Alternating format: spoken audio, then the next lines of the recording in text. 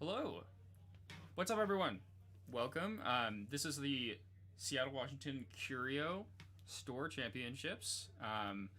We are pretty close to the Tabletop Village Store Championships that we did the other month. So we're really excited to bring you some more gameplay today. I'm Exodia, and this I'm is Bread Bun. Bread Bun, exactly. And yeah, it's going to be a pretty good day. I think we have about 16 players today, so should be at least 4 rounds with Top Cut. Sorry.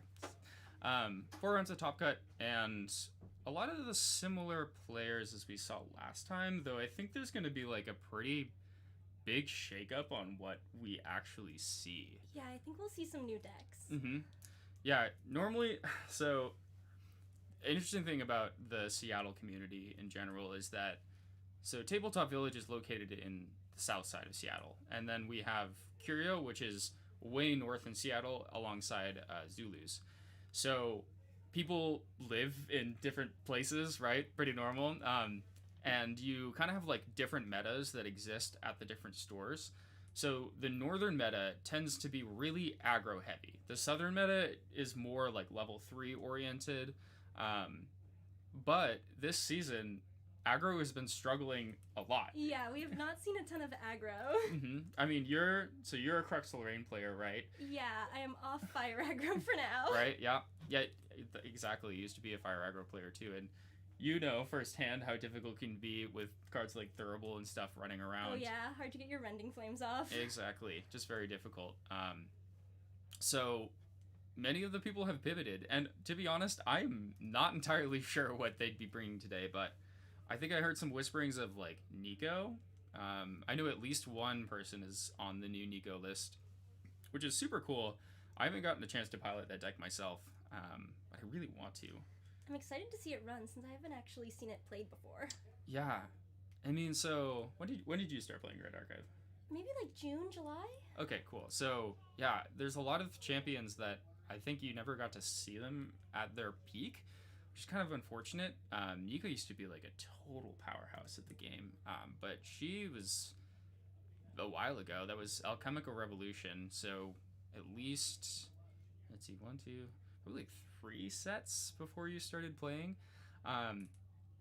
And then she just sort of had like one of her critical cards, well, Lost in Thought got banned, which was a very important engine for a lot of water decks, and just sort of fell out of favor. But recently with some new Proxy's Vault cards, she's back in business. It's interesting though. A lot of the time, I think there's a lot of depth to deck building in this game and a lot of undiscovered stuff. And the Proxy's Vault card is, I mean, it's good, for sure, but it overall the deck like functions fairly similarly, I would say. And there's our 2 players, Jesse and Isaiah. Looks like we're getting setting up here. I think a little bit of a camera adjustment. So, okay, I'm pretty excited about this one. I'm very excited about this Yeah. one.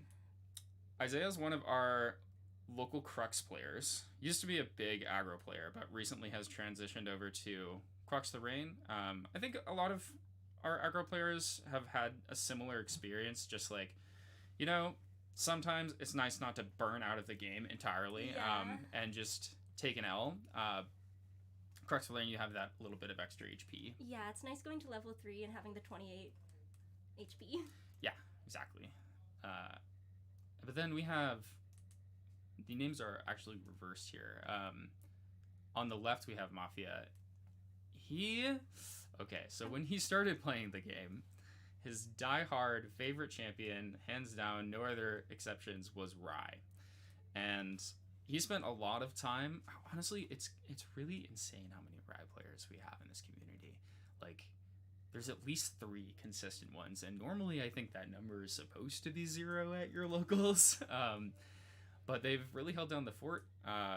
Jesse hasn't played Rye in a really long time. I'm really excited to see him on Rye. I haven't seen a lot of, I feel like, Rye recently at the locals.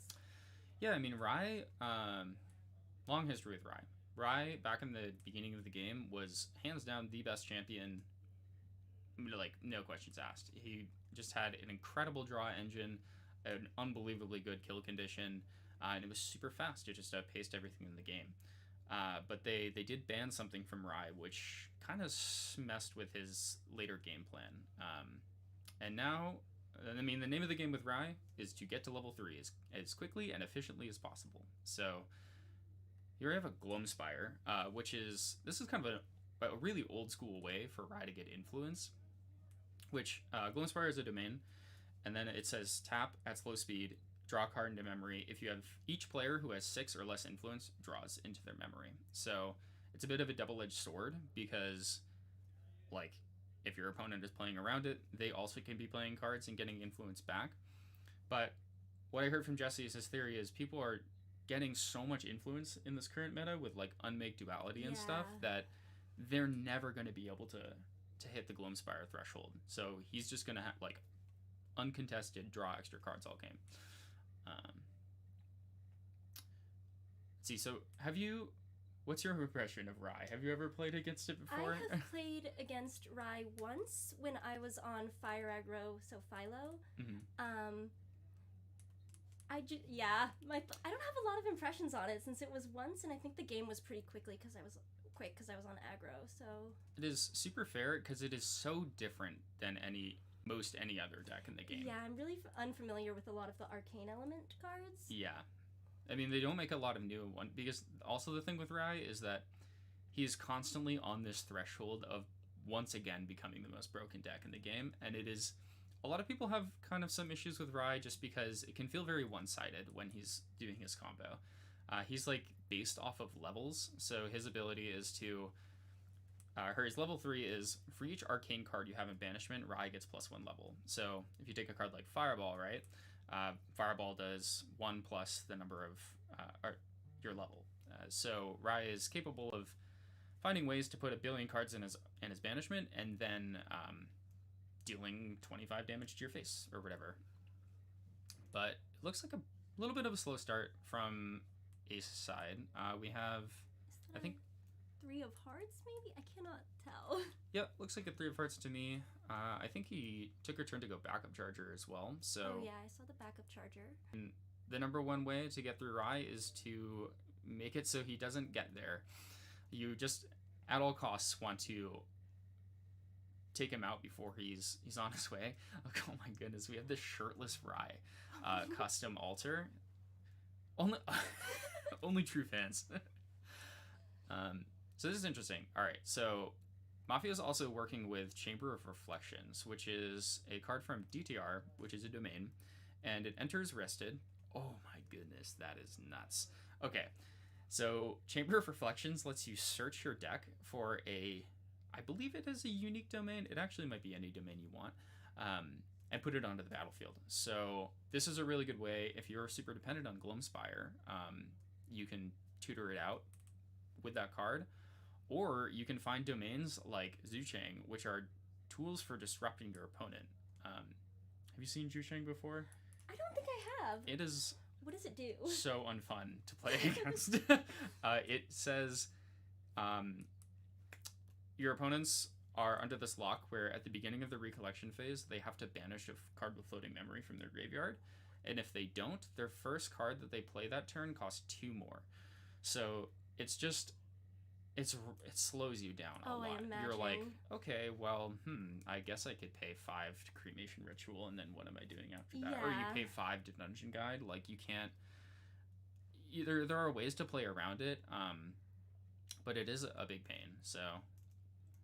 This is another one. Looks like his Gloamspire is unique, so you can only have 1 at a time, but you can draw with Gloamspire, play a new one, tap it, draw again. And honestly, this is looking like it's working out for Mafia. Like Ace, I'm not sure what's in Ace's hand. He might be a little bit stuck. We got a Tempered Steel going to the graveyard. Yep. Yeah, using the 3 of Hearts ability. Okay, so we're getting to level 1.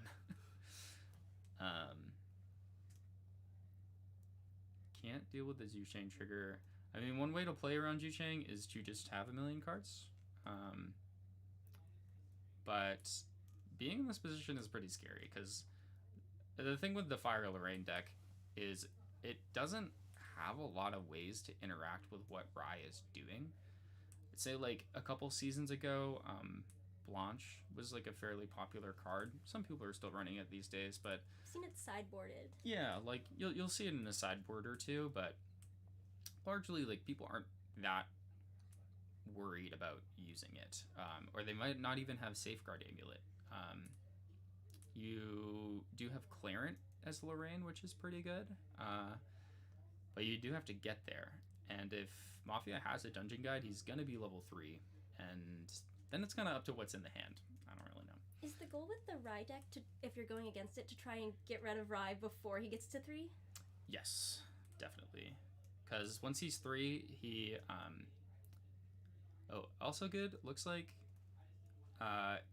Ace just killed the Zusheng. So the Zusheng is a siegeable domain. I think it has 4 HP. So Lorraine is pretty talented at doing 4 damage on the turn that she levels up. Generally, you have like a 1 ally and your inert sword and can deal 2 damage with each.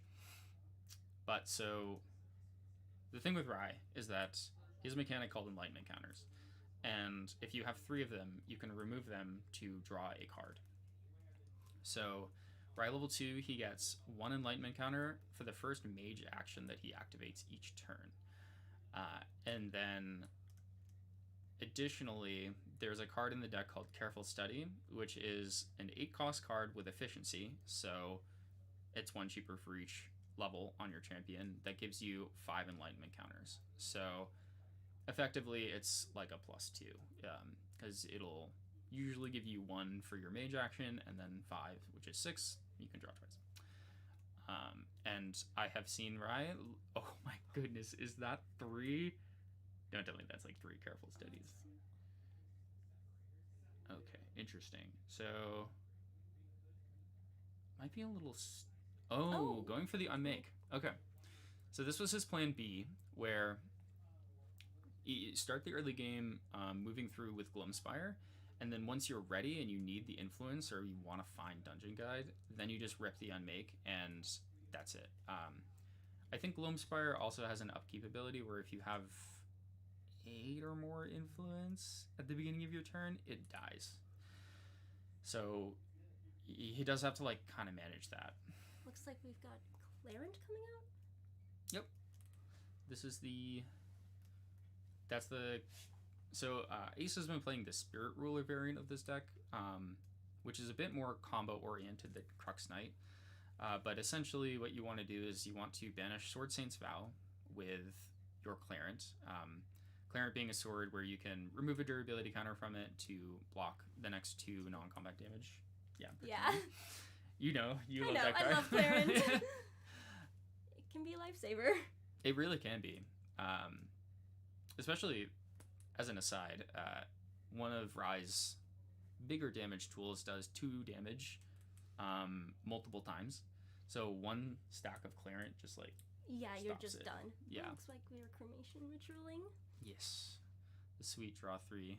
So lovely. As I was saying, you want to banish Sword Saint's Vow with Clarent, which Clarent you can banish a sword called Clarent and another sword, and it makes it 2 cheaper.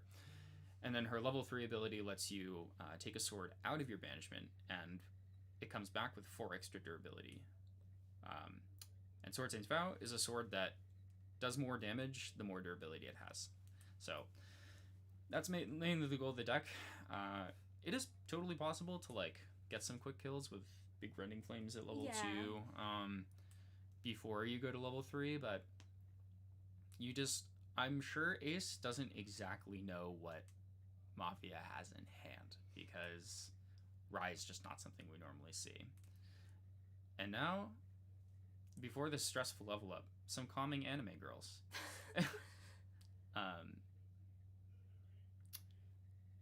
I think. Oh, is he Rending Flaming? Ripping a Rending Flames. I think he is. Yeah, I mean, that's the thing is like, usually when I play against Rye and I'm on Lorraine, you really just want to make it happen as soon as possible. And getting in 14 damage is pretty good. I actually forget if he was on Serene. I think he was. I believe so. Did you see Serene? Yeah. So, yeah, you're right. Mafia's, I've seen him play both in the same deck. Like, so if you're going first, then you would pick. Well, usually it's in the sideboard. So the game where you're going second, then you would pick Serene. So you start Weave Glimpse and you have 7 cards. But here we go. So this is a really good spot. Rai is level 9. He has 6 arcane cards in banishment, which means Careful Study is completely free. Ace is basically hands down, though he does have the Clarent. 2 Careful Studies. So we're definitely going to see Mafia draw some cards. I'm not sure. So, how does Rai end the game is kind of the question. And you can see one of them in hand. It's called Advent of the Stormcaller. It's a 15 cost card with efficiency. And it says, banish the top level cards of your deck. Or reveal the top level cards of your deck. Then banish any number of arcane. For each one that you banish, it deals 2 damage to something. Oh, I have seen that card. Yes. That has happened to me. It is pretty cool, honestly. It's a big anime pop-off. So what that effectively means for you is that you can, reveal like, 15 cards if you're level 15, banish 15 more, now you're level 30, and you also get to rearrange the cards exactly how you like and put them on the top of the bottom. So you could just Advent again. Alternatively, Rai has a card called Arcane Blast, which is 11 cost card with efficiency that just does 11 damage to target champion. And he also has another combo starter called Power Overwhelming, which is a 0 cost card that lets you remove any number of enlightenment counters and gain that many levels. So this is like, sometimes you don't always want to draw with your enlightenment counters, but sort of depends on what's in the hand. Okay, so second Advent, which is interesting. Is that a dungeon guide? Yeah. Okay. So keep going. That'll bring them up to 7?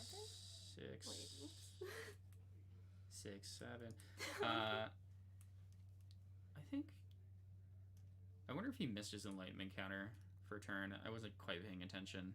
I think he should have gotten 1 extra for playing his first mage skill. Oh yeah, and then Rai has Fireball.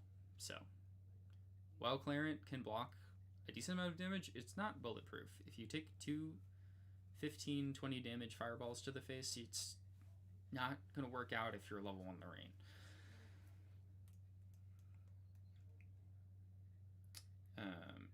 I believe he's also empowered by 2 right now. So that blue book in the back there, the banished book called Tome of Sorcery, on enter draws a card into memory and lets you empower 1 if you tap it. And then Rai has Tome of Sacred Lightning, which lets you banish a book that you have. And the tome enters with the same abilities. So you play the Tome Sorcery, then you can activate the Tome of Sacred Lightning for free. Then you draw a card into memory because it copies Tome of Sorcery, and then you can either empower again or banish a card from your memory at random and draw a card. Looks like we're going to level 2 Lorraine. Yep, gotta go. It's not, you don't want to be hanging around. Yeah, I guess just kind of couldn't find the kill that turn. You drew sort of a lot of nothing, and I think that's a bit of the downside of playing that engine is like so much of your deck is just like the cards that get you to level 3, but yeah, then you don't have the cards that close out the game. Okay. I think he... Is it Creative Shock? Yeah. Okay. Makes sense. Don't need Flame Sweep, no allies. Probably just wants as much fire in the graveyard as possible. Yeah, maybe for a big Rending Flames, Mhm. especially at level 2. Pretty much, yeah. Okay. So 16 is getting tight. I think another Rending Flames wouldn't end the game, but it would make it very close. Dungeon Guide into Rending Flames would be very scary as well. But I think I mean, recently you've been playing a lot of Crystallized Destiny, right? So Yeah. you see somebody holding 6 cards in their hand. That's one thing about Mafia that I mean, both players are like talented in a lot of ways, but Mafia is very good at bluffing. And he's got a great poker face. There's a lot of times where you're like, I don't know. It makes you question yourself, and you're like, I think they're gonna kill me. Exactly, yeah, it's spooky. Looks like we're dungeon guiding. Yep. All right, so moving on up. I mean, even if, like, you know, this deck can do a lot with Rending Flames and big attacks, but at the same time, it also can choose to go wide and just say, sure, like, you might have the ability to block one big thing, but you don't really have the ability to block 5 instances of 3 damage across a bunch of different allies. And additionally, so another nice thing about Advent is that you can target anything with it. There's 2 things that are nice about it. Firstly, you can target anything with it, but also, because of how the card reads, your opponent has to choose to respond before it happens. So effectively, you can't be like, okay, I've got 15, and I'm going to do it here, here, here, and then they can clear it. They have to clear it initially. Yeah. Yeah. So you want to keep Ace guessing, and like, oh, what do I need to save here? Because while Clarent can target other units and save them from the Advent, you have to do your best guess. Yeah, and you really are trying to save those durability counters. Yeah. I don't know if Ace is on Ascension in this list. I am not sure. Ascension is very... I kind of doubt it. But Ascension is very nice in this matchup, just to refresh the durability on Clarent. But just chunking in for 4, I suppose. I see a Dispersion in hand as well, so could pretty much Dispersion right now. Zero cost card, fast speed, lets you remove any number of durability from swords you control and shoot somebody for that amount of damage. So Dispersion is representing not quite lethal, but let's see, 20. Oh wait, 28, heal 6. Yeah. So it would force the Serene, I think. I don't know. I feel like you rip it. Why not? Oh, is that Blazing Throw? That's unique. I think that's Blazing Throw. A Store Champs promo one? I feel like I haven't seen Blazing Throw played in this deck. You know, I've always thought about that a little bit. Like, Blazing Throw is... It's just good. Especially, I would play it in Crux Knight as well, where... I guess it's not an issue if your sword breaks. Yeah. Because then it's like, it goes and... You just, I don't know, you hit him with it. Yeah. Or you hit him with another sword and he gets stronger. So it's like, it makes Blazing, like 1 cost 5 damage is pretty solid in a lot of situations. So, I think that was Blazing Throw. I also see like a Planted Explosive, which is also unique. My guess is that's probably to remove Cheshire Cat, but I don't know.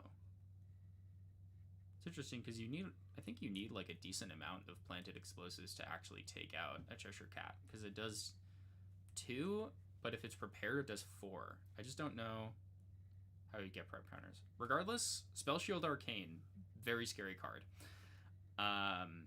What does it do? It's like Crystallized Destiny.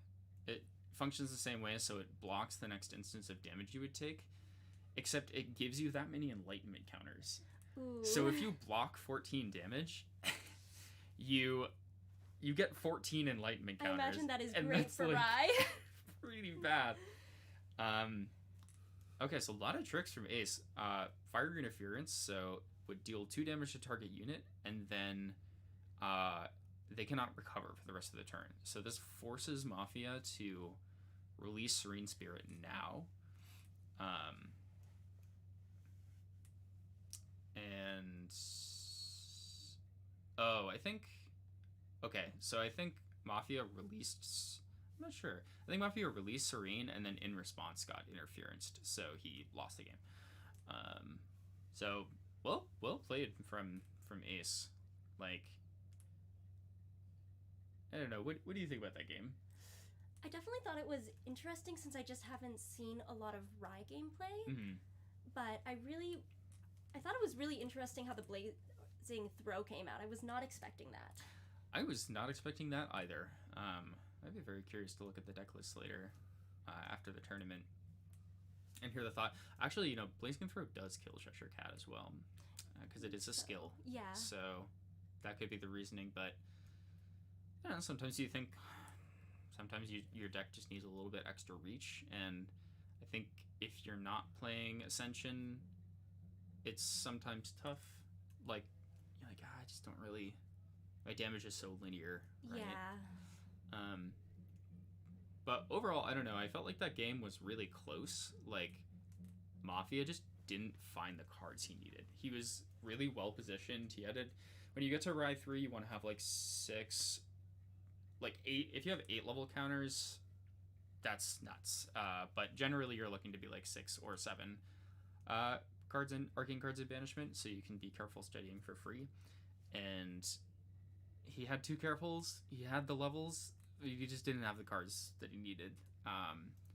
And also couldn't really get over Clarent. So yeah, Clarent is definitely a nice one for non-combat damage. I don't even know if there's a way that Mafia can remove it. Really, I think you just have to hit over as much as possible. We're going into game 2. I don't exactly know what's in their sideboards. I'm not sure. So we have a bunch of other like local players who do play spellcasters. We have a lot of Arisana players in the community. I know we have a pretty decent amount of Luxemzander players, so I think that these guys would be prepared with something like Blanche or just something that like to prevent non-combat at least in damage. Sideboard. But Rye is like the extreme part of that case. So sometimes if you don't see what you need to see, you can just die. But yeah, I mean, sort of is what it is. Lorraine is a pretty tough matchup.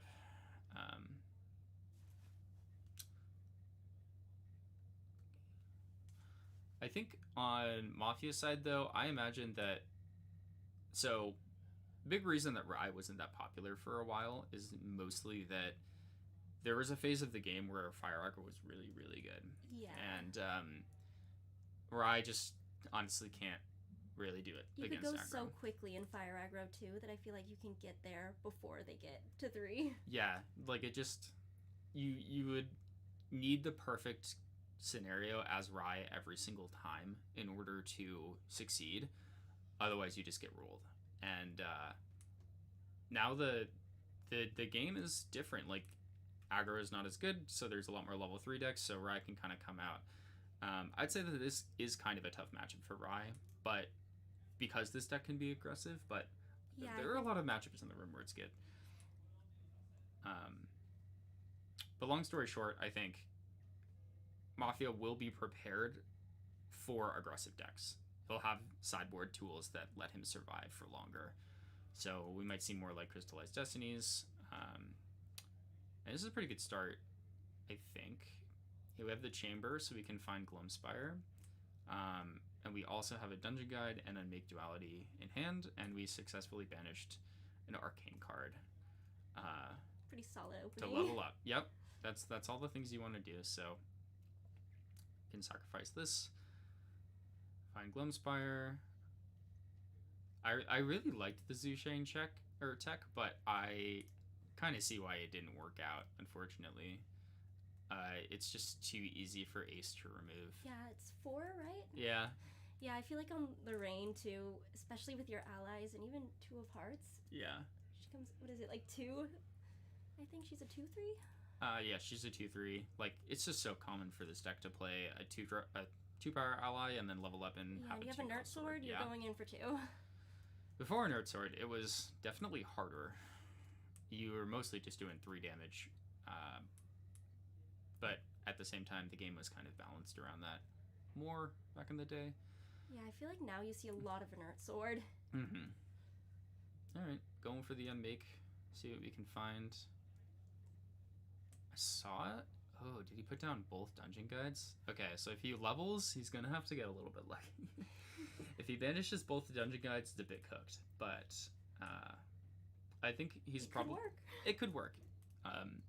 You there's a huge heart of the cards element when you play Rye as well. So you really hope that your deck likes you. Oh, okay, so yeah, that's a pretty good answer. Topsy Decree.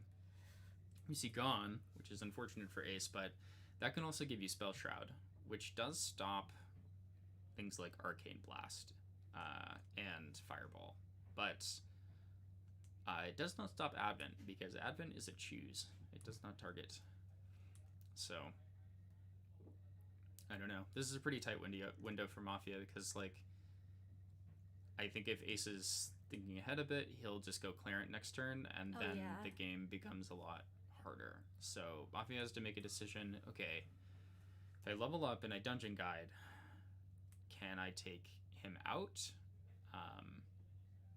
Which, looking at the hand, is a little unlikely. Yeah. But that's that heart of the cards element where you like kind of need the careful studies to get going.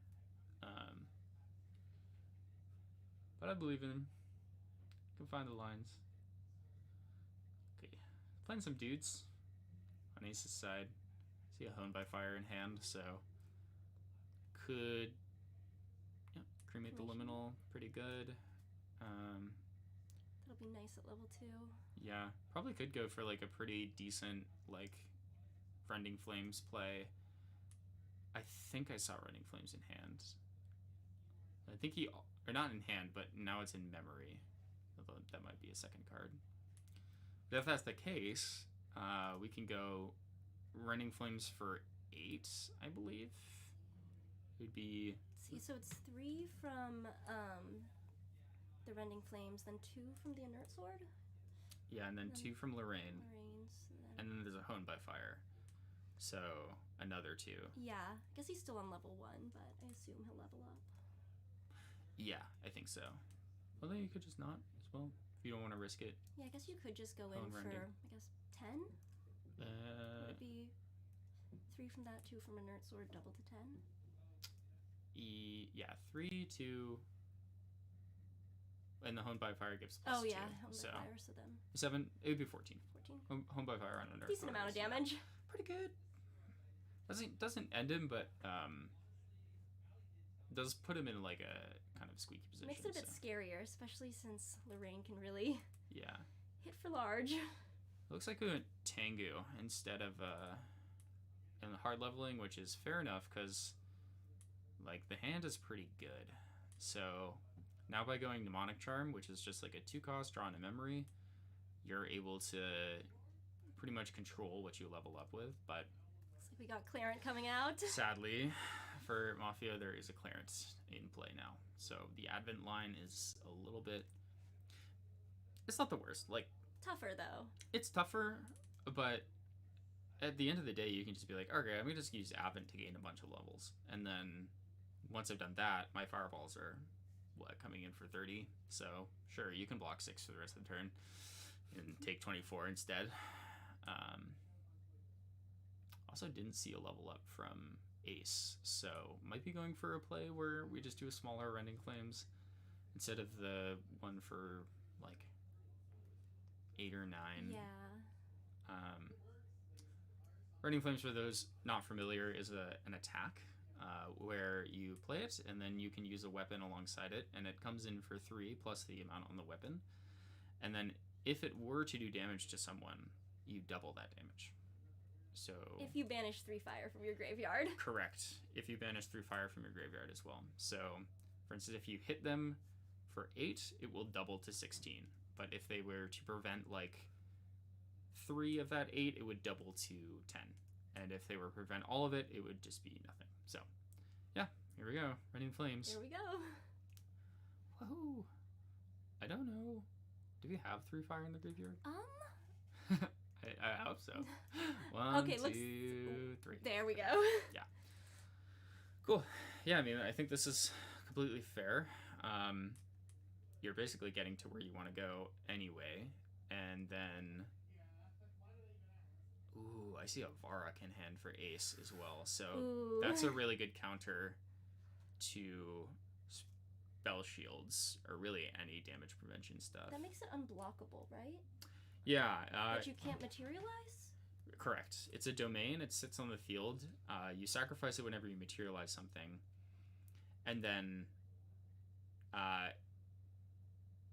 damage from fire element sources you control is unpreventable. Oh, interesting. So on the level up, we're going to Fiery Interference to force him to recover. Which is kind of rough. Not like the end of the world. This basically just means that you can't Fireball anymore. So that is unfortunate because there is a Fireball in hand. It just like lowers the number of kill conditions that Rai actually has. But, well, we'll see. There's definitely tough though, especially with that Clarent out there still. It is looking tough. It's a little rough. Clarent does like literally shut off some decks. A couple metas ago, Water Fractals was one of the best decks in the format, arguably just the best deck in the format. People were really frustrated with it, and its main mechanic was it just made a bunch of these Phantasias that sat on the board, and then you could tap them to play cards, and then you also had a card that just, you could sacrifice any number of them and deal 2 damage to the opponent for each one you do. On top of that, you have cards like Refracting Missile and whatnot that just deal damage equal to the number of fractals you control. So it was really fast, really consistent, and just, you know, it could be extremely explosive. And it was during that meta that they invented Clarent and they put it into the game, and that changed. That just shut it off? It made the matchup a lot harder for fractals because now they had to go through, because Burst Asunder works like Advent, so it's instances of 2. So oh yeah, and Clarent you're blocking too when you remove a durability. So you can just sit there for, and Clarent gives itself Spell Shroud when you use it, so they can't like fracturize it or anything. So it's just there.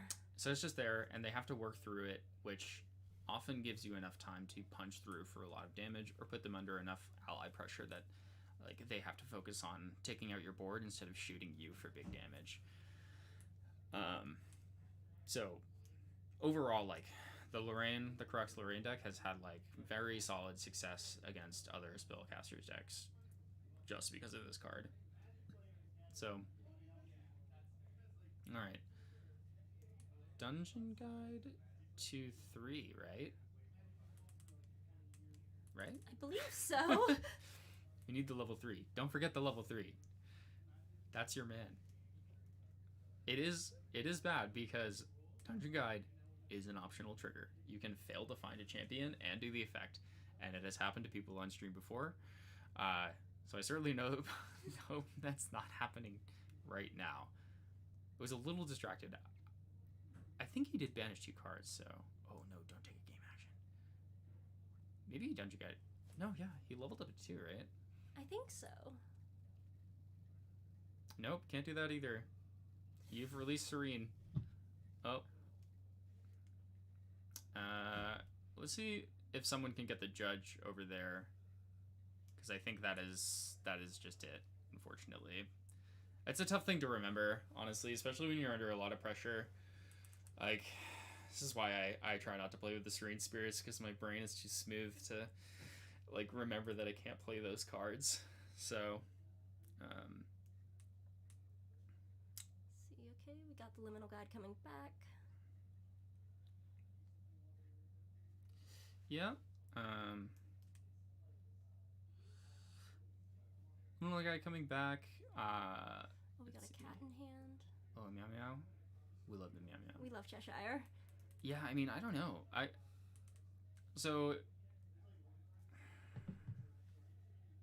I think as ace, I'm feeling pretty safe here. There's not enough room to get to level 3. It's unclear to me whether or not you should be level 3 or not, but it's unclear to me whether or not you should be level 3, but regardless, like, if you have Clarent stacks, you're not going to get Avented. So the next way that Rai could get over this without fire is, like, you can play Avent, get a billion levels, and then you have a card called Erratic Bolt, which is a 4 cost slow that just does level to somebody. It's pretty expensive though, and tough to work with. So Do you think there's multiple copies in there that he's likely to yeah, draw it? there's multiple copies. You just like you'd specifically have to have a really good advent, and then you'd have to have a really like good e-bolt, and you need a lot of influence to make that happen. Because I mean, even if you're able to empower a lot and be higher level, advent's it looks like pretty expensive. we're done. Yeah, I think. Oh, so Ace just shot him with Platinum Explosive for 2 damage, and I think Mafia just kind of saw the writing on the wall and scooped it up.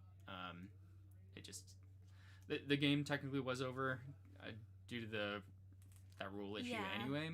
But yeah, it's a tough one. I've played this matchup on the Crux side before, and I know exactly kind of how it goes. I feel like Lorraine is pretty consistent against Rye, or at least when I've played with Rye. Yeah, there's other ways to play Rye right now. Namely, there is Wind Rye, which is pretty interesting. It does basically the same thing, except you don't have Fireball, but you do have more interaction. You're able to run like Zephyr and Calming Breeze, which is a new card that Floating Memory, if you would take 3 or less damage for the rest of the turn, prevent that damage. So this is very nice against those decks where they're like kind of hitting you, they're little guys, and you can just stop that for a while. And I would say Fire Rye is the most like all or nothing variant of the deck. It does the most damage, but it also takes the most damage. It leaves itself exposed, and then sometimes you just get bopped. Yeah, that can be kind of scary. Yeah. So what are you gonna do? Anyway, I think we're gonna go to a bit of a break. Probably about half an hour until the next round. But yeah. Thanks for watching. We'll see you on the next round. Stay tuned.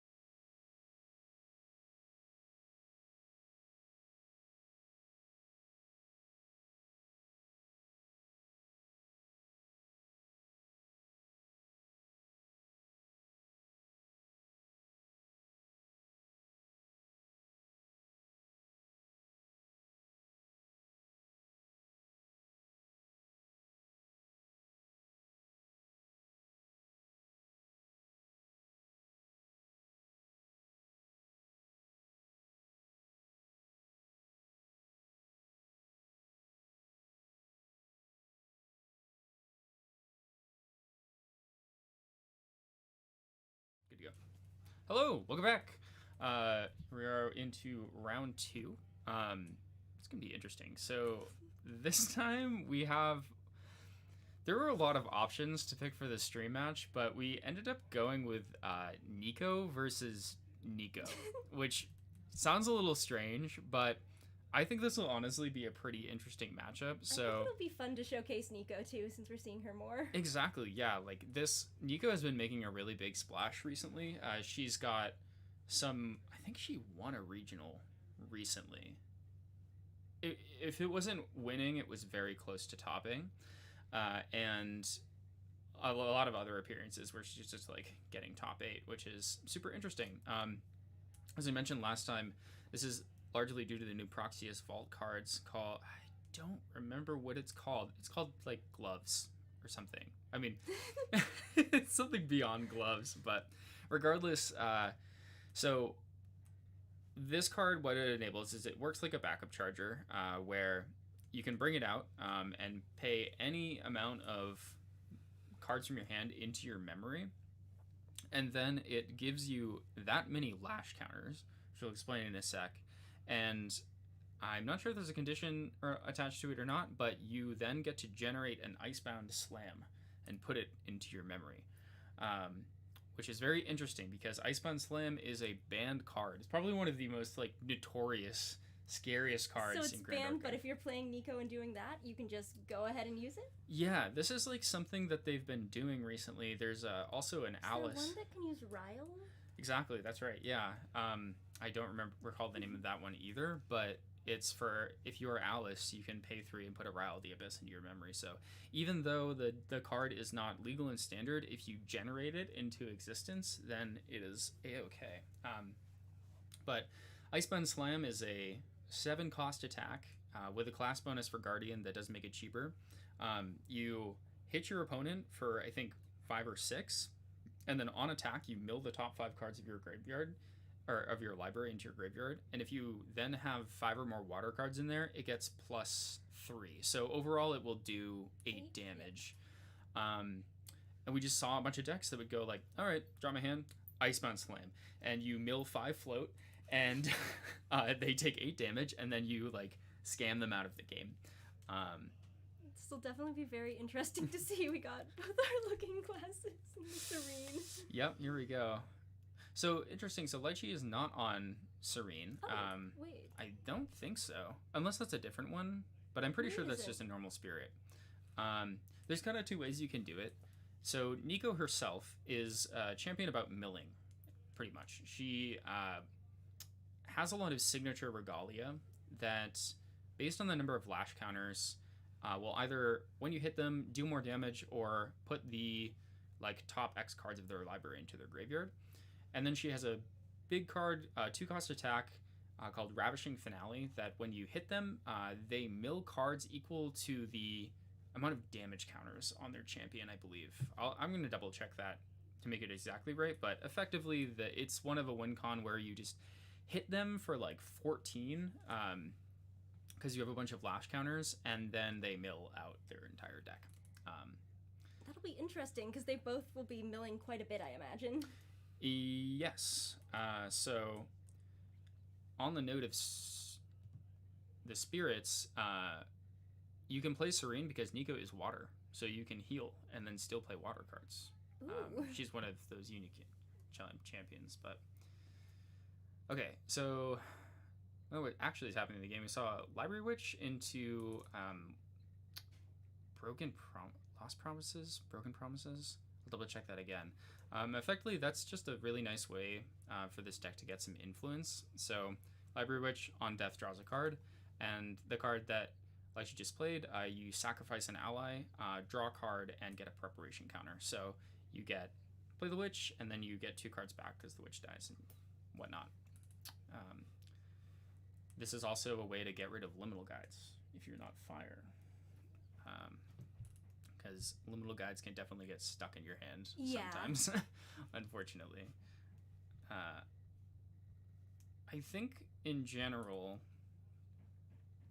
the game plan of both of these decks is now we're working with the Looking Glass. some decks, like Zero's deck, is looking to just sacrifice it to unmake duality for card advantage, but I believe the list that Lychee's on, I do see an unmake, but there's also room for Cheshire Cat. So Nico, being Guardian class bonus, can make use of the extra damage on Inert Sword. So she can come in with some pretty powerful attacks if she wants to. But what's also very interesting about Lychee's list is that I believe it runs Slice and Dice. Oh, scary. Yes. So Nico has a Regalia called Magebane Lash, which is a 1-cost, I think 0/1 weapon that gets +X for each lash counter on your champion. And if you're thinking about the Regalia that she now has, previously you kind of had to like Nico herself, whenever Floating Memory is banished from your graveyard, you get lash counters, but you had no way to like really accelerate super hard. So now when you can put 9 lash counters on yourself and then Slice and Dice with the Magebane Lash, it does a lot. Yeah. It's pretty good. So you got another Library Witch? Mm-hmm. And Korhazi Trapper. So there's honestly like a surprising amount of prep generation for water now. It used to be a bit of a struggle, but Korhazi Trapper is on enter 1/3, get a prep counter, and then you can tap him, remove a prep counter from your champion, and block 3 damage. So even if you don't want to use the prep for blocking damage, you can then use that later down the line for Slice and Dice. That's 0TB going to Nico level 1. Kind of honestly a mid on enter effects. She says you can look at the top 2 cards of your library, then you must put 1 on the bottom and 1 into your graveyard. So sometimes you get like unfortunate mills. Yeah, I imagine you might pull something that you actually want, Right. and there it is, gone. Yeah, if you see like Ravishing Finale and a float, that would be really nice to leave the Ravishing on top, but you're like, okay, goodbye forever, I guess. Yeah. So kind of interesting, but at the same time, Nico has so many like Nico bonus Regalia that are really strong, that the fact that she can use them at level 1, it does balance it out a little bit. I sort of see what Weaves was thinking when they were designing this effect. They didn't want it to be overly strong, because again, this was one of the archetypes that was really, really dangerous for the game, and people didn't have a lot of fun with it when it was too strong. When it's balanced, I think it's all good. So, all right, so think about what to do next. It looks like Zero is playing a really kind of stall-oriented deck. I see Freezing Hail in hand, not Guarded Disposition, something block, Diffusive Block. Either way, both cards that are just deal 2 damage, rest a unit, or block, and some Floating Memory. There's Spalling Cleanse to heal, so as long as Lychee isn't just hitting with huge allies, Nico is able to just sort of sit there and tank it until she gets to the point where she's got a bunch of Floating Memory and can just finish out the game. Do you think Lychee's likely to play a bunch of allies on this deck? So I think I saw a frog in the hand, but that's just like, it's a 0/4, right? yeah, it's just a taunter, which is definitely good. It looks like Lychee's kind of prepared to fight against allies. I see Snow Fairy, which on enter just rests a unit, and then that unit doesn't wake up until, or rests an ally. It doesn't wake up until Snow Fairy is gone. I see Frostborn Paladin, kind of classic. Oh yeah. I might be looking at a Fracturize My Parasol, play Frostborn Paladin play here, which is totally good. Just start pushing some damage. Looks like that's what we got. Yeah. I mean, the thing with the water deck is that it's really scary if you start getting this board where I have a Trapper and a buffed Paladin, and it's really hard for you to like kill the Trapper and the Paladin. Yeah. What is Frostborn like? Is she a 3/4 now? She's a 3/4, so it takes a lot to get through that. It does. And I think Lychee's probably still holding maybe Song of Frost. I think there's even another Frostborn Paladin. Oh. I see Cerulean Decree, so lots of ways to just like make sure that Zero can't get through that board. but at the end of the day, Zero also can go longer. Yeah. Just because he has that serene He's kind of spirit planning of water. to stall, probably. Yeah, I think so. Well, there's not much else he can do. So, Leveling up to 2. Yep. Okay, so Nico level 2, if I remember correctly. On enter, I think you get a couple of lash counters, and then whenever a card with floating memory from your graveyard, you get lash counters. Okay, no, sorry, I was mixing it up with Mage Bane Lash. Mage Bane Lash gives you lash counters on enter, but Nico just gets lashes whenever float is banished from your graveyard, and when you hit them, they put the top X cards of their deck into their graveyard, where X is the amount of lash counters on Nico. So, also, one play he can do here is I think he's holding like 5, 6, 7, 8, 9, 10. So, he can play his new Regalia, put down all of the cards into his memory, instantly gain 10 lash counters, and now every time he hits him, he's milling 10 cards. Yeah. In that case, would you just be trying to mill him out, or? Yeah, you can just mill him out. The Mage Bane Lash, gets plus X for each of those lash counters, so you're hitting him for 10, milling him for 10, and then if you have a Ravishing Finale, then you're basically just milling him out. So I think Ravishing will, for each counter on the hit champion, their controller puts the top 2 cards from their deck into their graveyard. So if he hits him for, and Ravishing is a 6 power attack, so we go 16 in with that. You go to 16 damage, then you mill 32 cards. Oof. And then Nico mills you 10 from the lash counters. So basically almost your entire deck is gone. I think you mentioned something about banishing floating memory. Does Nico have something that she would use to banish the float herself, or is it more if someone else is banishes your float for some reason? She has, I don't think Zero is on Stratagem, but that is one way that you can banish a bunch of float and deal some damage to them. Stratagem is just a 6 cost, banish an mirror cards with a floating memory and deal 3 damage to something for each one. But Nico also just has a bunch of expensive good Regalia, so you just materialize that stuff and naturally get the lash counters. But looks like we Tweedledee or Tweedledum. Oh, I can never tell the difference. Unclear. I like this ally. It's a new one from PTM. I think it's Tweedledee.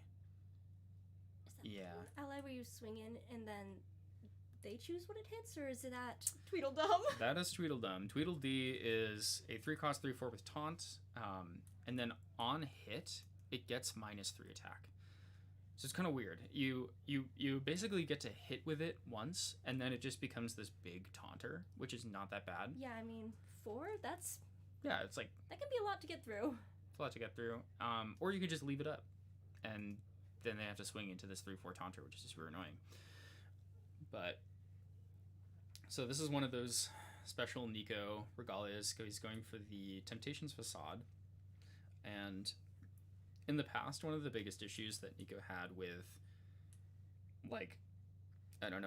working as a deck is that Mage Bane Lash is the main way that you're attacking them, and if someone goes Zephyr or Destroy It, then you're just kind of, it's over. You're out of luck. Yeah. But Temptations Facade has on enter, draw a card, and then tap, change the target of an action that's targeting one of your Regalia to Temptations Facade. Oh, so you can just get out of that. Yeah, if you're swinging with Mage Bane Lash and they're all right, Zephyr the Lash, you use Temptations Facade to redirect it there. If they have a second thing, you are then out of luck again.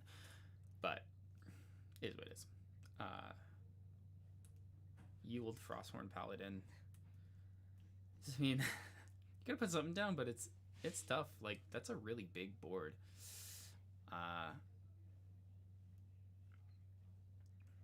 Yep. Okay. Cerulean Decree. So this card you imbue 3, and then you can either choose to negate, or you can choose 2 of these. Negate, unless they pay 2, draw a memory, or give target unit -3 attack until end of turn. So my guess is the mode is probably Give Frostborn Paladin -3 and then draw into memory.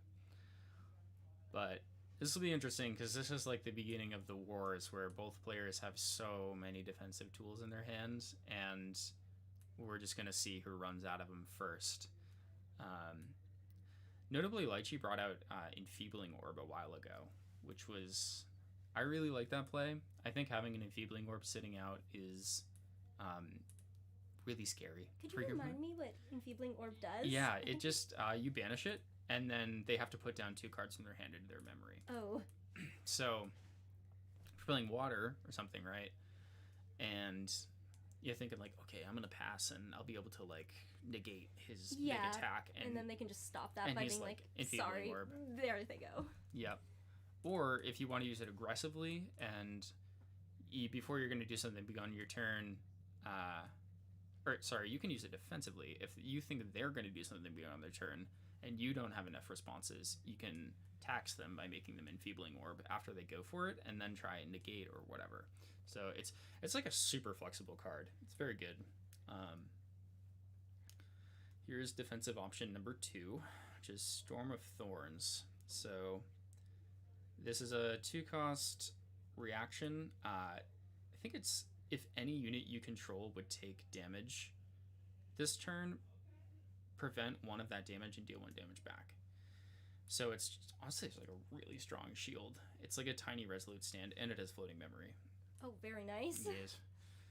Super efficient. Class bonus floating memory for Guardians. So I'm actually not entirely sure what is happening here, because I think that Cerulean Decree is still on the stack. So my guess is 0 attacked into one of Lychee's units, and then Lychee's like, I'm going to give this -3 attack and retaliate, and then now Storm of Thorns is going to block that damage, so like nobody dies. It's looking like nobody dies right now. Second Storm of Thorns. Okay.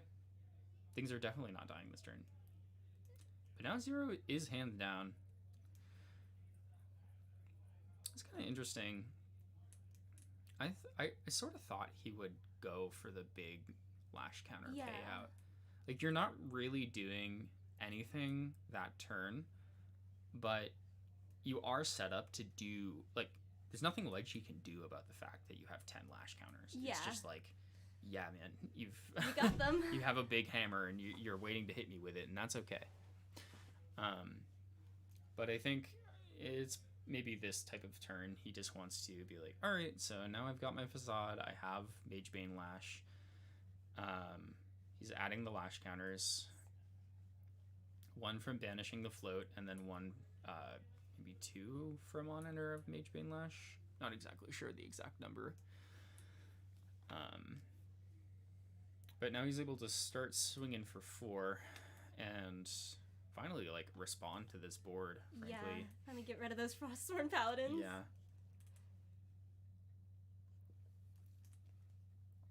Still a lot of cards in hand too, so you're also allowed to, one aspect of that new card, you can pay 3, and if your opponent has a certain number of cards in their graveyard, you can pay 3 and activate it from your material deck.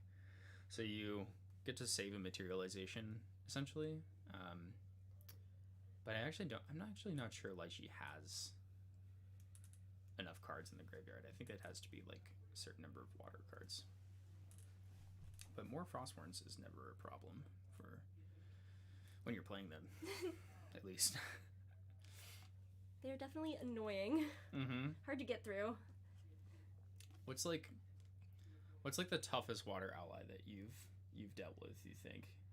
You don't have to remember the name of it either, too. If like you're just honestly, I find Frostsworn really hard for me when it's 3/4.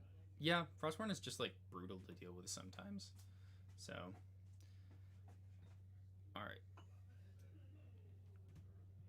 doing a little bit of trading here, swinging in with the Frostborn. Looks like we got a Tweedle. Tweedle down. Goodbye, Tweedle. Tweedledee is Tweedle done. Tweedle dead. Tweedle dead. Okay, So there they are, the gloves. I think kind of an interesting spot for Lychee. So I don't exactly know what he has in his hand. I saw some, I think a taunter. I think I saw some taunters. I want to see a slice and dice. I think there's a real angle if he does have a slice and dice. Okay, so Freezing Hail on the Frostborn Paladin is also pretty annoying. So that does 2 damage. It doesn't kill it, but it doesn't wake up next turn. So now it's just really exposed. Also, Nico herself is exposed to an attack. And we're getting to the point where a Ravishing Finale would be kind of a big deal, especially with that number of lash counters. But we'll see. Okay, so activating it. This is pretty cool. So Zero TB only has, what, 2 or 3 cards in hand? It looks like 2, I think maybe. it's 2. Okay, that is a little spooky. I think it's called Sable Mirror. That's what's coming to me. So the the thing is, if he only has 2 cards, he doesn't really have access to Song of Frost, and Song of Frost is like the worst part about Icewind Slam, or the hardest part to deal with, is that its mill effect is on attack. It's not on hit or anything. So that means So that you can't block it? it's like if you Crystallize Destiny it, they still get the mill. Yeah, because regardless, it's, yeah. Yeah, so Song of Frost is like one of the only ways to stop them from getting the trigger. And yeah, so we're gonna see Like he's releasing? we're gonna see 0 release preemptively, just because, oh geez, if this Icebound Slam hits me with the Magebane Lash while Nico has 6 lash counters, this is gonna mill me for like a ton. And the mill is based on my life, so it's very important that I go into this with low life. It's not about like, am I close to dying or not? It's just the number itself. Oh, he does have a slice and dice. Yo. Okay, that's very exciting. I don't know if there's a way to actually get prep, but let me see. I think I also see a Ravishing. A lot of decisions here, honestly, because those Frostborns are gonna be a problem. Oh, yeah. For Lychee next turn, by a lot. And if they swing in, that's at least, what, 6 damage just from them? Yeah, 6 damage.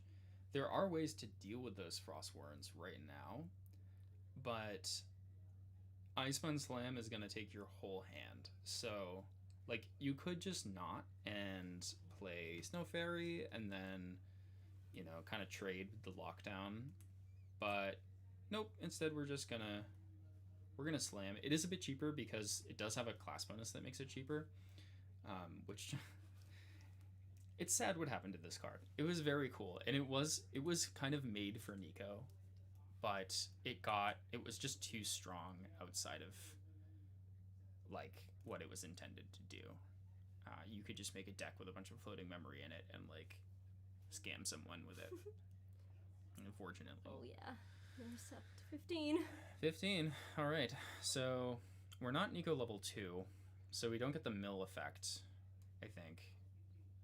But we do have a bunch of lash counters and deal a ton of damage, which is pretty good. So also, Lychee has a Song of Frost. And that's a pretty good position. I think if 0 can clear the board, then it'll be a pretty good spot, because I'm pretty sure I saw at least 2 float milled for Lychee. So we have a line to level up to Nico next turn. How would Nico necessarily, typically clear the board? Is it just going to be like, is there anything that's sort of like a sweep of the allies, or do you just have to individually kind of go at them? I think you kind of individually have to go with them. Water isn't really about cleaving, or like, the water allies aren't really about that. They're like more, I'm going to progressively build this overwhelming board state and control your side so that you just can't interact with it, and then it will eventually just, you'll run out of cards, because I'll keep taking out your allies and stuff like that. And if you ever do want to like attack or do a flame sweep or something like that, I have so many tools in my kit too to fight against that. I know our local Wind Allies player spent a bunch of time on Water Allies for a while, and when I was playing Crux Lorraine, it was just brutal. Like it's so hard. They just go Censor, Quasi Trapper. You're never cleaving my board ever. Like maybe, and then Zuchang, and it's like, man, I don't know what do I do here. I just have no outs. All right. So second Frostborn Paladin for Lychee as well. Looks like we got Enfeebling Orb again. Okay, Enfeebling is good here. Probably forgot about that one if you're Lychee. A little ironically, but this is good. This means that Zero can do basically whatever he wants this turn. Oh, it's so interesting. There was a Song of Frost in hand. I think he just couldn't play it. Was the issue? Okay. So let's see. There's not enough float to do Ravishing Finale, unfortunately. Not that we have one in the first place, but that could be a Ravishing. Well, that probably doesn't take Lychee out either. So I think you probably just have to like play a bit defensively and try and wait. It's also tough just because this is my experience playing Nico sometimes as well, where the reason Icebound Slam was so good for her is that you can get in these positions where you don't like it's kind of hard to get float into your graveyard. Zero's got 2 Fractal of Rains, which is awesome when you play them early, but when you're like fighting for board control and need to do other things right now, it's tough to like spend some time to get it down. And even then, sometimes you don't mill any float. So the Icebound Slam was just like a surefire way to get 2 or 3 float in the graveyard and like enable your game plan. Because if Nico is just playing Water Allies for a long time, it's not like bad. It's just it's slow and it can be it can feel a little clunky. And Zero's pretty, or this deck at least that he's playing is pretty prepared to stall. It's definitely prepared to stall, but if you spend all of your time stalling and not drawing cards, then eventually you run out of cards and lose. I think. Okay, we got the frog coming out. We got the frog. Got that 0/4 taunter. I mean that's good, right? Like now Lychee has to attack into that. Although I do know that Lychee has a bunch of snow fairies, so this is interesting. I'm not sure. Okay. Ooh, Tidal Lock back. So that was one like way you can use Enfeebling Orb where like, okay, you put 2 down, I negate it unless you pay 2. And so Zero is like, oh well, I don't have enough cards.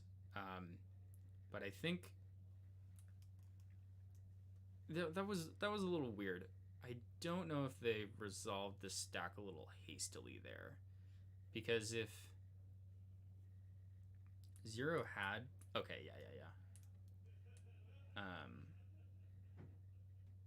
Oh no, he didn't have enough cards in graveyard to make Tidal Lock cheaper. That was the problem. So yeah, there's nothing. He just lost his frog there, sadly. And now he has 2 in hand. Once again, 2 in hand. Geez, Scary. That's really tough. So thinking about the smoke bombs, I think that's the Phantom Monarch smoke bombs. Just to get this Frostborn Paladin out of the way. And I don't know, this might be it. Just swinging for big and hope that the Paladin's out of the way, do you think? Yeah, I mean, you can just I don't know how much float is in the graveyard, but you can just like hit for 3, 6, and then hit for like 7 with Mage Bane Lash, and you can Ravishing Finale if you want. Or you could just like do Slice and Dice for a bit of extra damage. Like you don't get the double hit or anything like that. Yeah, but you can still get some off. Yeah, you just get to punch for big. So looks like we're doing that. Yeah, we'll see what he draws. Draw a card. Take your card. I mean, I think it's a little over. Yeah. I mean, we know this. Like she doesn't know this. Yes. He's like, what is that card? What do you have for me? Yeah. Slice with the Magebane Lash. So that'll come in for well over enough. Yep, looks like that's gonna be it. Sweet. Good stuff. So, I don't know. I don't have access to Zero's list, and it could be the case that he just like coming and drawing allies. Yeah. Or like Lychee was able to draw all of his allies first before Zero could establish board control. Because the hand was looking a little dead. Yeah. I'm not gonna lie. So maybe next game can be a little bit better. But as for sideboards, I mean, I don't know. What would you do against yourself?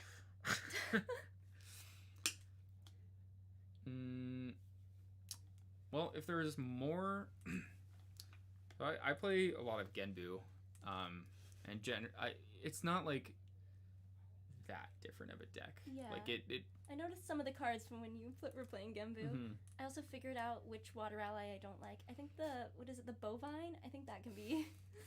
Yeah. There's like different. We effectively do the same thing. We just do it in different ways. But I think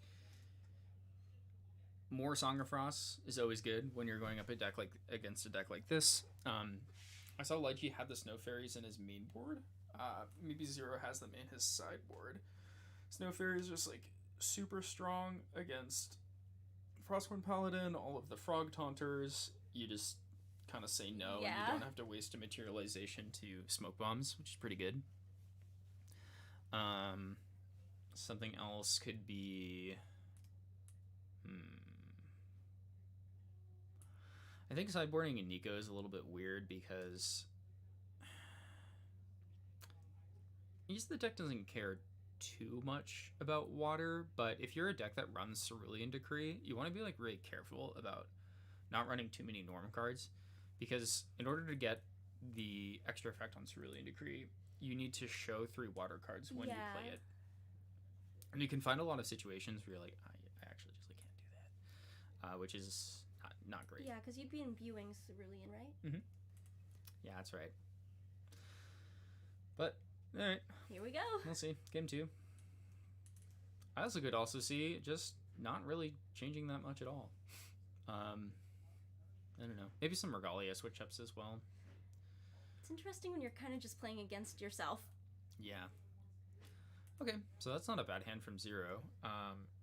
We saw some float. We saw some allies, which is pretty good. Solid start. Yeah. There's a really interesting card in there that I like a lot called Aqueous Stallion.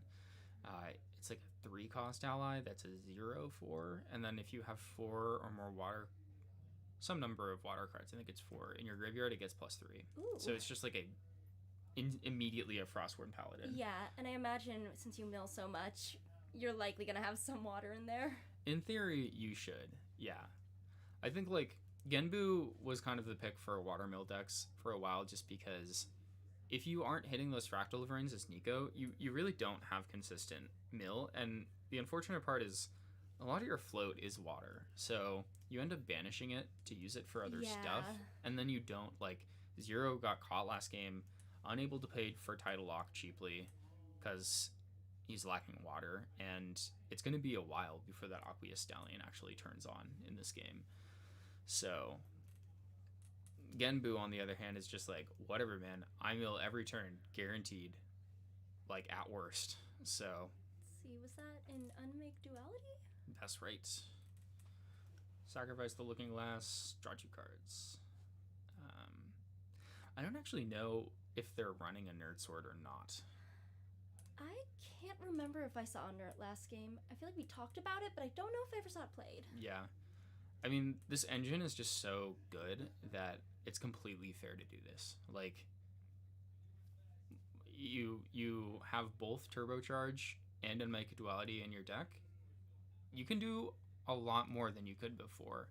I played this deck a bit, maybe a season ago. Yeah, I think season and a half. Played a couple months ago against me, and then played it at a local.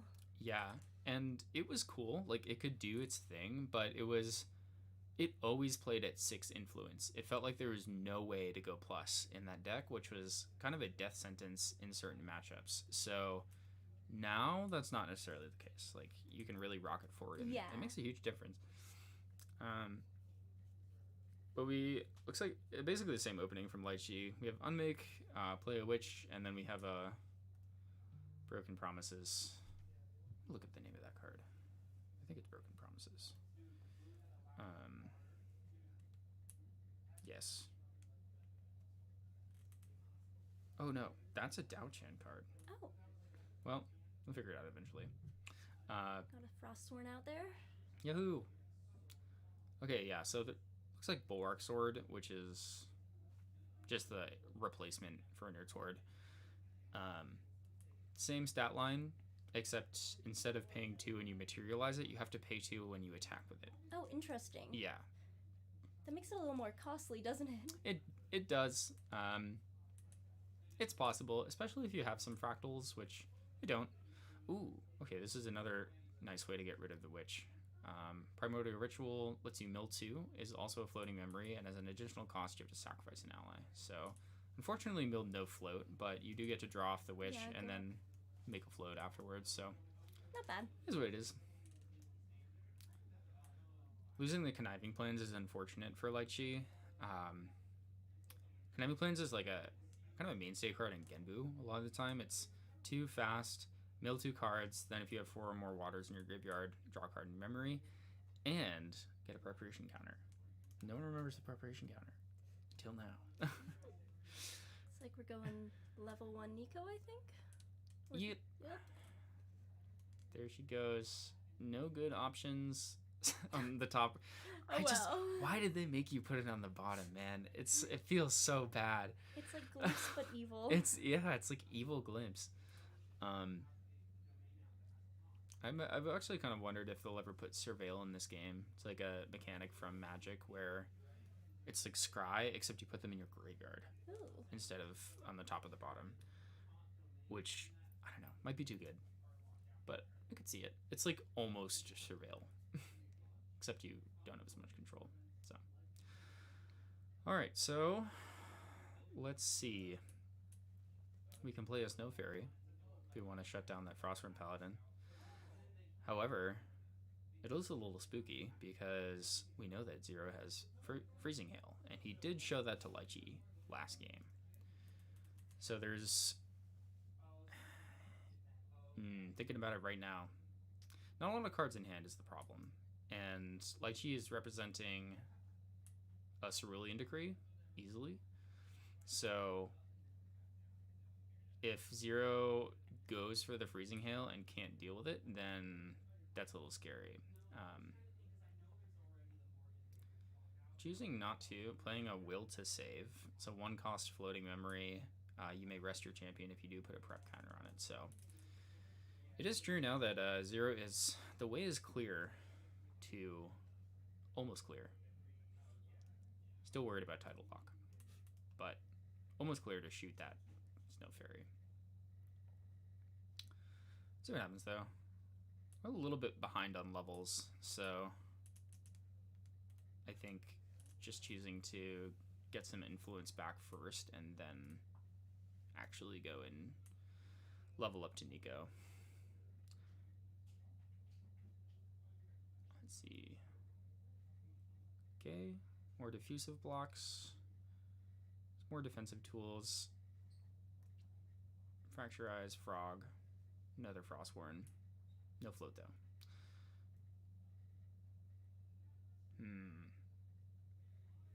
I think here I wouldn't mind, like, okay, I'm gonna shoot your Snow Fairy and then play a Frog, and then I can defend my Frostborn.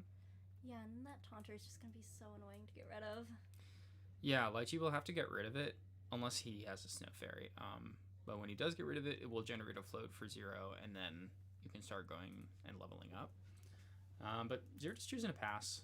I think it's best practice in this game to, if you can do things at fast speed, do them at fast speed. So I think he's not super concerned with playing the Frog and probably just be like, all right, I'm going to shoot this during your recollection Yep, when you there we definitely go. don't have title lock. So now we're cool with that. And then I can either use diffusive block to defend my paladin during the turn, or whatever else. And fracture as a power cell. Okay, cool. So we're pretty much set up to level up next turn, and I think we still have cards in hand to defend the paladin, which is nice. I personally like the water matchup or mirrors a lot. I think the gameplay is pretty interesting. It's very chess-like in a lot of ways, because you're both just working with the same tools, right? It's like you got the same pieces, but and you kind of know what the other people are likely to run. Yeah. Have. I mean, I guess round 2 you already mostly know. Exactly, yeah. Decisions. We're doing not so bad on the prep counters. We do have a couple ways to get new ones, but I just don't think there's a way to like get stuck on float if I'm not. Maybe he has one.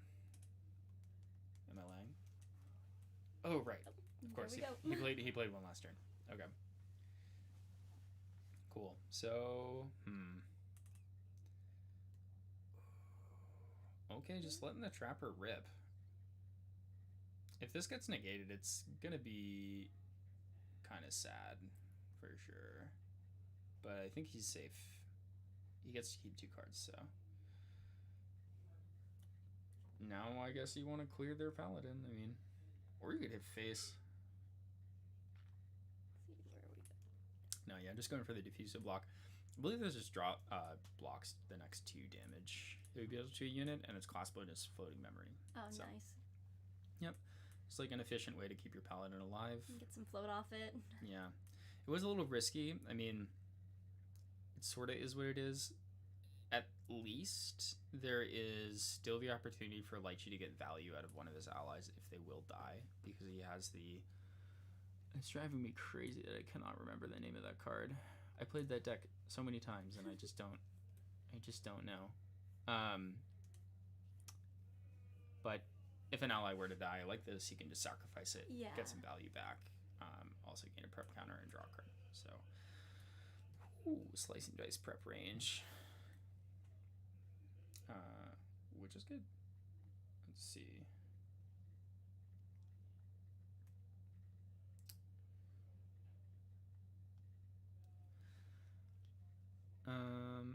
Alright, figuring out what to do next. I think there is a Snow Fairy for 0, but just Frostborn Paladin, I guess.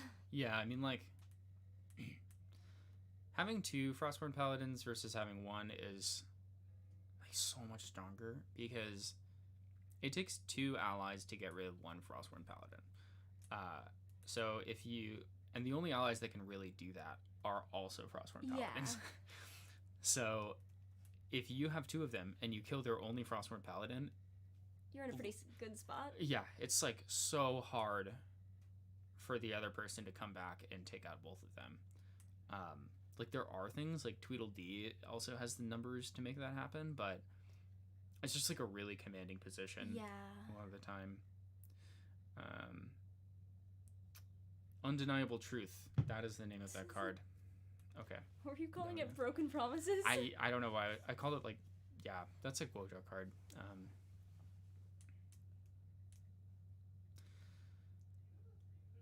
Interesting. I wonder at what point. I also like the way that Sable Mirror functions in this deck now. It doesn't feel super bad to sit there and hold your entire hand, which is like kind of an interesting technique that I don't think a ton of players do.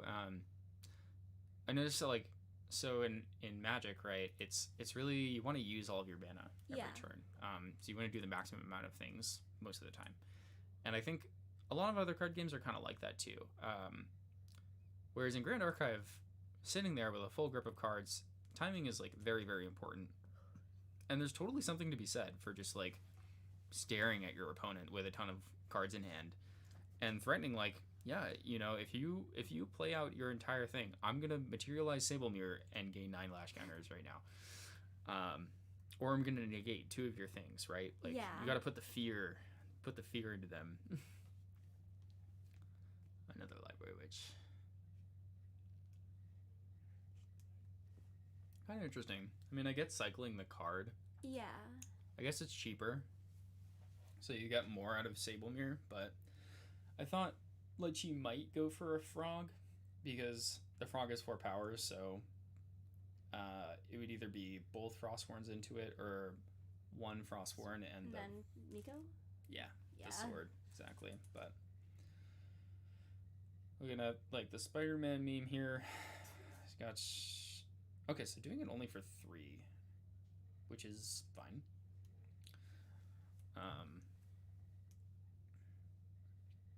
I really like what they've been doing with these things. I can't think of too many other cards that they would like do this for. I guess they could do one that makes an Erupting Rhapsody, but Erupting is like a very old ban card. That's like you pay 2 and banish any number of fire cards from your graveyard, and then you get that plus level until end of turn. So there's like this weird aggro deck that would try to get like a million cards in hand, and then a ton of fire in the graveyard, and then Erupting and fireball them twice for like 20. Yeah. And they it was on the fence for a while, and then finally they banned Erupting Rhapsody just because it was such a, not like the deck was overly problematic, but that card is very hard to design the game around. Yeah, definitely. So I don't really, but it's not really like tied to any champions identity. Yeah. So I don't know who they would give it to, but swinging in big, we Snow Fairy the Library Witch, which hurts. You basically, unless you have another Undeniable Truth or something, you're not really getting yeah, a Primitive and you're not Ritual. going to get that card off of it either. But that okay, yeah. There we go. Got the frog out. So this is exactly kind of what the water deck wants to do. We now have 2 layers of defense. One of the layers of defense also does damage back to you. And we have 2 guys that can just keep punching through for more and more damage. Slowly our graveyard is getting filled up, and eventually we'll have the Aquia Stallion as well. But, you know, Lychee's deck is also equally capable of being defensive just for the cards he's playing. I'd say the main differentiating factor in this game right now is the fact that Zero does not have that many cards, and he doesn't really have that many ways to get new cards. And his graveyard is small. He does have an Icebound Slam, but if Lychee has like 1 Song of Frost, that entire plan is kaput. It's gone. See, we got an Enfeebling coming out. Yeah. It's probably a defensive Enfeebling.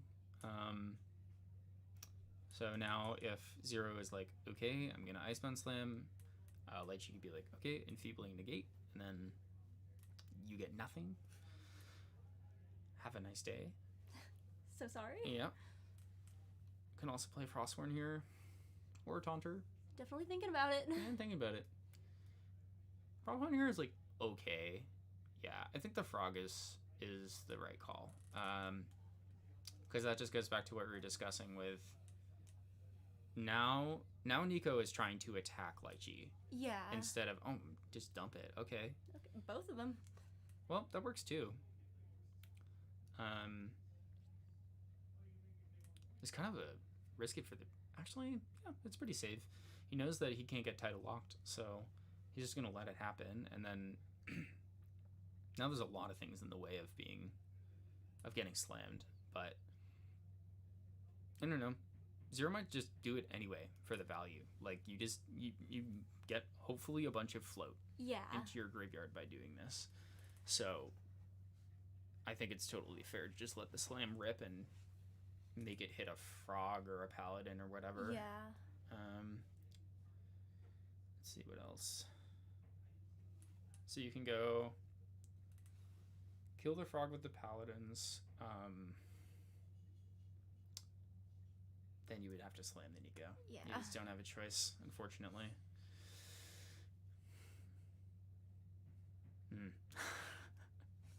I have taunt. Look at my frog. Look at my sweet boy. Observe my frog. He's certainly being observed. Yeah, I mean, so this is also kind of like the rough thing about this is that they don't have that much time left. Yeah, so like if they go to round 3, they're probably Yeah, I'm not unconvinced that Lychee, even though he's not necessarily like winning on board at the moment, he could still come and I think he could probably Yeah. sit there forever if he wanted and to. likely just let it time out. Yeah. I'm going to use the Bulwark Sword. Moving towards the Frog. Okay, great. Now we have 2 Frostborn Paladins that are able to clear the final Frostborn Paladin. Yep, there we go. Okay, all set. Alright, and now we're basically back to where we started. Except Lychee now has Float, which is interesting. Maybe not Oh, looks like we're double checking something here. I think.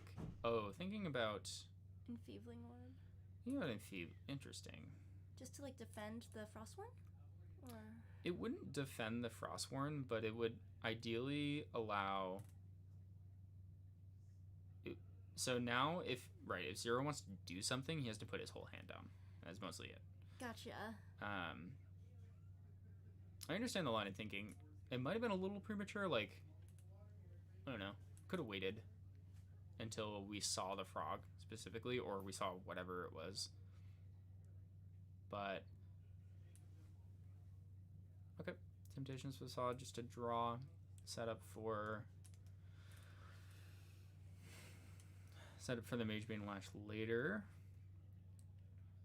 Finds an Undeniable Truth, which will be able to get this Library Witch off the board, which is nice. I don't know what he's going to do about all these frogs, though. Yeah. You're like, yeah. Both the players are laughing. they know it's like, yeah. all right. I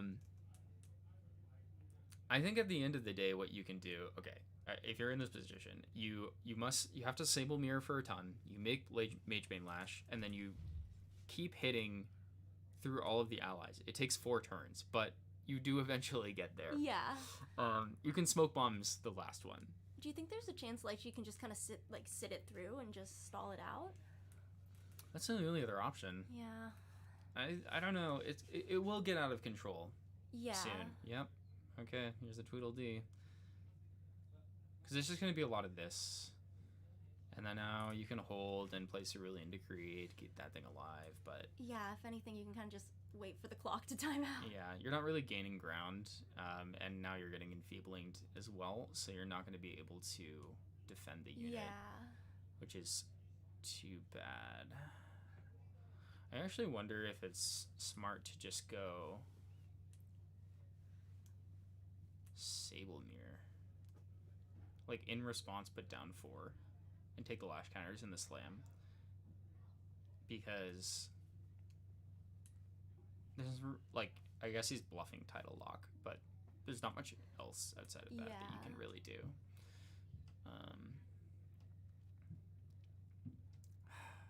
Yeah, well, these paladins are eventually going to start hitting. Yeah. For 6 every turn. Yep. And then you've got those 2 taunters just chilling there. And then we'll probably get there, but this is just mostly Sima, honestly, just because Zero like can't get any stuff in his graveyard. Yeah. It's just a little bit stuck, which is fine, but slow for sure. Yeah, luckily he's not really going to be taking any damage. No, definitely not going to be taking any damage. Nico's in the past, I think, have run Tidal Sweep, which is like to just kind of get rid of like clear board? Yeah, I mean, you read it and it's like, man, this card is bad. It's like a 6 cost cleave that does 1 damage. So it's like Flame Sweep but worse. But it's Flame Sweep, but it does 1 damage. It does have Float. I mean, Float's nice. Yeah. But so like, at least with Nico, you can use the Magebane Lash. So you actually get to cleave for like 5, probably. Just building up a lot of allies in there. Yeah. Okay, sick. Icebound Slam. Welcome to the jam. This is probably going to come in for 8 damage. And then we just need to see how much float. Okay, 1 float. Well, can't complain. We did have the right colors. That's the most important thing. It is possible to whiff the extra damage of Icewind Slam. By just not having the water? Yeah, you don't have the water. I've seen some pretty bad ones. Seen like no water, no float. Oof. You just spent your whole turn doing nothing. But 1 float is fine. That will... Zero could probably go to level 2 if you wanted to. Or you could choose to go for the Lash. The Mage Vein Lash. And now the Tariff Ring. Tariff Ring. This is sort of a way that you can, if you're in one of these situations, you can try and recuperate your board a little bit by... If your opponent is low influence and they have a big board, you can make a board, clear some of it, Tariff Ring defensively. And then just hope that they can't afford it. Yeah, effectively. And then you hit them on the crackback, unless they have their own Tariff Ring. I don't know if he does or not, but we'll see.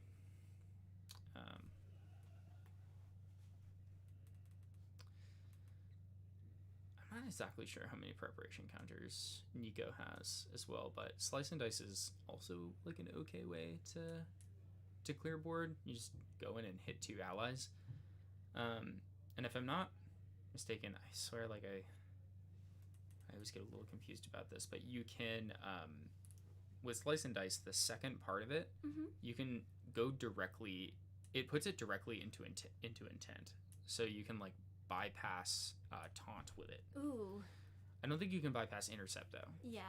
Intercept will, because the trigger ability, and they say, yeah, I would like to redirect this, but taunt, you could just be like that one instead. So you could kill a Frostwind Paladin, which would be kind of valuable.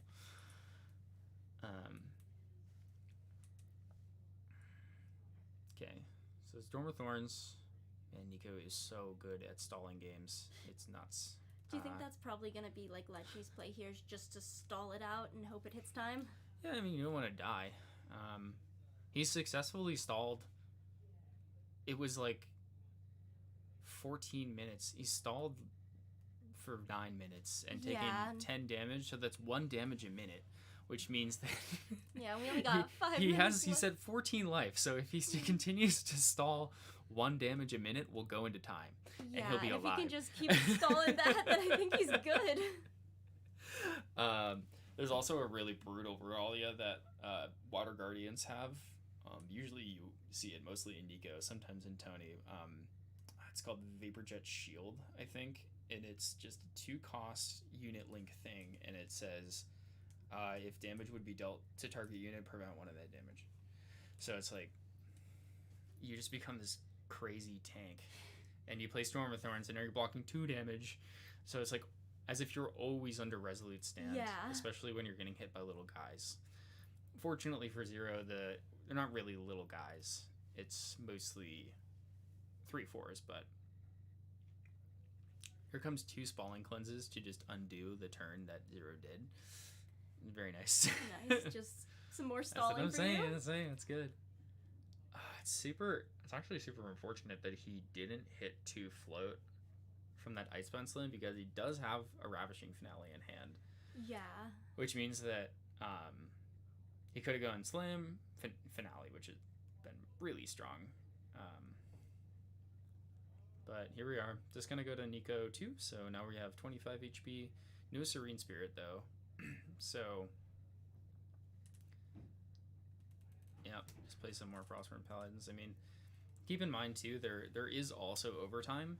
Yeah. So they'll be turn 1, 2, 3, or 5 minutes, whatever happens first. And that will... Oh, okay. So I think probably Frozen Dismissal here. It's pretty strong.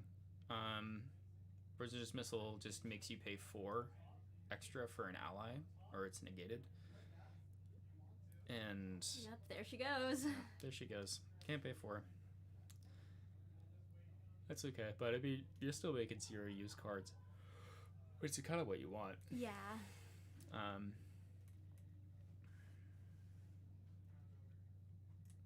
I think a totally fair play next turn would be to just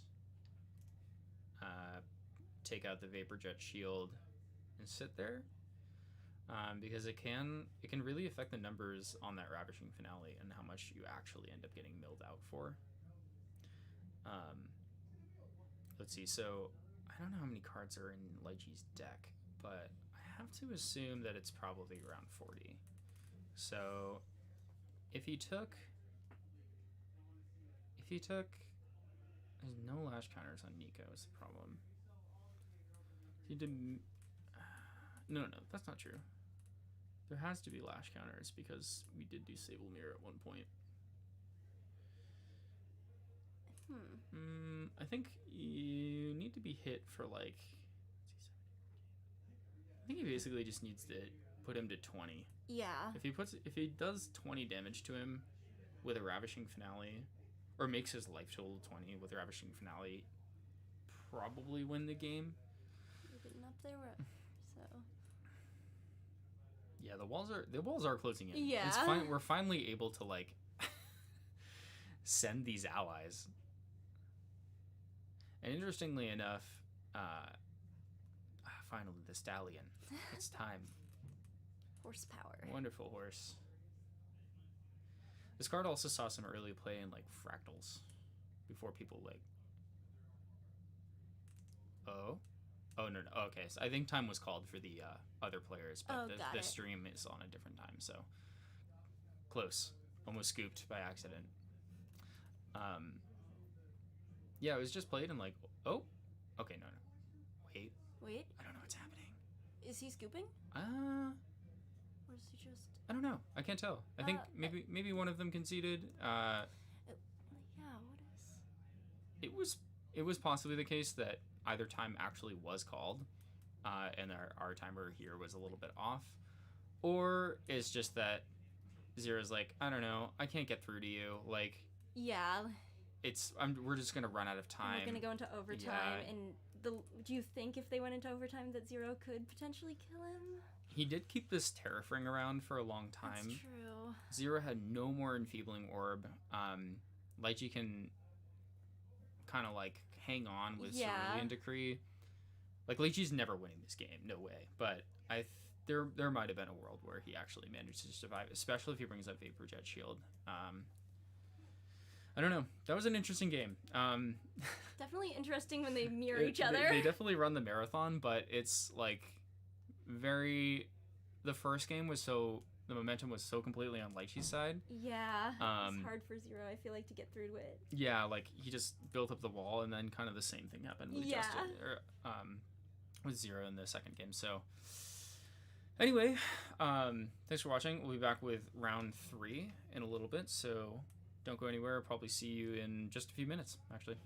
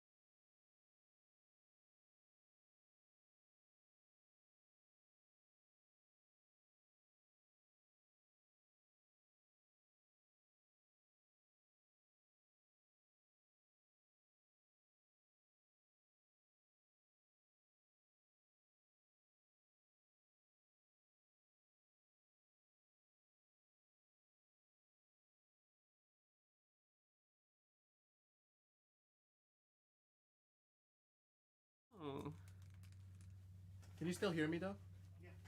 Perfect. You're live. All right. Here we are. We have, this is Michael versus David. Yes. Perfect. Andrew versus Oh, David. Andrew versus Yes, David. we My have apologies. Andrew Yes. on, I believe, Fire Seal, and David on Fire Diao-chan. Perfect. My name is Keenan. I'm here with Josh. Hello, hello. How you guys doing? Game 3 of today. We had a slow water matchup before, so this should be nice and refreshing. A little faster, yes. Seems like David has a really good start with Ravenous Pyre start, which is crucial to a champion that's going to level 3. That is really good, yeah. And he'll take 2 damage every time he levels up. Looks like a creative shock coming down. Most likely pitching a floating memory to level up. If he wants to take the damage. Seems like that is a gentle respite. So Okay. he's definitely looking to level here. Yep. Banishing the gentle respite to level. Taking 2 from Ravenous per. So you take 4 damage already.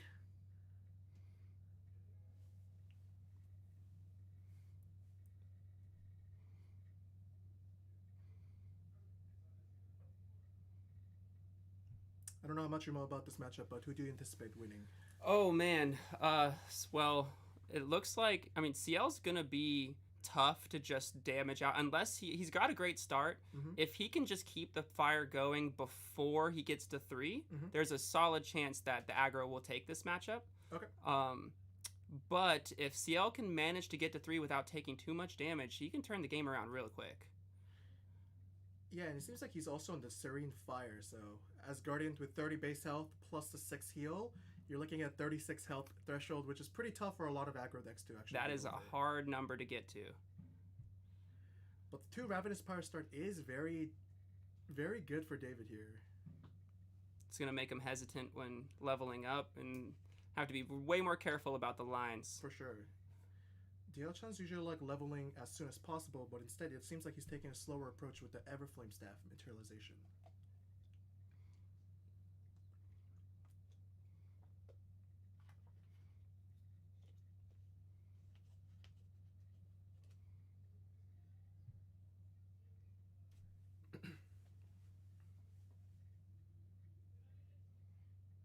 Wow, that is a third Ravenous Pyre. What are the odds on that? Yes. We're on turn 2 and we've seen 3. Wow, that is. So every time he's leveling up, he's going to take another 6 damage. So 6 damage. Yeah. This is the game that might just be what Diao-chan needs to lock CL from getting to that 3. Wow, that is insane. It's clearly keeping him from leveling up to 2, so it's making that 3 seem less and less worth it. It really is. Wow. But unfortunately for CL, I don't think they have early kill cards that they can really utilize unless they get to 3. He's kind of dead in the water until 3, exactly. So it looks like David's strategy here is to keep him from getting to 3 by making it just not possible to level up. It's almost like the taser shot strategy. And of course, with each ping from Ravenous, that does count as a refinement counter on your Everflame Staff. That thing's going to be cooking fast. So if with just 1 level, he's already representing 10 damage. For free. Yeah, without playing a single ally, just got the pyres on board. Seems like Andrew has used Creative Shock. He's digging for just anything he can to get. Yeah, the liminal pitch is good. I did see the liminal. Properly representing the power cell token. For sure. Most likely gonna pass the turn, making 1 Omen at the end step. There we go. So, very compelling gameplay here. We've got 2 Creative Shocks and 3 Ravenous Pyres. Yeah, this is a very unusual start to be, for sure. He is definitely utilizing this time to level, get that glimmer counters going. That beautiful CSR coming on the board. Of course, we still haven't seen the staple card of Fire Diao-chan with the Fire Bloom Flourish yet, but I don't think he really needs it right now. Okay, so he's going to go balance for Skating Seminary. Okay. Do 2 damage on enter. unpreventable. Oh. And then he Taking is out the gonna Library intercept. Witch.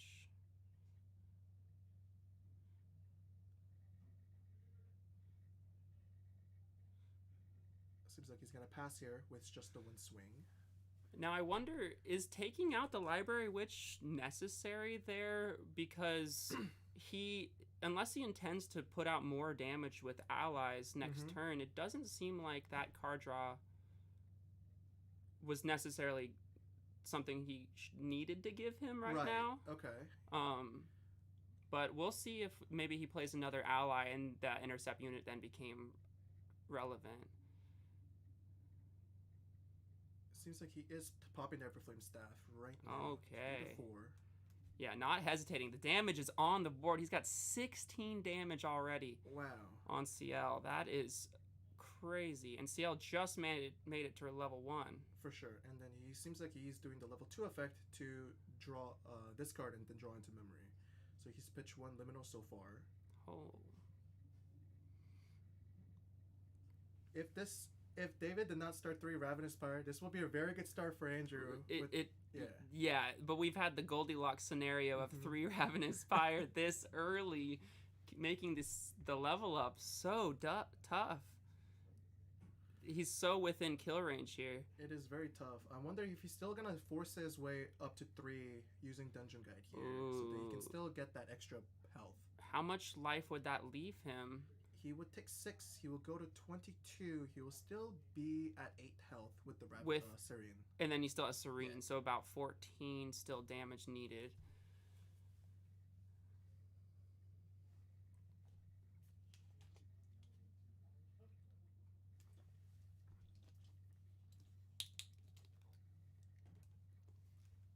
It's definitely not game yet. I mean, CLs have been running a lot of Abnegation to heal, so hopefully if Andrew finds those a little bit early enough, he can still get that outside of the danger zone. And he has been digging with the creatives, so maybe he found one, but it seems like he was really using those to get the discard. And it looks like I didn't see anything there. That's a Carter and a Fast Cure discarded. Okay, Providence comes out. He's taking the 6 damage. Oof. Wow. We're at 22 already. That is insane. Doing a little bit of board management here. Okay, so they did take out. So this is where I was saying that maybe killing the Library Witch wasn't necessarily the best, because you gave them the extra card, still aren't going to be able to swing in with all those allies on board next turn. So it doesn't seem like he netted any extra damage by doing so, which is a little unfortunate. I know it's really we do tempting. see the Abnegation here, putting 2 down to heal 8. Wow. On the stack of the Searing Rebuke. This is certainly keeping CL alive for a little bit longer. It seems like he's actually stabilizing pretty well now. That definitely really helped to get there and then find that Abnegation.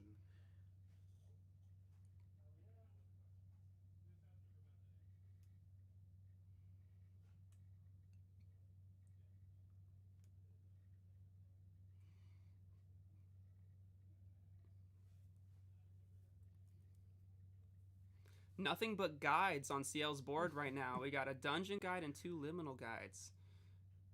I wonder if he's gonna... Okay, so he's just passing turn, making the Abnegation, Anomen, and it does 2 unpreventable damage so that it goes through the Searing Rebuke.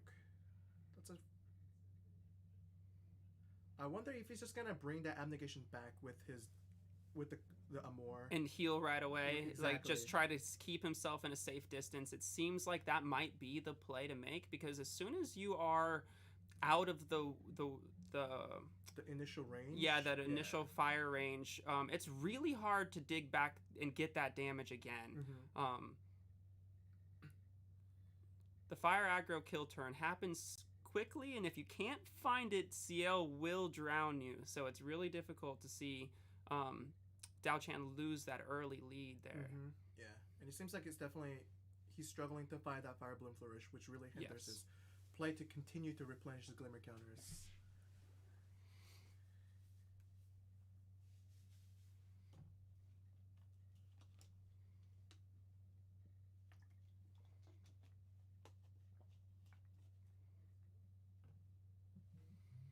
CL's finding some more health, trying to stay in this, staying out of that killer range, doing a great job stabilizing. Looks like they're playing very calmly, weathering the storm. CL might make it out of this game 1. I think so. I think he's stabilized enough to a point where he feels pretty safe and confident. I mean, he has 3 allies on board representing 1 damage each turn. He has a Safeguard Amulet, which is really hard for Fire Diachin to deal with. A lot of their spells are, instances of 2s, 3s, and 4s, so it can nullify a lot of that damage coming in from Fire Diao.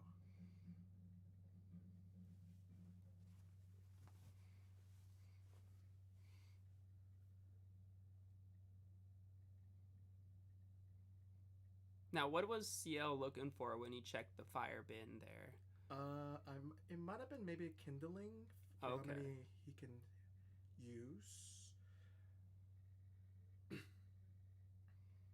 I mean, Galarian configuration is representing 5 damage right now, so it is something that he's definitely worried about. Oh, okay, so he's activating Spirel. We see a Spirel come out. Interesting. All right.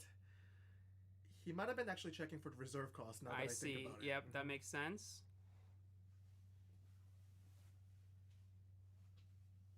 All of a sudden, allies have exploded onto CL's board. He's got 4 allies to none.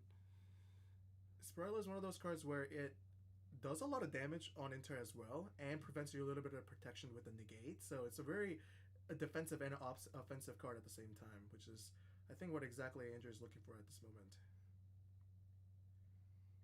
Oh, okay, so he is activating Searing Rebuke from hand on response to the attack. And now Andrew is doing the effect of Spirel to negate because he put Carter into banishment for 2 cost. Oh. So he will negate, put it into his memory, and then activate Spirel's on-enter effect again to do another 3 damage. Yikes.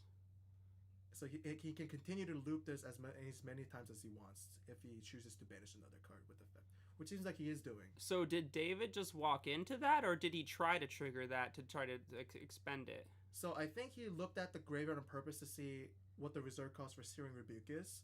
So that he can actually put down the right cards for use the Spirel's effect, because they can only banish from the memory what they put down. Right. Yeah. So David played the Searing Rebuke not realizing that he had a 2 cost underneath. Yeah, I believe so. Okay. That's a tough gamble to make. Looks like Resonance Bauble coming out, still needing some card draw. Mm-hmm. We've seen 2 Rebukes, so he's got 2 more to find. So Spirel's negate puts it back into memory, so he still has another one in back into his memory. But yes, he can continue to loop that though. So and then 3 damage at the same time. Okay, so it seems like he is doing. Interesting. It seems like he's trying to do this on his recollection step. Trying to get rid of the 2 cost from the bin so that he can no longer use it against him.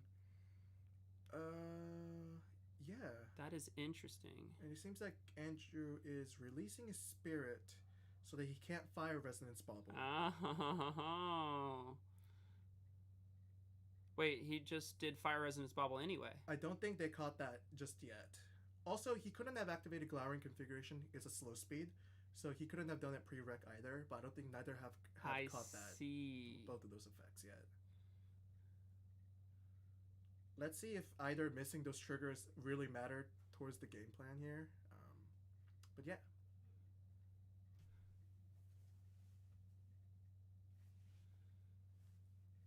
I think the CL sees blood, so he didn't really care whether those triggers were missed or not, because I think this CL is closing in on the kill, and he knows it. But he has a Beguiling already in. Yes, but that extra card from Fire Resonance Bauble should not have come through, unfortunately. But it is still looking very good for Andrew here. Doesn't seem like he really cares about that Searing Rebuke play if he has it in his hand, because as we know, Spirel can just negate that right back.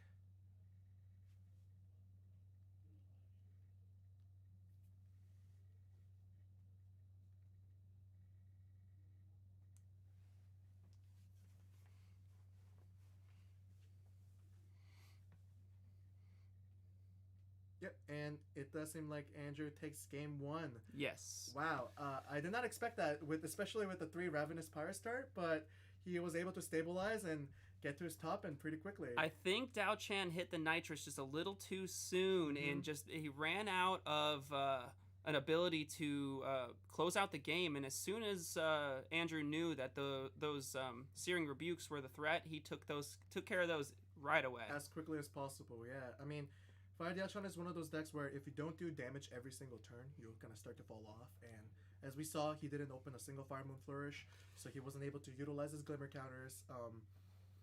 Though the 3 Ravenous Pyre was a good start, he wasn't able to capitalize on that and keep pumping damage. Absolutely. CL he said not even close. He said not even close. Was barely worried. It seems like they're correcting the mistake now. They looks like they noticed that the Resonance Bauble was incorrect, and they're just addressing that now. Clearly, like I said, CL saw blood, didn't really care. He knew he had the win on the next turn. But just something to take note. Notified him out there to try to get the judge to overlook this match, just so we miss any more of the missed triggers. Exactly.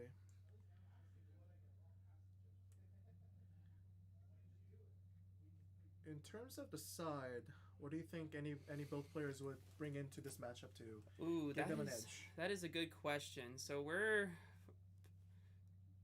both fire right now. I think you might see David take out Fire Resonance Bauble, knowing Serene is just going to block it the moment he wants to try to use it. Now, I'm not sure what Dao Chan really has to access for Graveyard Hate against CL. I think that's counterintuitive, so there might not be much there in the sideboard. I feel like Andrew's in his comfortable spot. He knows the threat. He was able to isolate it and handle it. As long as he can continue to do so, he will be fine. As far as sideboarding, I think David definitely needs to reconsider some of his Regalia choices, and I'm not sure exactly what main board he could even bring in.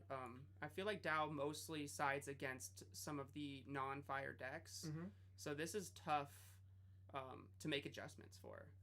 Yeah, if I was in David's shoes, I would definitely bring in more fire interference if that's something that he has more access to in his side deck. Stopping that Abnegation play, or even that Serene play just there, would have been pretty huge, just so that he can stabilize and keep that damage up without having to worry about Andrew healing all that damage back up. Yeah, and I wonder if he then sides out some of his ally package, knowing that CL, like, even if he deals with the Library Witch, CL is just going to swarm the board with the free liminals and everything. I think winning that battle is fruitless, and he may be better off going ahead and just trying to pound in that spell damage in as quickly as possible. For sure, yeah. And as for side forward for Andrew, I can't really think of any good choices that he will probably put in. Maybe he'll Nullify Lantern, but I don't think he really cares about the Kindling as much as some of the other decks. Exactly. I also don't think he needs to. I think he is, as long as, because the odds of him finding a 3 Ravenous Pyre start again are very slim, and I think that's really what gave Andrew the trouble in the first place in the beginning. And the moment he got past that hump, it was smooth sailing. Yeah. Of course, anything can happen in fire. We could see 3 creative shocks right away. We could, and you never know. But we'll see how the beginning goes, because that's definitely going to determine Dao Chan's strength in this matchup. And obviously, if he sees that Firebone Flourish in the start, much better chances of winning for David here. Not having to dig for that would be nice. Right. Absolutely. I feel like he would have rather had to dig for that 3rd pyre than for the flourish. Okay, it seems like David glimpsed 6. He put 5 on the bottom, drew 5. That is not a good sign. He's really digging for that, the card that he wants. I'm probably thinking it's a Firebloom Flourish.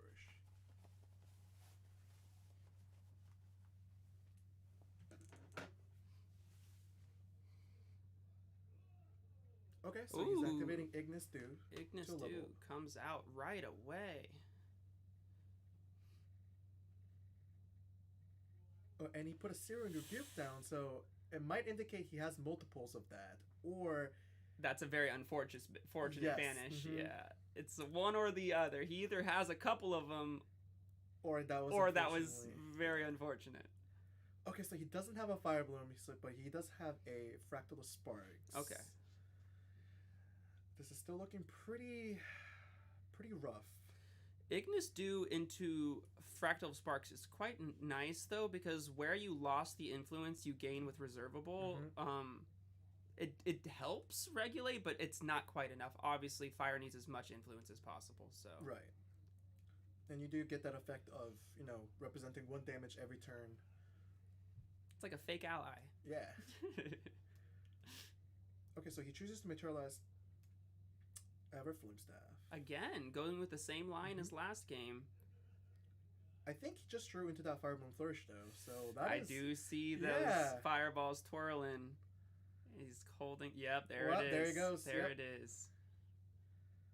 Now it's starting looking much better for David here. Very good. Passing the turn, drawn to memory, getting that extra glimmer. And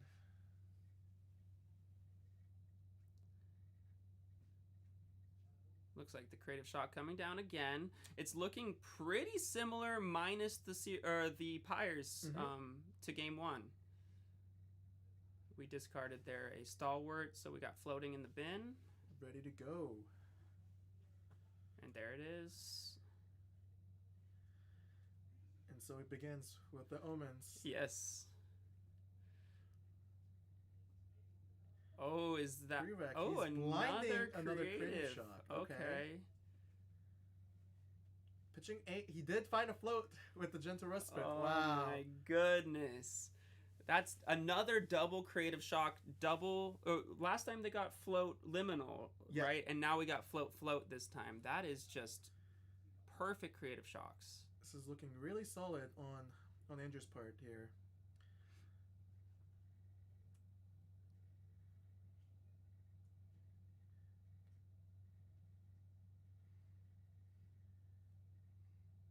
I wonder if he's activating Cremation Ritual with the Witch, The classic burn Yep, the witch mhm. play. Absolutely. allowing you to draw 3 cards.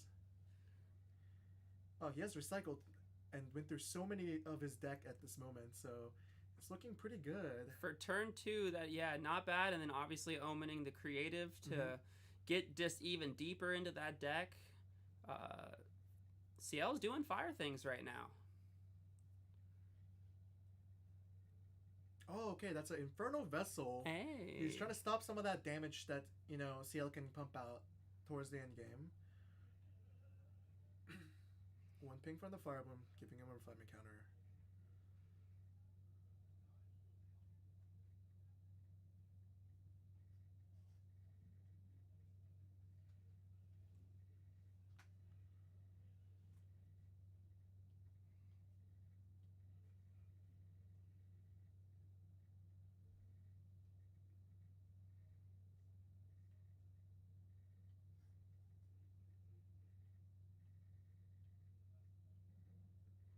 Okay, so he's found 1 Ravenous Pyre.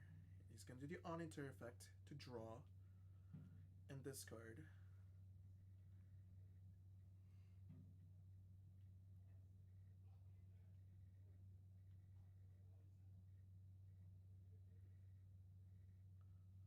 Oh, that is sweet. So he activated Ravenous, which is a spell which allows him to do the cleric bonus of doing 1 for Acolyte or Cultivation, which is going to keep putting damage on the board. Wow.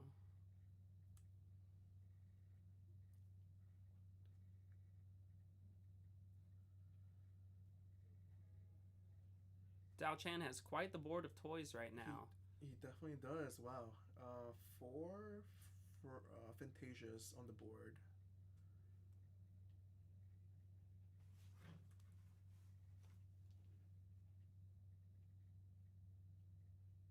Okay, so we are seeing the immediate level to 2. Or maybe not. He's thinking.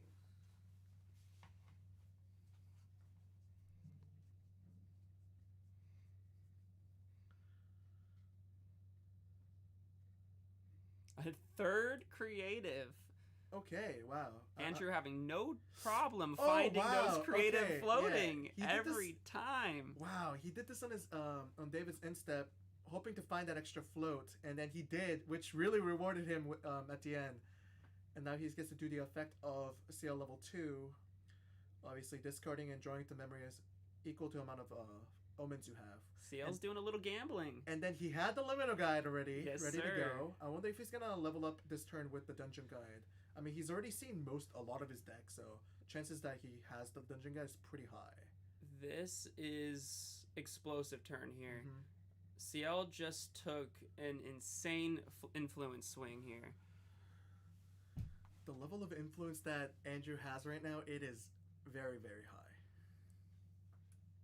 Yep. Here, this is the Dungeon Guide. Okay, CL's going to 3, and we only have 7 damage on the board right now. That's going to make it a very difficult time for Dao Chan to close out that game. Mhm. With the Serene as well, that is a tough look. He knows exactly what to expect. He just watched him do it last game. CL is doing it all over again. Wow. He's taking that 2 damage from Ravenous Spire. Gladly taking that 2 damage this time, knowing he's still less than 10 HP. Mhm. I think we're about half of the damage that we were this time last game. Yeah, and it's Those he's swinging for 1 with both the guides. little obligatory damage there. Every damage counts. Absolutely. Okay, so it seems like I think that's the devastating blow. Yes, that would be. It looks like he's throwing 5 damage on board here. Ooh. I believe it's 7. 7. Yep, that would be 7. Yep.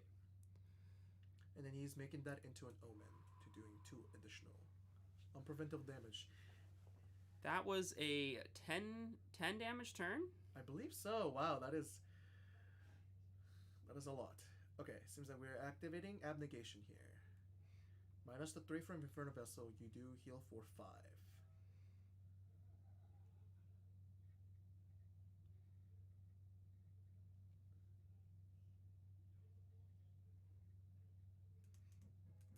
I wonder if he's still able to do damage this turn, because I don't think David's gonna get another turn, especially next.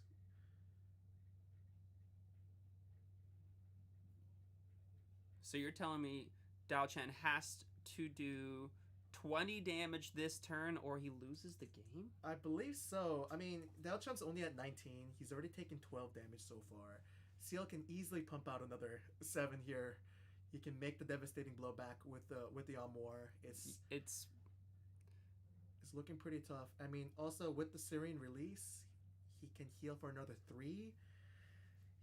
So he can go to 13, so he has to do 17 damage this turn. Otherwise, it's not looking too good.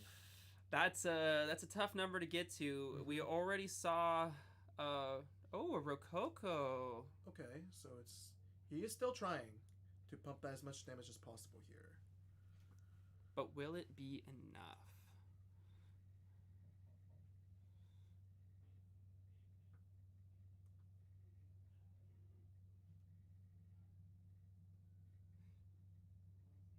I imagine David's looking out and seeing the numbers and all the math adding up, seeing is it enough? Can he make it happen? Okay, so we're shimmering for 2, which is gonna do 1, 2, 3, 4 damage. He does not join to memory because it wasn't activated, but he does use the Fire Bloom effect to join to memory and get a Glimmer counter. Yeah, I don't believe there is a way out for David here, unfortunately. It really depends on what Andrew will materialize here.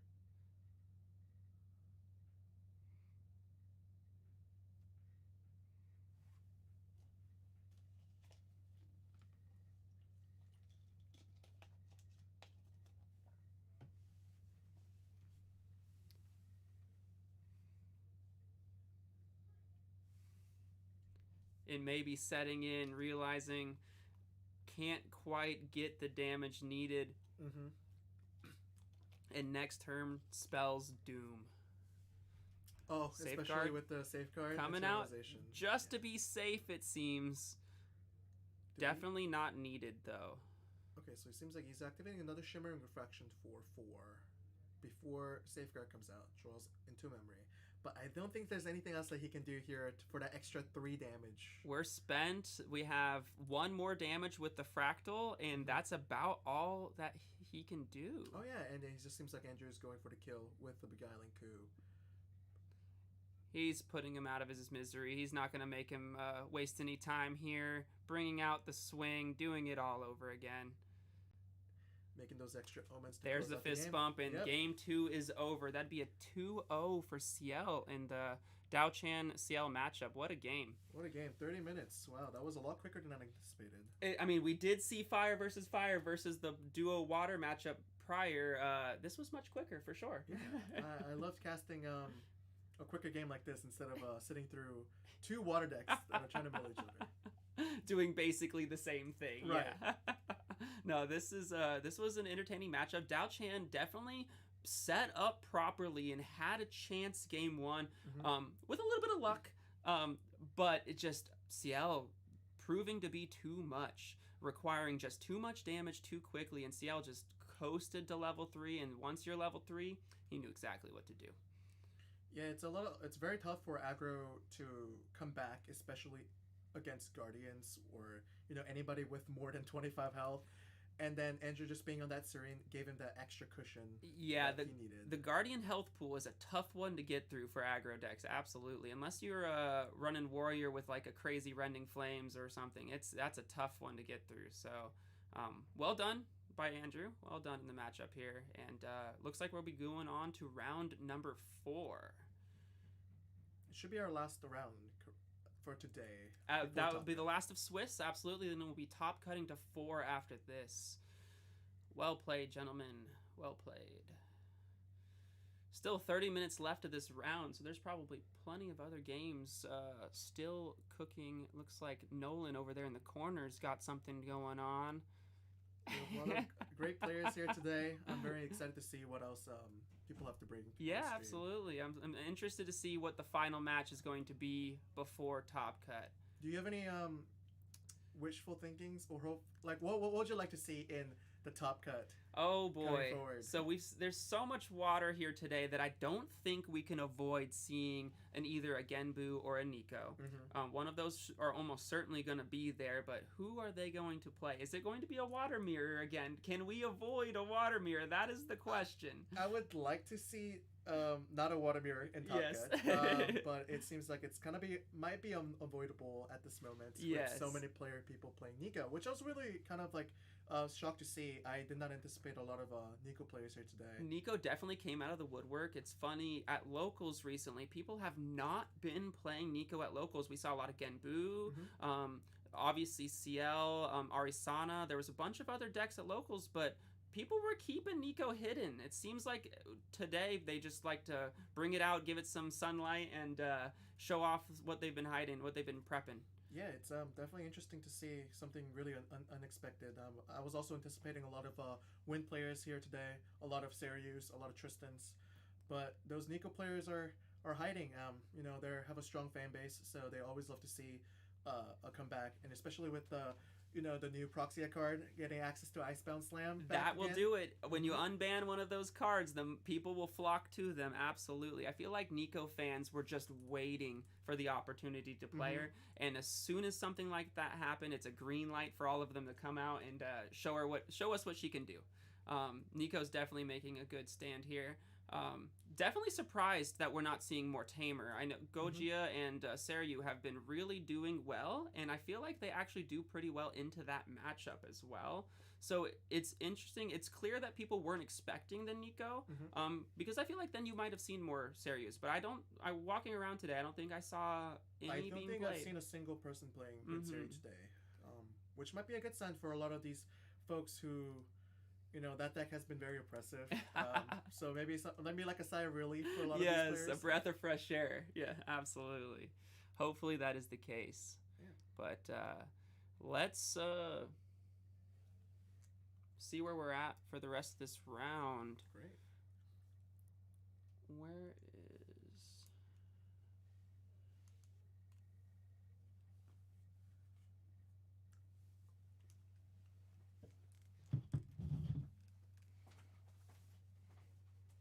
looks like we're going to wrap up this round number 3 and get ready for round number 4. There's definitely a few games being finished. We're going to go check in on those.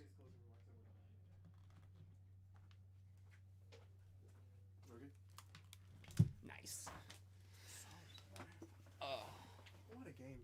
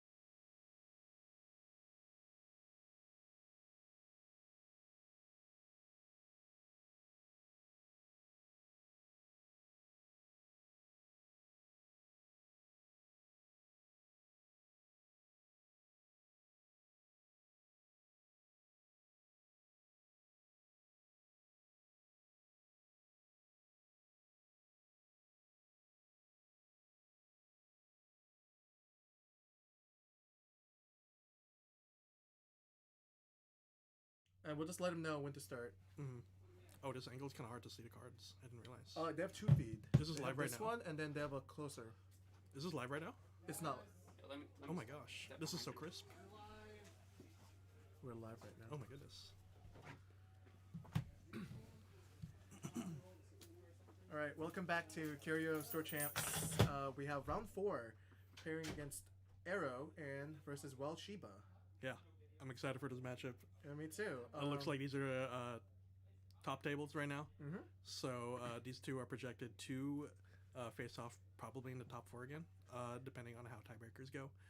But it's going to be really good. Both of these players have store champs under their belt, some more than one. Absolutely So- correct. Yeah. We'll see something good. I'm just excited. I believe we have Arrow on Cardistry and Well Sheba on the Water Gembu Yep. today. Did you face any of these two today? I did not. No. Me neither. I was hoping to, actually. We have a lot more water players here today than I thought it originally. Yeah, no, we had the Genbu, Mhm. and then we had not one, Not 2. but 3 Nico players Yep. that I had the fortune of going up against as a crux. Who do you anticipate Yeah. winning this matchup? Cardistry versus Water Gembu. I mean, it's just classic aggro for cardistry. If you can just end the game before turn 3 or turn Mhm. 4, before they stabilize, before the paladins get out, then, I mean, that's aggro's like window. But obviously, hold up interaction as Genbu, play solid paladin, it's just summon the walls, Yeah. negates.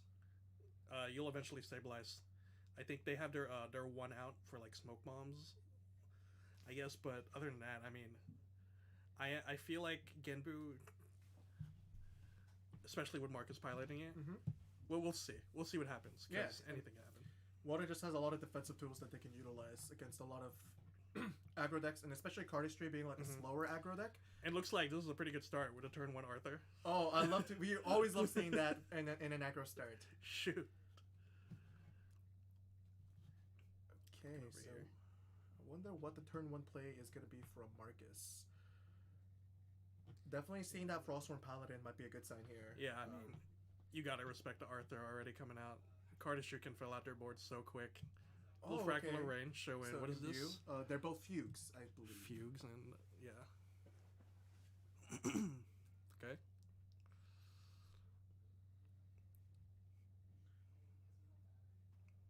Tapping 1. 2, 3, 4, Oh, 8. there Don't you keep go. a Brofog. There you That go. is a good There's the frog, defensive yeah. start. Little disheartening Mhm. if you're a cardistry to see that, but a very solid turn 1 opening. He is going to be able to clear it most likely, so it seems like he's going GCR to draw. Mm-hmm.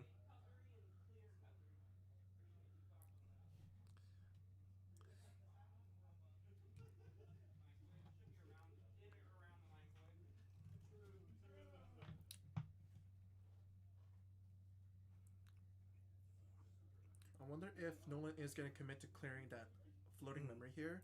Do these decks run red hair? By chance, like I cardistry? believe so, but I could also be wrong. Okay. I'm just wondering, like, what are the combos to, like, just fill out your board and already Mhm. start, like, applying some early game pressure?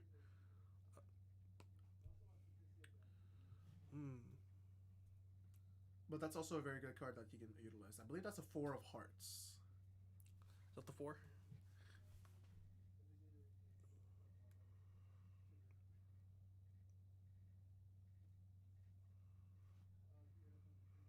Yep, so Yeah. I believe it is a 4 of hearts. Standard clear. Mm-hmm.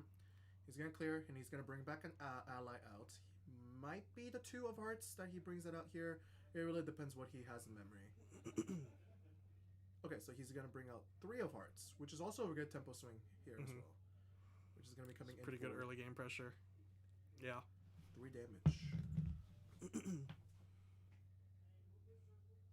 Yeah. No, this is a lot of damage. I'm expecting possibly to level up next turn. Mm-hmm. So I believe he's going Tony. So it's either for cardistry. Oh, Yeah, cardistry Tony. I actually don't know what champion. I'm he's gonna hoping. be. there's a response to this to at least like mitigate some of this damage coming up.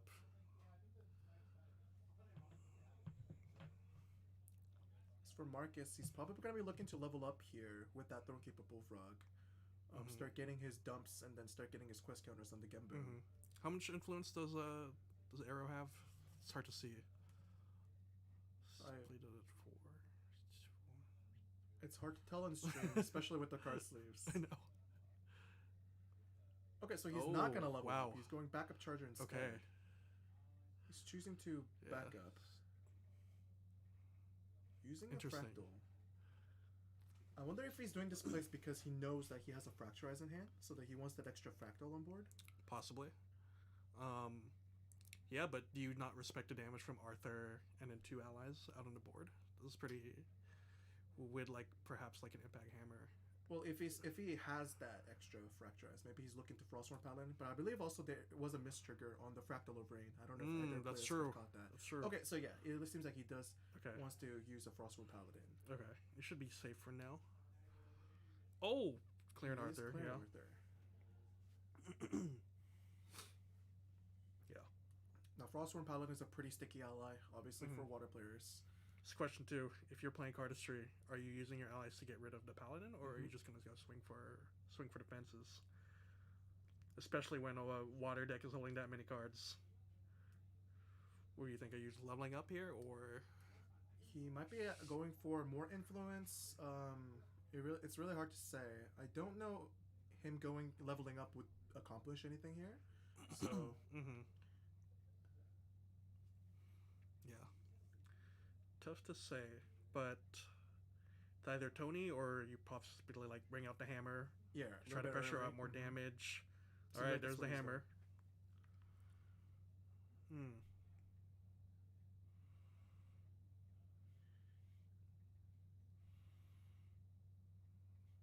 Collect and draw. 2 damage with possibly a blazing throw is 6 with the 2 allies. That's 8 and then 9 on board, threatening with those 2 cards.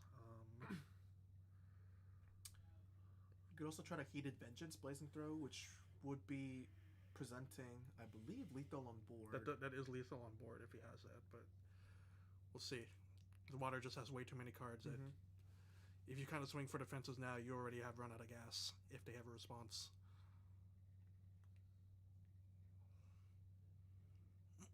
So he's just playing Rouge. Okay. So which nodes is this one doing? Is this the deal 2? I believe so. He has 1, 3, and 4, which is 8. Which one is this one? I think that misses, right? I believe so. I think you need like 6, 10, and 21. I believe he's just putting that out just so that he can have that extra cardistry. The bonuses and stuff. It is a 1 cost, so not like a total bad play for setting up your other cardistry cards. I think he's just trying to present as much damage as possible while the Frostborn is rested.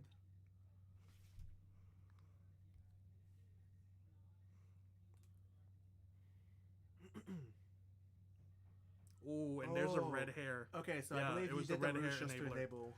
Yeah. Interesting.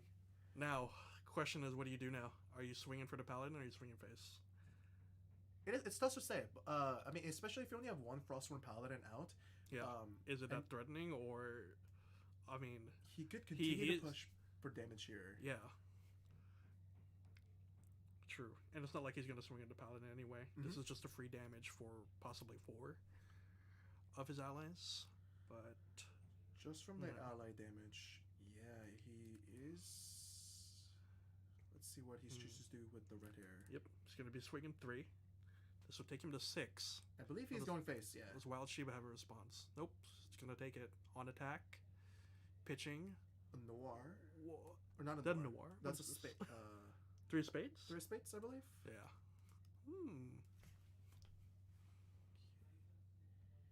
Swinging. Okay, this is for 1. 1, 2, putting him to 9. Yeah, this is damage building up.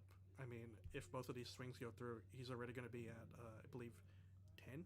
10. hand. Wow. Okay, yeah, he is just 5 off lethal. Yeah. If And he still has uh, the hammer out. Yeah, if he has a blazing throw, it is. That is game just here. classic cardistry aggro.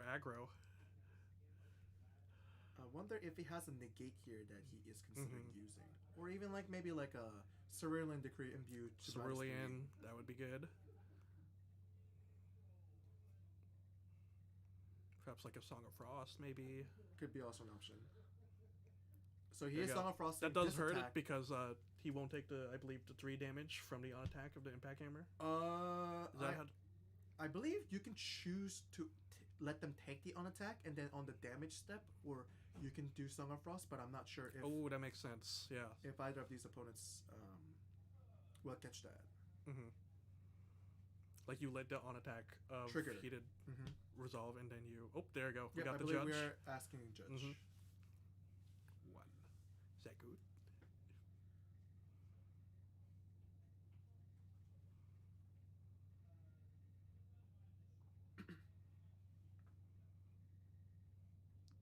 Yep.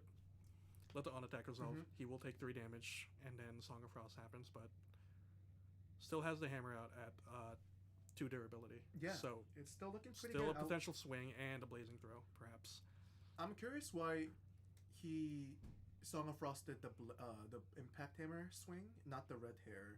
Because I mean, yes, they're taking 3 damage, but you're also taking 1 extra. I wonder if he's trying to go for the kill here or not. So he is leveling here. Banishing a Fractal of Polar Depths, bringing out that Genbu. He's gonna start milling to fill his graveyard.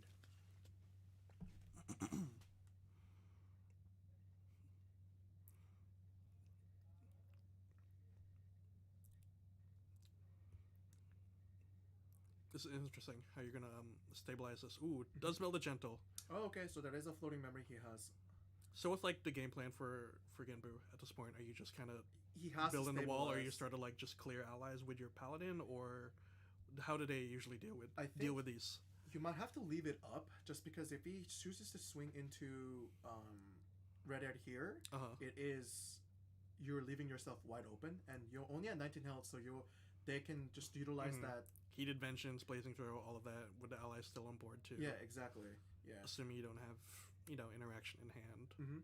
But if he leaves it up, he has 4 health to work with, so that it's gonna cost at least 2 cards from the cardistry players to deal with that. Yeah. Before they can start going to face. Interesting. Still doing well though in the influence game. It doesn't look like Arrow has.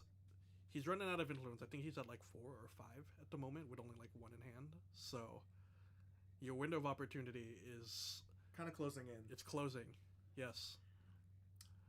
I mean, some of the beauty for cardistry is that they can spam a lot of allies without losing a lot of influence, but because he played a lot of allies like Arthur, like super early and stuff, and some of these allies too don't even. Oh, he has another Frostworn Paladin, which is pretty devastating against aggro decks. The mill was good. Gets another float out there. Paladin gets a draw. Now you're looking at 2, 3, 4s on the board. Wow. Okay, this is suddenly looking pretty good for Wild Shiba. Now I wonder if he's gonna use 1 Frostworn Paladin to clear the red hair and then leave 1 up. Yeah. You can see that sort of mitigate that biggest damage source on the board. Seems like that's Should what be exactly okay. what he's doing. Yes. This does leave him a little bit vulnerable to. Ooh. Oh. Okay. Which card is this? I believe that's Trump Set. It is Trump Set. Gives it, I believe, a +3/+3 and a redirect to a suited ally. Yeah, which is gonna be really good to stop the Frostworn Paladin from clearing the red hair. And that's huge because with Frostworn Paladin now rested, you got now more of an open field to get to face. Yeah, for sure. And also Arrow can also utilize something like a smoke bombs to get rid of that other Frostworn Paladin altogether. It's true. It doesn't wake up though, right? It's just a +3/+3. Correct. Okay. Still though, good survivability on that. Yeah, and then this will also not be able to kill that ally that the retarget went through. And it doesn't seem like Wild Shiba has a negate that he can utilize to This is stop interesting play. then how you would play this out. Do you hold up interaction hoping that maybe Arrow plays a little bit cautious, or are you going hands down and just praying that they don't have it? Oh wow! So okay, he is playing Oh, for Mustang to probably pop the impact horsey. hammer. Wow. Okay. So and he's Yep. looking to clear And the that get Rouge rid of the Heated Vengeance Blazing Throw. and turns off threat. red hair. Mhm. Yeah. I wonder if he's still gonna go for the smoke bombs play here to still pump damage. I mean, Wild Shiba is hands down. He is, yes. And Graves, only 2 waters. yeah, So what's the move here? You leveling up, or are you still pumping up the damage?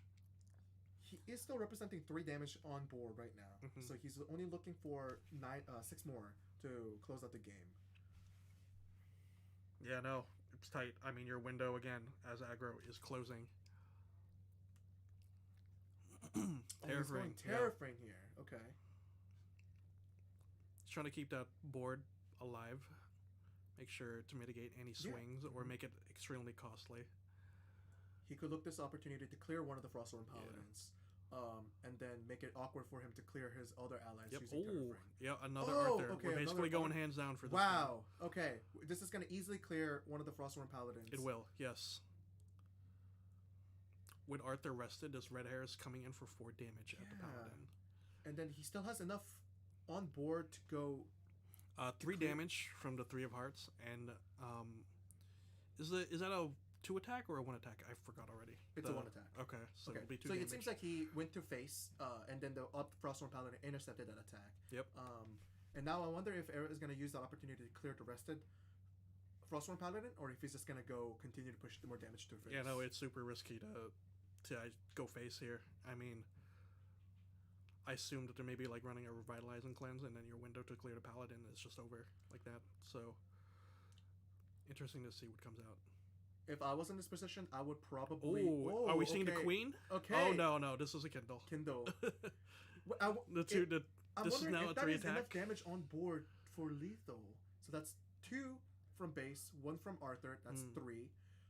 3 on 3 of Hearts, and then 2 for exactly game with the red with the March Hare. Wow. Okay, that is. Oh a my quick god, game we to love the close out. Kindle mechanic.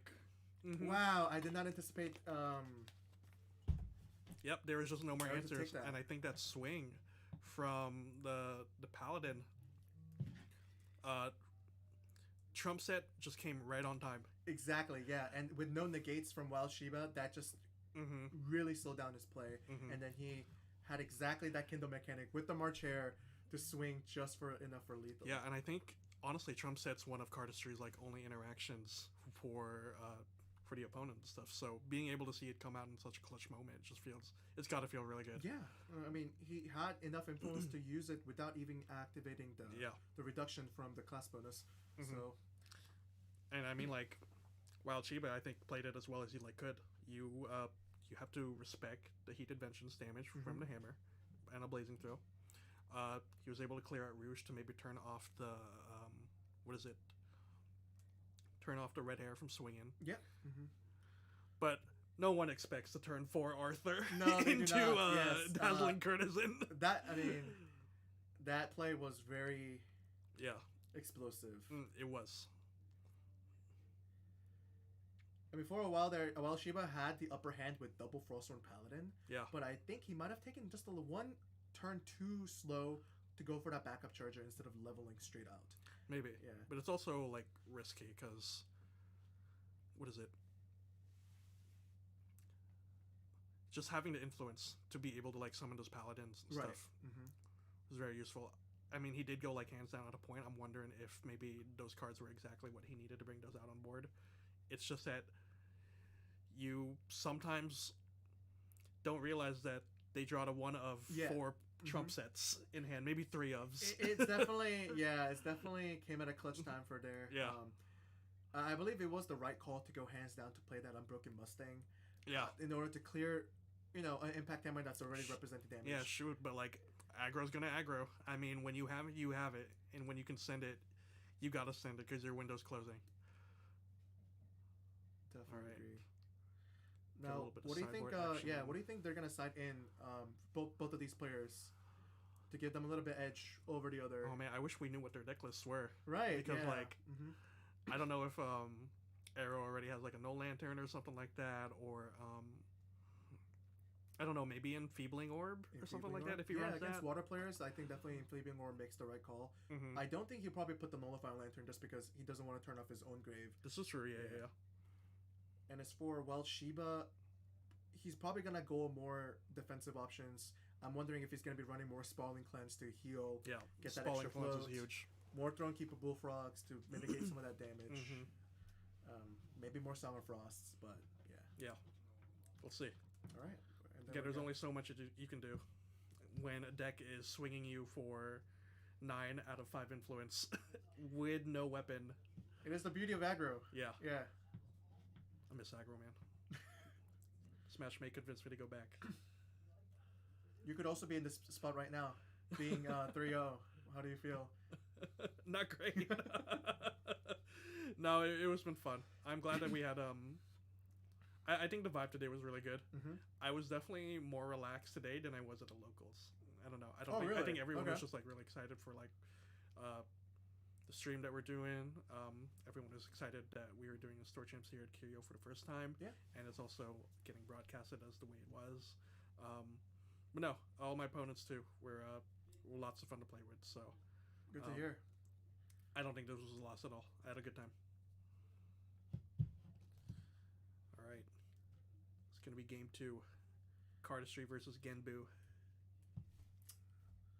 Definitely a stronger play for Genbu to go first, which helps. He's probably going to look to, most likely, maybe imbue a Fractal Lorraine and pass. The classic Bullfrog. Bullfrog and pass Turn is also 4. pretty good. This does stop the whole damage coming in from maybe something like an Arthur Red Hair. Mm-hmm. Yes, please swing into my frog and give me a free level up.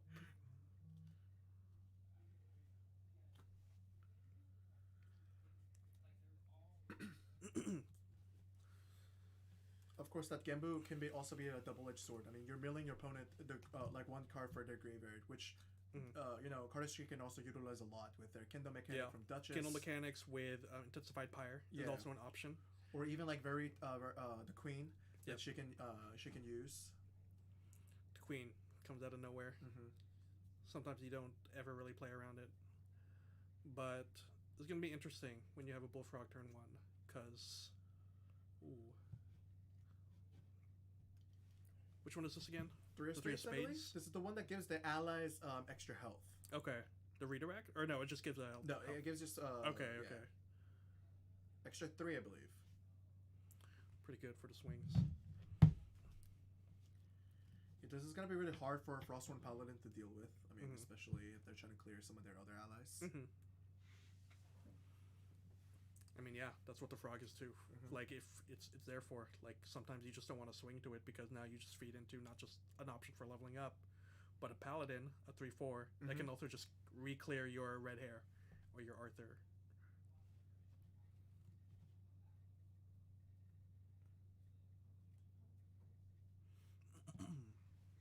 But yeah, see it 3 looks like cards it's a in hand, it's a yeah. turn 1 3 of spades, so not super ideal, but It's not the worst. it is presenting a little bit of pressure with future cardistry cards.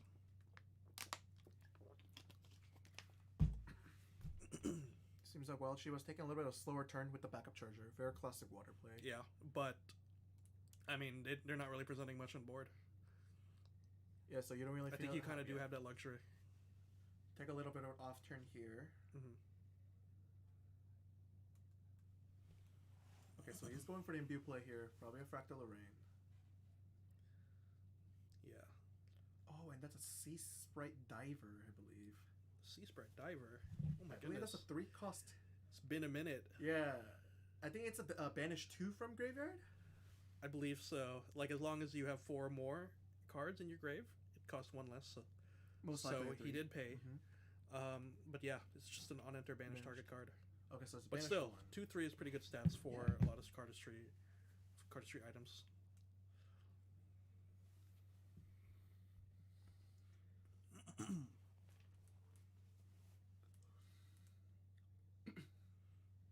I mean, for Wild Shiba, he seems pretty comfortable just sitting on that Bullfrog. And He is, just- yes. Very inviting. Please swing at me.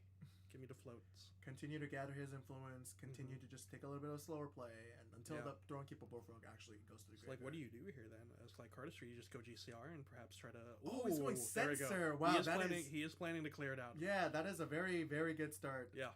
I wonder if Wild Shiba has a Fracturized in order to respond to that. Because that is going to be pretty devastating against Wild Shiba's There will be. turn, just to like even utilize Frostborn Paladins and stuff like that.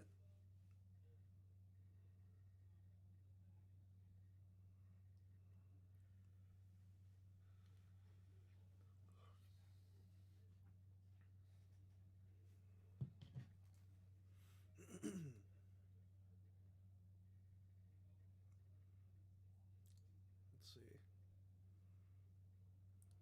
Main goal here is to try to clear the frog. So now just coming in for 2.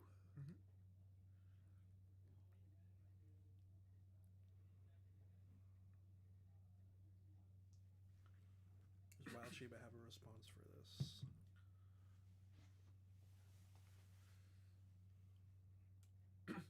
Which one is this one? I believe that's a 2 of hearts. Okay. So the ability would be free, correct? Correct. Yes. Yeah. Plus 2 attack, so it becomes like a 3-1 for this 3-1. turn. Yep. Yeah. Oh my gosh. Okay, he's And now just the looking allies to are coming Rouge. out. There we go. 1, 2, 3. There's going to be 2 damage Rouge, or deal 2 damage if the cost Yeah, is 6. so you can clear the frog, and then can you are go now face. swinging in for however much damage this is. And assuming that Wild Shiba doesn't have a Fracturize at the moment, like at the time of this turn, he won't be able to use that float in the grave.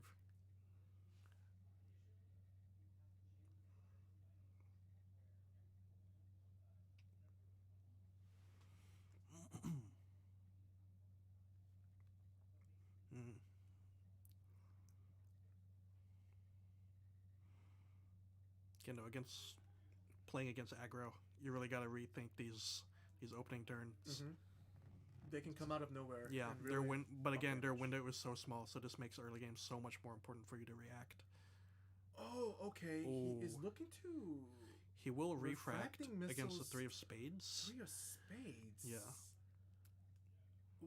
So this will deal 2 damage to attempt to kill it. He is attempting to kill it, but he can use the effect to give it extra health. Yep, so that's what he's doing. It gets an Okay. extra 3 health, or no, an extra 2 health Extra until 2, end of which turn. will allow it to live. Mm-hmm. And now the Rouge will clear the frog, and then it's going to be swinging into face for 1. Yep. For 2 of us, it's going to be using his effect to do extra 3. This is tough though, because as long as that sensor's out, you don't have access to those floats for a potential paladin Yeah, or for sure. a level up.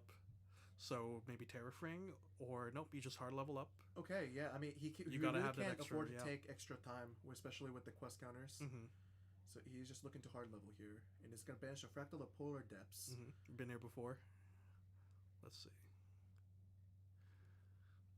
Bring out the Fate Stone. How much influence is Wild Shiba sitting on? Is this 5? I think 5. He is Oh, pretty low this is on tough. influence. That's a tough spot to be in. But with the Imbued Fractal of Rain, he does get to mill 2 per turn, He does, yes. which is usually pretty good, but when your floating memory is turned off, Right. it's not as good. Not as Yeah. Which he builds another Mhm. float. And then Primordial he mills and a Frostborn Frostborn. That Paladin. is a Wow, tough mill. That is a tough. Very unfortunate. Mm-hmm. We'll see if he has the answers though. I do see a Song of Frost in hand to Mhm. maybe try to negate one swing.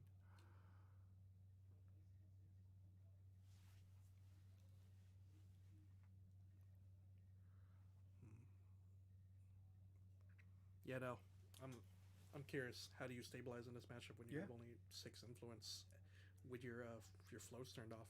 Are you hard playing Paladin, or are you just holding up 2 points of interaction of like Song of Frost and another 2-cost card? Like what? He has is your he game has a plan here? Fractal of, so he could do Cerulean Decree for He Summer could. Frost, Yeah, yeah. but yeah. it's just not that good Mhm. against aggro decks that have already stabilized the board. This at looks this like point. 4 down for the Sea Sprite Diver. He's going to banish a target card from the grave Okay. with the red hair, and now attempt to clear that for for 2. 2 damage. And then it does clear 3 of spades. Mm-hmm. But I wonder how good of a tempo play that actually is. Sometimes it's all you can do.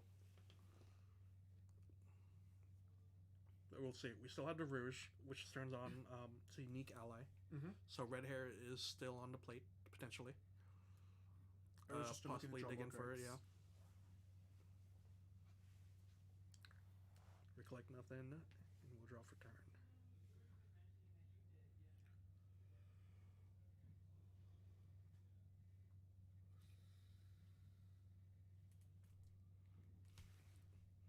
It's so hard to see the cards in the memory when it's black on black.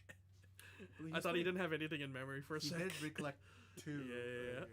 I think he's putting in 3, 4. This is maybe 4. for an Arthur. Potential Arthur. Yeah, that would be pretty devastating. Bam! Oh, okay, so 4 spades. 4 of spades.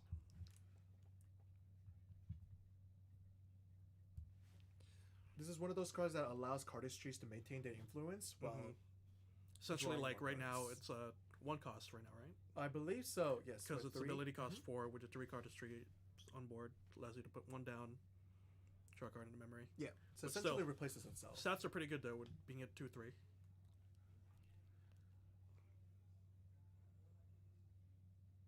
I wonder if he's just gonna clear the Sea Sprite Diver or just go damaging the champion. Sea Sprite Diver, I'm not sure is. Ooh, Ooh, he okay, does so clear it. yeah. Yeah, just wants the extra assurance. Yeah. I think me being aggro pilled, I would just go face, but that's why I'm sitting here and not playing in top tables. Well, I think because Well Shiva doesn't have any other allies, and then Yes. you know that you turn your floats off, so that Mhm. he can utilize this time just go clear the board, do a little bit of board management. Make the 90-10 play Yeah. versus the 60-40. I mean, having more cardistry cards out on the board is always more beneficial. Mhm. Okay, so he mills a straight flare, and Mhm. then wow, so he is running the rejection package in the Yes. Gembu. Is there a reason why Rouge didn't swing for 1 damage? Was there something on the board that I missed? Or... I don't believe so. Okay. Maybe he was leaving it up just so that he can have something to retaliate. I know that he has a trump set in hand. oh, he does. So yes. that could be something that he's trying to look to do right now. Yeah, if say maybe Paladin comes in and he wants Yeah, to swing into the ally, exactly. he'll trump set and try to retell to clear Yeah. it. He did have exactly 3, Mhm. which does allow him to turn that off. Mm-hmm. I didn't think of it that way. So this is 1 down. The fractal tapped.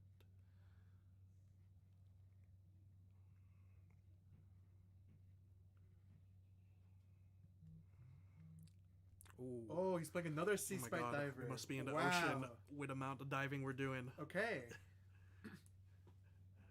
Yep. And I wonder if he's actually thinking of doing the trump set play here. I know, it's tough, because This will allow you to clear the Sea Sprite Diver. So. it will.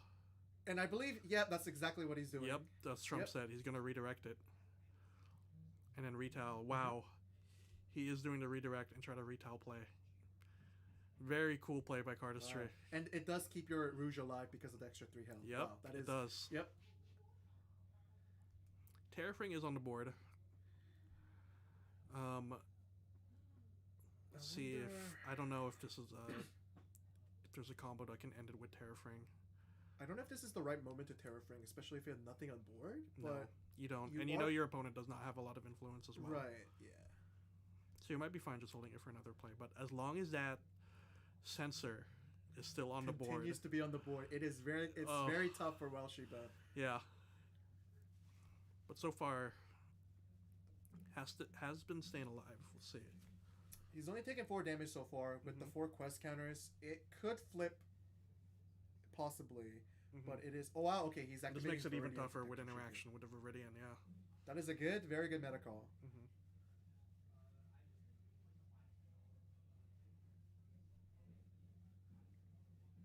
Yeah, I don't believe Welshiba has popped his Terrafring. Okay, he is looking. He is popping the Terrafring for this Alright. one. Showing a lot of respect to the aggro, as you should.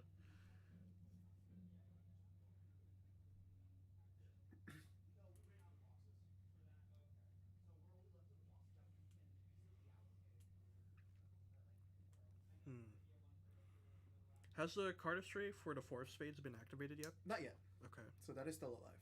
Mm-hmm. I believe that's what he's doing right now. Okay. He's gonna put 1 down to draw into memory. I see.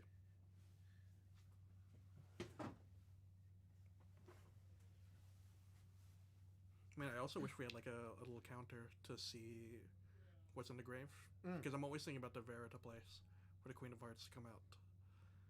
I believe he only has that trump set right now in graveyard. There's trump set, yeah, and I don't know if there was like a 2 of spades or 3 of spades still there. Or? I believe so, because he still he did clear 1. And then Veritas, you need to banish equal to 21. I think equal to 10. 10? Yeah, Okay. 21 is a lot, but I think 10 it makes it a little bit more doable. But it's similar to the Kindle mechanic where you're using your grave as an alternative cost to pay for it, which makes it really good as it can just come out of nowhere. Yeah, and it also bypasses a lot of the floodgates then. And this is a QSG coming out from Wild Shiba. What do you think he's putting in under there? I'm not sure. Is this maybe like a safeguard amulet? This is me not knowing the matchup too well. Wow. Maybe like try to help prevent a straight flare from cardistry, or yeah, I have no idea what really could be underneath there. I also am not too familiar with the water Gembu. So it really could be anything. It could be. But Terrafang did buy Wild Shiba a turn here, so now is your attempt to maybe stabilize, because it's looking good with the 6 quest counters. As long as he can get to Gembu as safely as possible, he always has a chance to flip it around with like a resonating fugue or something like that. And I'm curious though, the possibility of, from cardistry side, an immolation trap.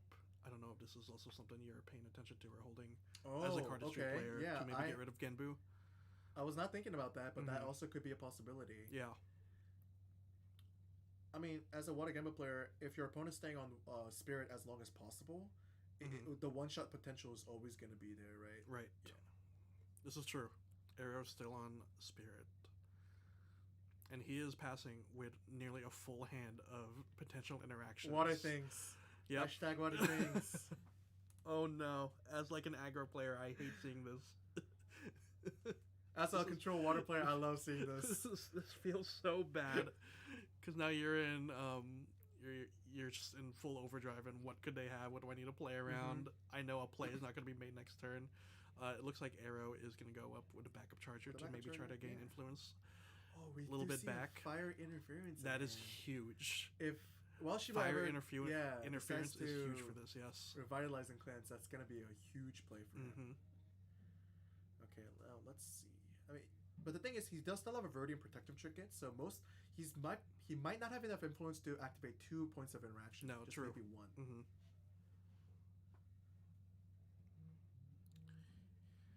In the influence game, though, that 4 of spades is doing a lot of work to keep him good. Yeah, he's sitting on a lot of cards as cardistry. Yeah, I mean, obviously, Song of Frost has the alternative cost for the Tamer bonus to banish a floating memory, but because of the sensor, it is sensor plus Verdi, and Arrow's really making sure that he has the game unlocked. And here's the 3 of Hearts coming out, and in response, QSG. This is going to be Enfeebling enfeebling. Orb. Interesting. Wow. Okay, that is and deciding to pop it out immediately. And I believe this is a response to the activation of 3 of Hearts. Yeah. To really force an Arrow to go hands down for this interaction. I wonder try to why mitigate as much damage as he doing can. This though, is he looking to activate like a negate card right now in hand? I'm not sure. We'll see. That would be an interesting play. He does still have 3 cards in hand, so if he's trying to do like a Cerulean play, he can still pay for it.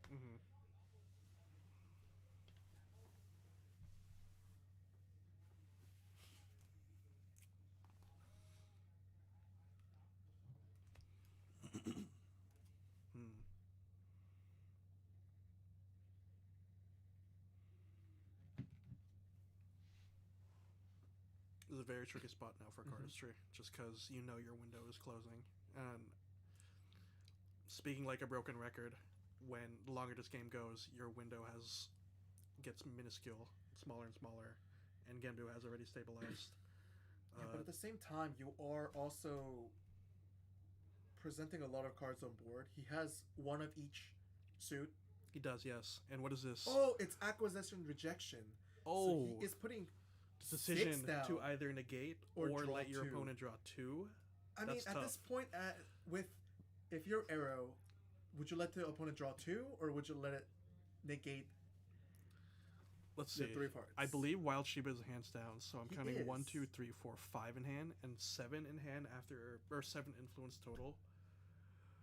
That's kind of a tricky spot to be. You do, as long as you have the Viridian Protective Trinket out, you are kind of going back to your point of 2 points of interaction, feeling okay about it. It depends. What is he trying to do? What did he try to negate? He's negating the 3 of hearts, I believe. Here. Okay. So if I was Arrow, I would probably just let this through and just have it draw 2 because that means you're also down. Yes. Which I believe he's doing, and Yes. that he doesn't have to worry about another negate card negating his 3 of hearts here. And it's just a little bit more pressure and board presence on board. Right. Yeah. And he does pitch. He does use the ability for I free believe, to pitch the March Air. yeah, pitching the March Air for a potential Kindle interaction. This is coming in for 2. This is coming in for 1.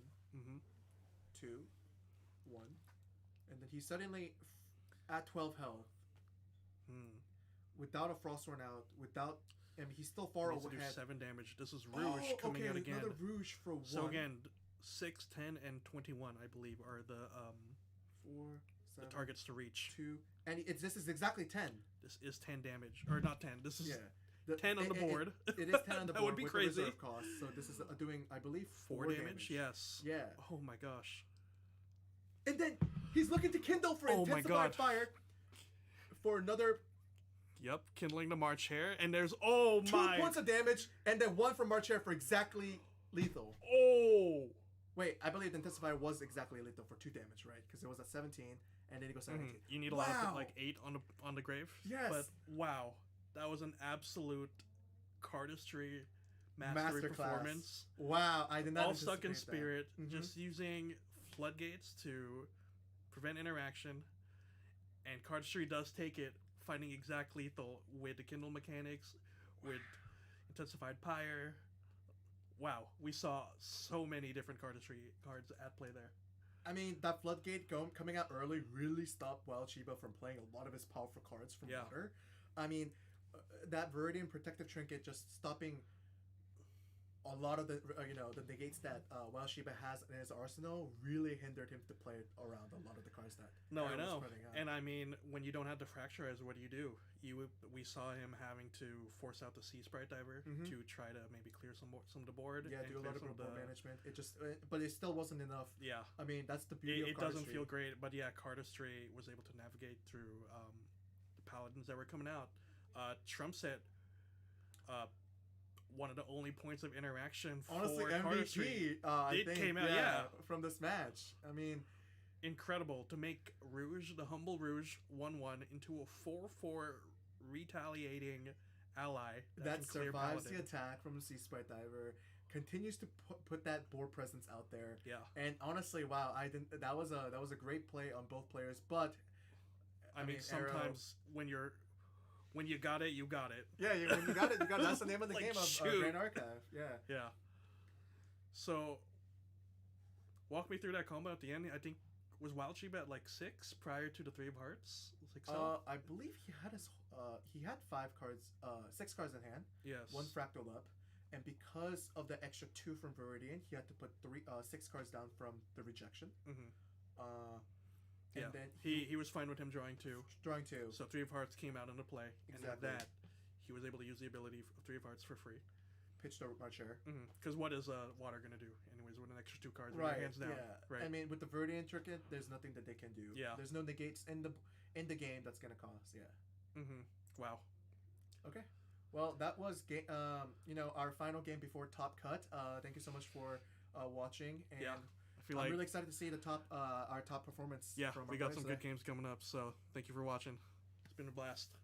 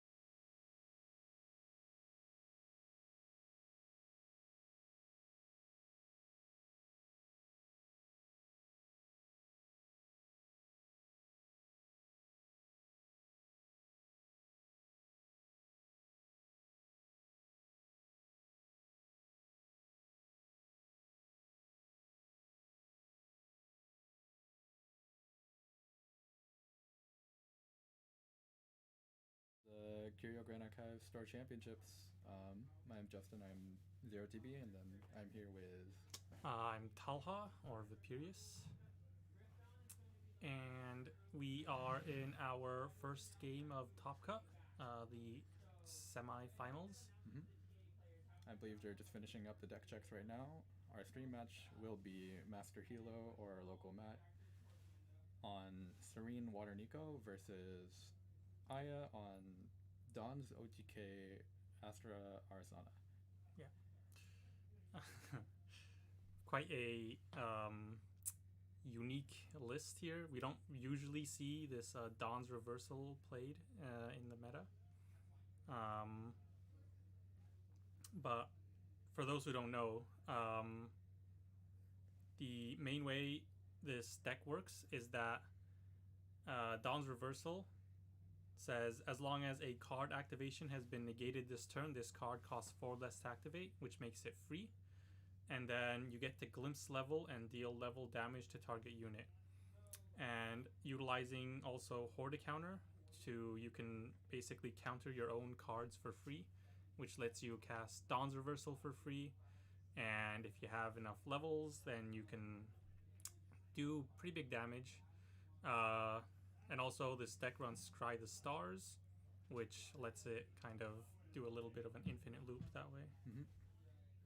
Yep, the idea is once there's a negate for the turn, then I will aim to play Scry the Stars and then hopefully make a bunch of Cosmic Pulse with Polaris earlier in the match, and then just hit a bunch in one turn. Yeah. And try to one-shot. And then Nico is generally... This is a Serene Water Nico list, so it is a little bit more of a control mill variant, and then they aim to one-shot with Ravishing Finale for a deck out.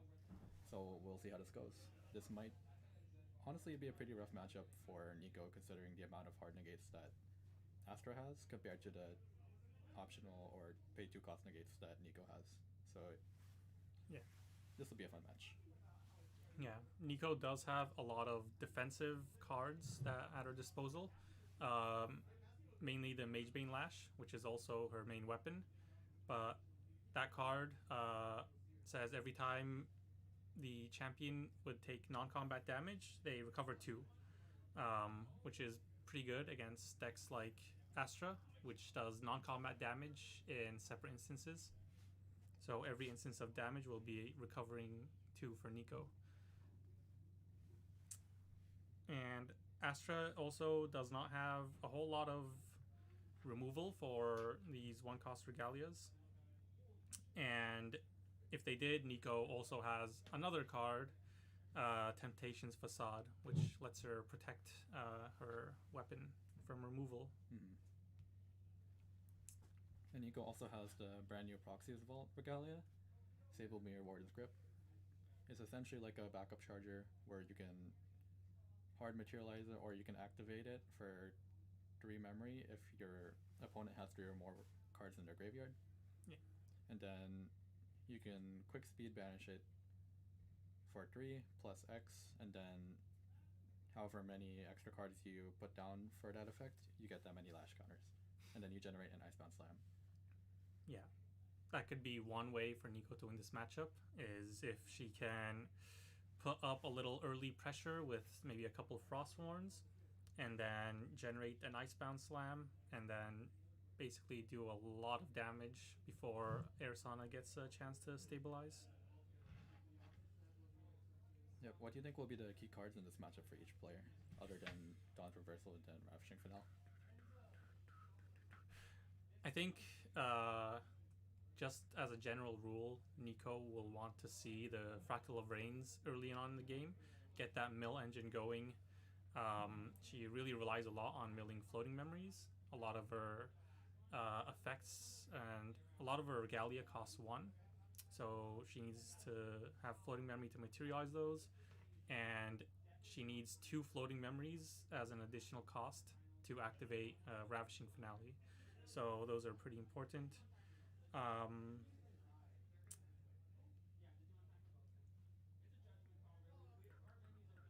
think Master Hilo will really want to see the 1 of Frozen Dismissal in his main deck. That will come up against a dungeon guide because it is kind of a race against time for him. to try to hit the mill out before Yeah. Arasana stabilizes and then can pull off the negate loop. This list does seem like it's kind of tailored towards ally or attack-based matchups. There's one Pure Beyond, a couple of Freezing Hails. Those might come up in this matchup for 3 visits, actually. Oh yeah. Since 3 visits has an additional cost to activate of resting your champion, if Master Hilo can use the Freezing Hail to rest the Arisana, then the Arisana will no longer be able to cast 3 visits. Yep, and then also because this match is a top cut for our Store Championships and it is the semifinals, this will be in an on-time match. Yep. So buckle up.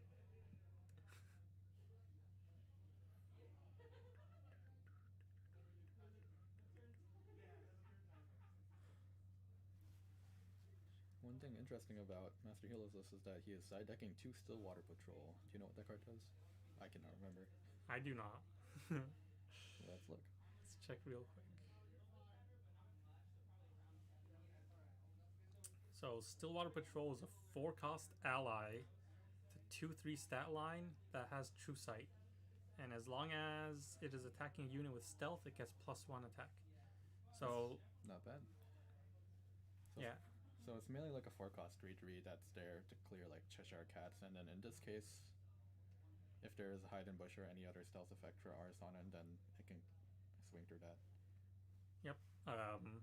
This Nico list also runs 4 of, I believe. It runs 1 Peer Beyond, which also has an effect of giving a unit True Sight, and it's also doubly useful in this matchup or this list because it has an Ephemerate ability. So even if the Nico mills this card, they can still play it from their grave to give themselves True Sight. Alright, it looks like we're starting the dice rolls. And then one thing that is also notable for Aya's deck is that she main decks 1 Noble Dissolution. Yeah. Which is an exalted card released in, is it Phantom Marks or Distorted Reflections? Believe it should be in Sword Reflections. Alright, in Distorted Reflections, it is a 2-cost fast speed wind spell that targets up to 3 Fantasias and then destroys them. Yeah. So that will be pretty useful to take care of any Fractal of Rains, but since this is an exalted card, it will not be able to be played until a couple turns into the game at least, at which point it might be a bit late. But both decks we'll have to see. can go pretty slow though because they're both Serene builds, so Yeah. we'll see. Alright, looks like they're doing their bot decks for their glimpsing right now. I did not see who won the dire roll, so I guess we will see in a second. Yeah. But they are both on Serene Spirits.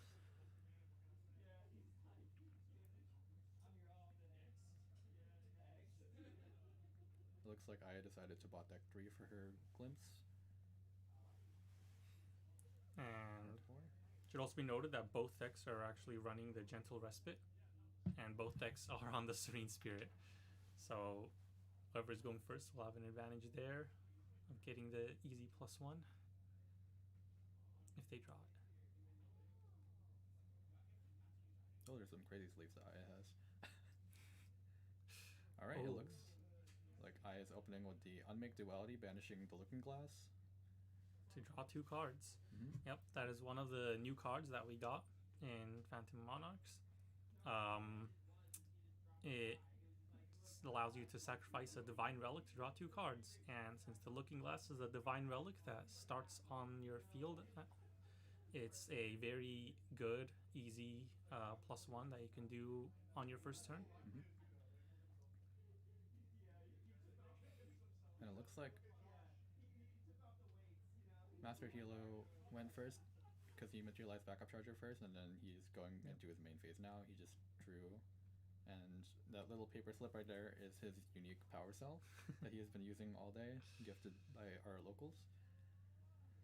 Yeah. And looks like the Nico has passed their turn. Standard water gameplay here on the first few turns. Looks like it did not start with a Fractal of Rain, which is quite unfortunate. Yep. And then we're moving into the Arisana players level 1. banishing an Astral Seal for level up, and then now she is gathering 2 herbs with her on-enter effect. She gets a Getting the 3 herb and the 5 herb. I do not know their names. it's the and it's a recover and cycle herb. 1 and 2 are level herbs, 3 and 4 are recover herbs, and then 5 and 6 are the bot deck draw herbs.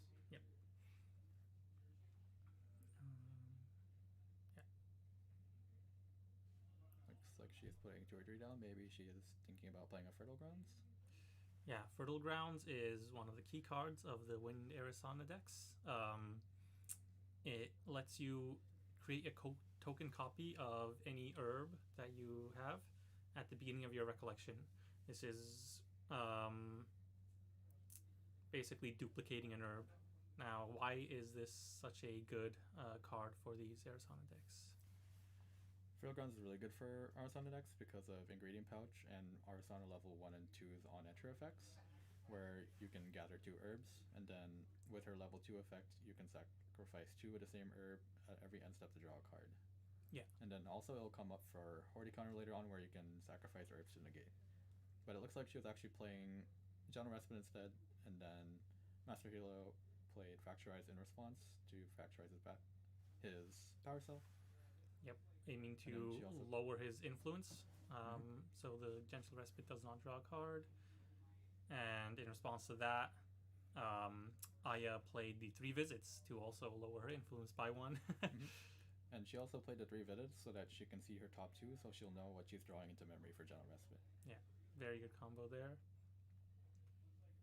And looks like Matt does not have any other cards to play. Well, it looks like his turn should be starting soon. But I believe Aya is still deciding her glimpse. Okay.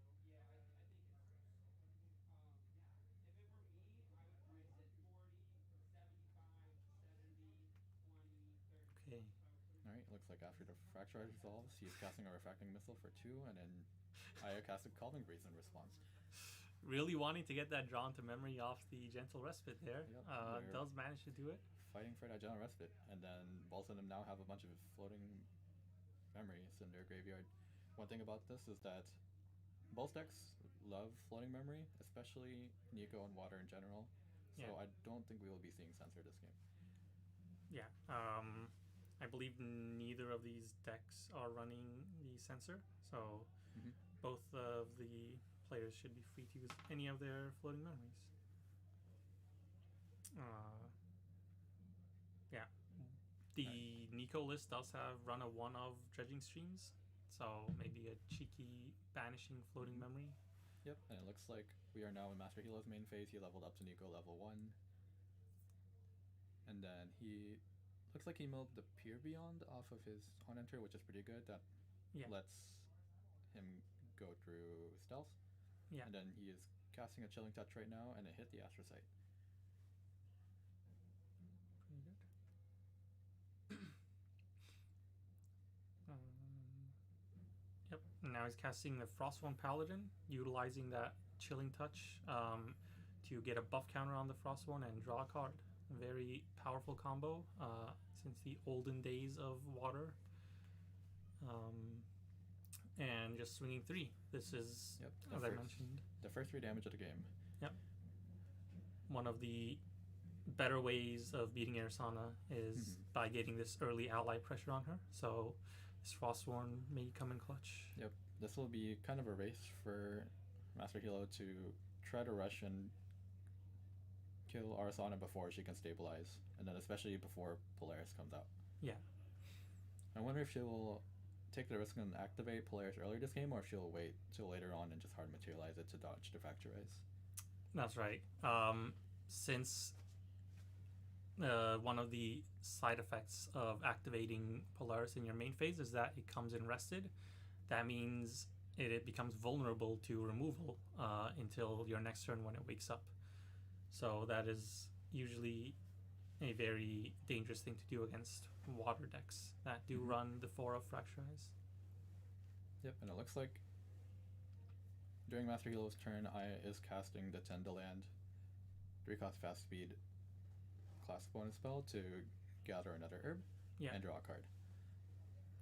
Very nice card for Arizona, just letting you cycle and get an extra herb. Mm-hmm. And go ahead. Yeah, it looks like Aya did sacrifice the 2 herbs of the same name to draw a card at the end of her turn. I believe that was the 3 visits actually. She casted the 3 visits from graveyard to rearrange her top 2 again. Yeah. Gotcha. She's using her 3 visits a lot more aggressively than most Ari players do, where they tend to hold them until they hit level 3, and she's using them to just rearrange her deck, probably like because it's an OTK build with Scry the Stars. I think she is planning on looping through her deck all in one go. Yeah. So she's just stacking it and trying to get all her early game influence pieces right now. Yeah. And being more of a hard combo deck, you really need a few specific cards available in your hand to actually start the combo. So aggressively glimpsing through your deck to find your key pieces is important.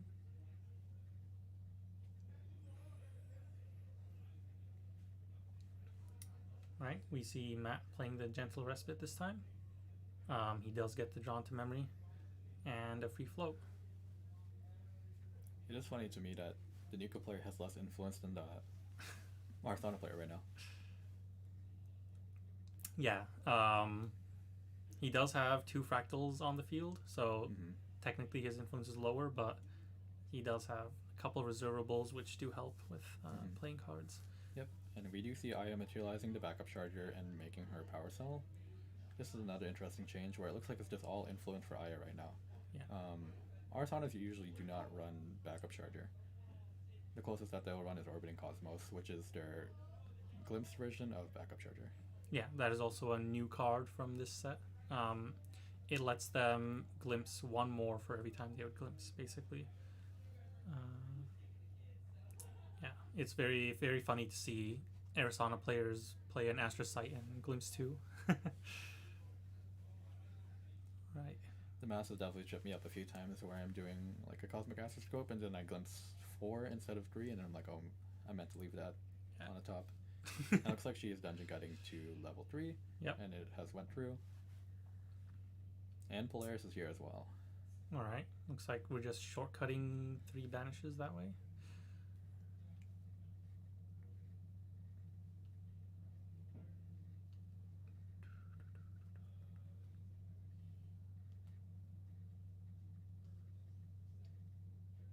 Looks like she did sacrifice an herb. Was that a bot tech herb or was that a heal herb? I'm not sure.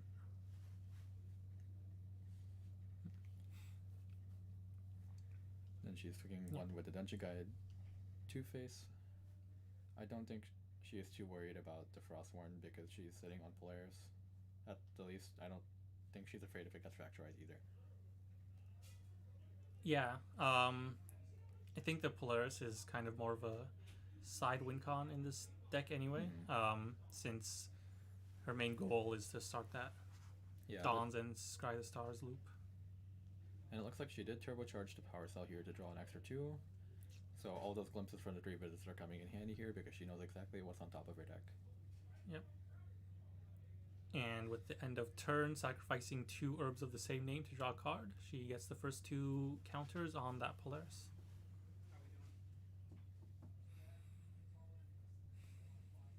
Alright, moving over to Master Hilo's turn here. Let's see what he is going to materialize. It looks like Quicksilver Grail. He's the only Nico here running Quicksilver Grail today. I believe all 3 of us Nico players, I was one of them, were running different Divine Relics. The funny part was he only ran Quicksilver because he does not own a Looking Glass. But interesting. It's working out because he's also drawing the most Frostborns out of everyone today. Yeah, yeah. So what do you think he put under that Quicksilver Grail? That's a good question. I think it's probably gonna be... It'll probably be the... Not the Facade, right? Because Facade's already on board. It will be the Magebane Lash because it can recover 2 for every spell damage. Yeah, that is pretty good. So every time I cast a Cosmic Bolt, then Master Healer will recover 2 damage. Yeah. And the Magebane Lash also being the main damage dealing weapon of the Nico, would be important to start getting that pressure going. Why do you think he would put it under this Quicksilver Grail? Is it to try and protect it from any sort of removal that Arizona might have? I believe that, and also to keep Aya guessing, because this way she also has to guess if Master Hilo will be playing Frostborn Paladin, since he still has another Flooding Memory open. Mm-hmm. And then if he mills any more Frackle of Rains, he can pivot to playing a Ravishing Finale if he gets a second Flooding Memory. Yeah, that's a good point.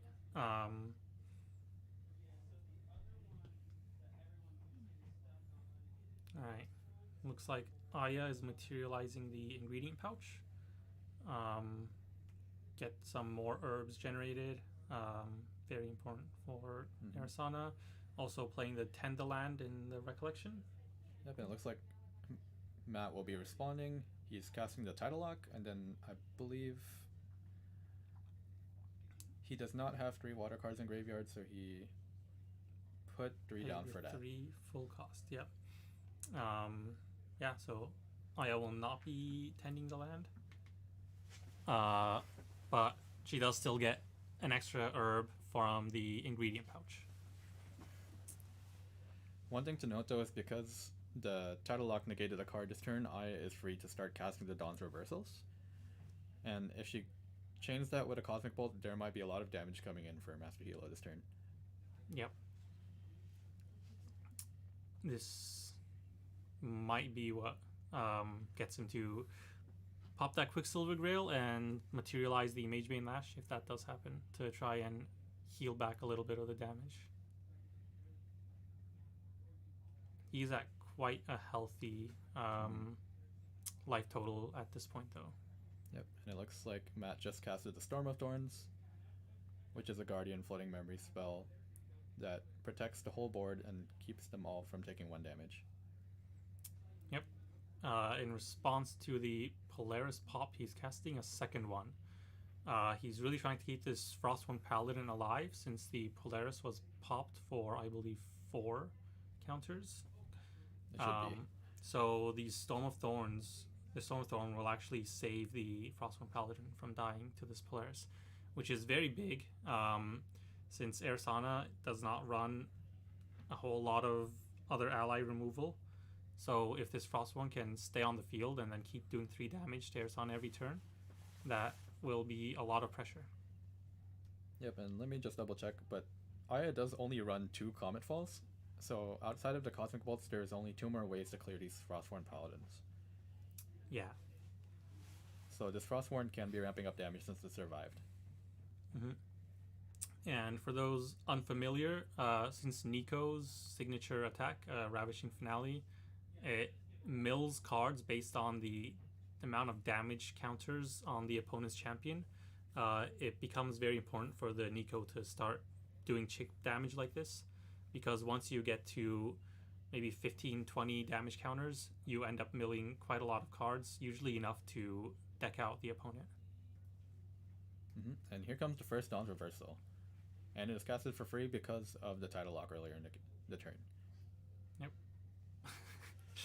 So this should be glimpsing level damage, I believe. Yeah. Let me double check. So go ahead. yeah, Aya should still just be level 3 at this point.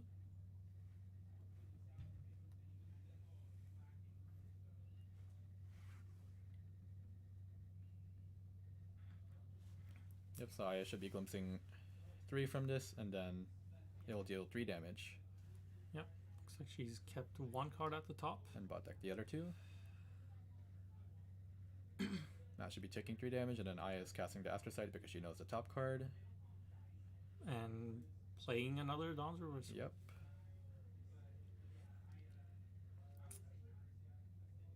She didn't do any level boosting effects this turn, did she? She did not have any level herbs, no. Okay, and it looks like a diffusive block is coming through. That is the Magebane Lash coming from okay, out from under oh, the that's Quicksilver Grail. That's the Alter Art Magebane Lash. Okay. So that will allow Matt to recover 2 from taking 3 damage.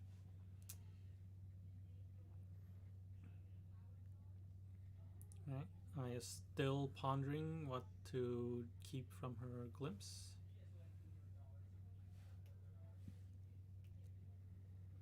And Matt going through his graveyard, counting his floating memory.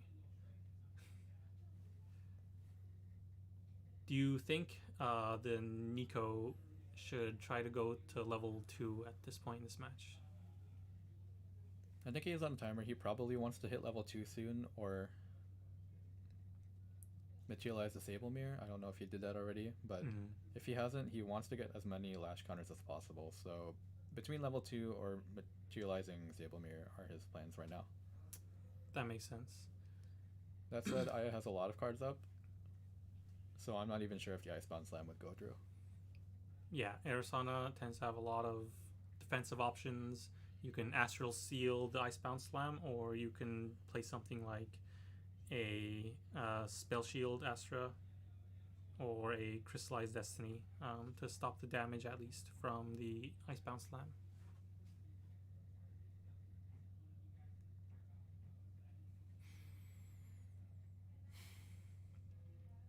Alright, still pondering, playing Astrocyte into the Cosmic Bolt. I believe this is the first Cosmic Bolt casted in this game, but then she banished one earlier, so this one should be coming in for 6 damage. Yep. And then after which Nico will recover 2 because of the Mage Bane Lash. Mm-hmm.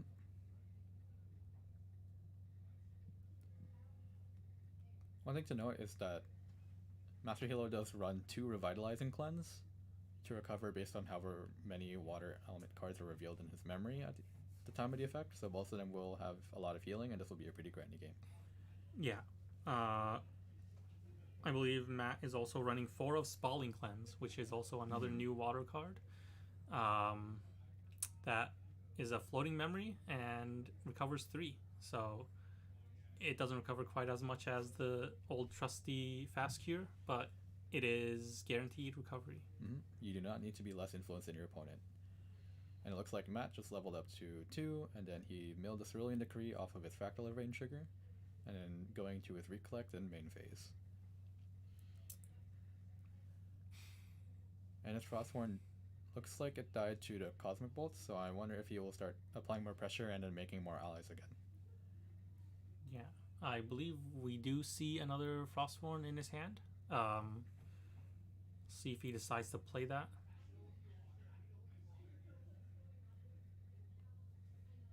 He's going with the Gentle Respite. He probably needs to set up the floating memory first. I don't know if he has too much floating in his grave right now. Yep. So he's at 5 influence right now, which is lower than the Arizona at this point.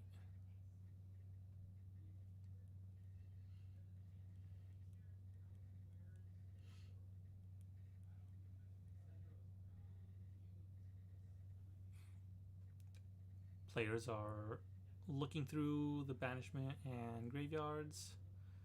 I was thinking on what to do in response.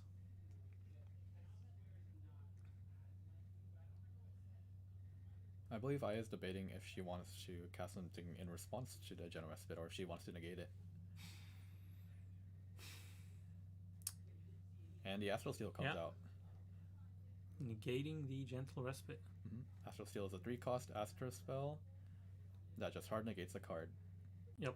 And if that card is, if a card with that name is in any banishment, then it costs 3 less. And since both players had used Gentle Respites earlier in the game, this allows her to negate it for free. Yep, it looks like I was looking through the banishment earlier to double check that they both used General Respites for floating memory. Yeah. And I believe Matt did just play a General Respite to level up to 2, or he used one in his floating memory, so then that let Aya cast it for free. That's right. And ooh, the Confidence Oath. This is the Sable Mare. Oh, that's Sable Mare. Okay, I was like, so from this far, he's looks like activating it in his main phase to get it out. Victory. One thing is, because it is an activation, Aya can negate the Sable Mirror if she wants to. Yep. That is not a play we see a lot, but Astra does have a lot of negate cards to be able to do so. Looks like she does not have it at this moment, though. So, yeah, it looks like Matt is going to be taking things a little bit slower. Probably want to be putting at least a couple of lash counters on his champion by activating that Sable Mare ability next turn.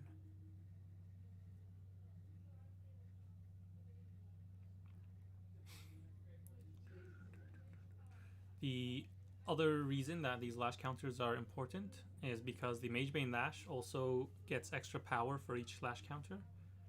So being able to get a high number of lash counters lets you do a lot of pressure every turn with this Magebane Lash.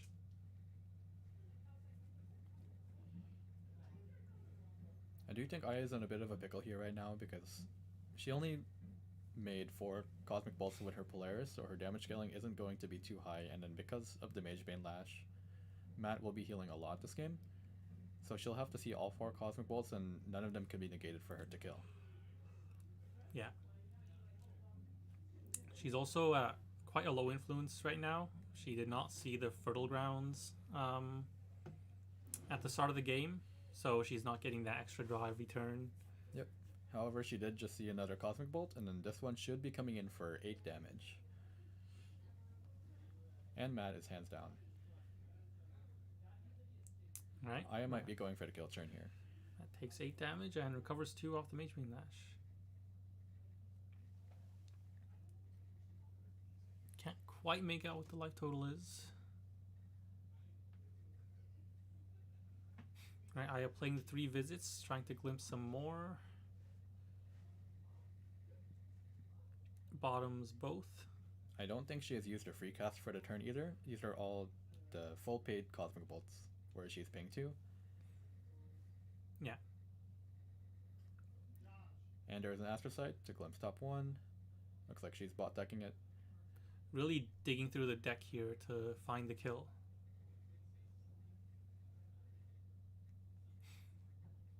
Nico, also being a Guardian class champion, has 25 health even at level 2, which makes her a bit harder to kill than most other champions. Yep. Even if she doesn't get the kill this turn, I don't think she is worried though, because she is near 0 damage. So in order for Matt to mill her out, he needs to get her to at least 10 damage.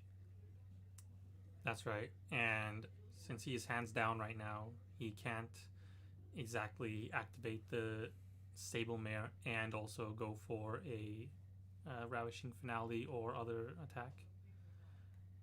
Alright, and it looks like he did materialize the Chalice of Blood and milled the Refracting Missile off of his Fractal Rain trigger. I believe he's debating if he wants to activate the Chalice now. He's recollecting and drawing. Yeah, he's quite close to that 20 health. So having the Chalice out preemptively could be very useful.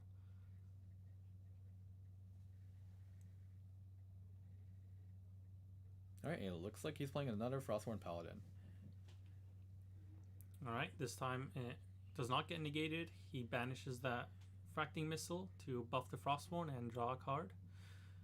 Yep, and it also triggers Nico level 2's effect. Whenever a floating memory is banished while she is on board, she gets another lash counter.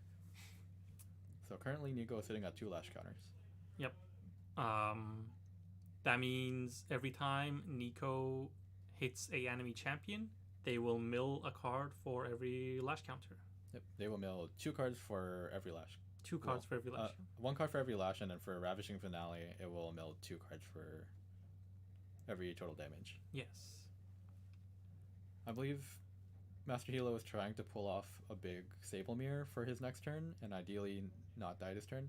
Yeah. And if he can, then he can get a Sable Mirror for maybe 5 counters or so. Hopefully more. Yep, he is holding all the cards in his hand right now, so he can put them all down to activate that Sable Mare effect at the end of the turn, if he doesn't have to use any to stay alive. Alright. How many cards in hand do you think that both of them have? It looks like more than 7 for each of them. Yeah, they have quite a lot of influence at this point in the game. I also just activating the Purifying Thurible, getting an extra card, and banishing the entirety of Matt's graveyard, which is quite detrimental. That removes all of his floating memory as well. Yep, and it looks like he is forced to play Disable Mirror for 4. 5, I think. Yeah, we'll see. He generates the Icebound Slam and gets 2 Lash counters. So right now the Magebane Lash is dealing 4 damage per swing. It's also materializing a Bulwark Sword. This is an old classic. It's a Guardian sword weapon that is 2 attack and 2 durability, and has a Guardian class bonus to get 1 more attack. Very powerful stat line. The only detriment is that as an additional cost to activate attacks using it, you must pay 2.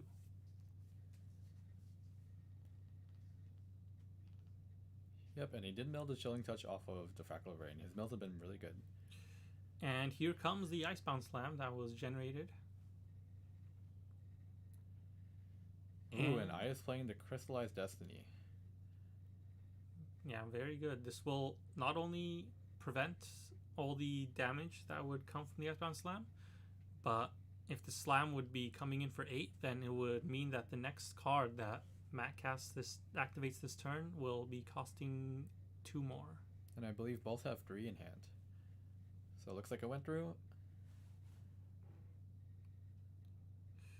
And yeah, Matt does get the 5 water cards in the grave. So that is... Yep.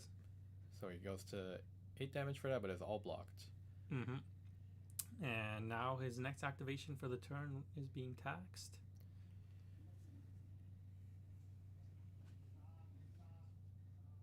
Yeah, trying to cast the Frostworn, and the judge is catching that it would be taxed from the Crystallized Destiny. Very heads up play by Aya there with Crystallized Destiny, not only blocking the damage from the Icebound Slam, but also preventing any further plays that turn. Mm-hmm.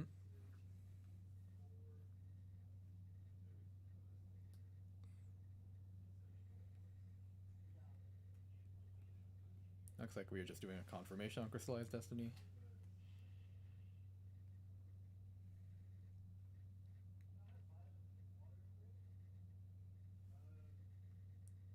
And I believe Aya was planning to materialize the Cosmic Astroscope, but they're doing a state-based check right now to see where both boards are currently.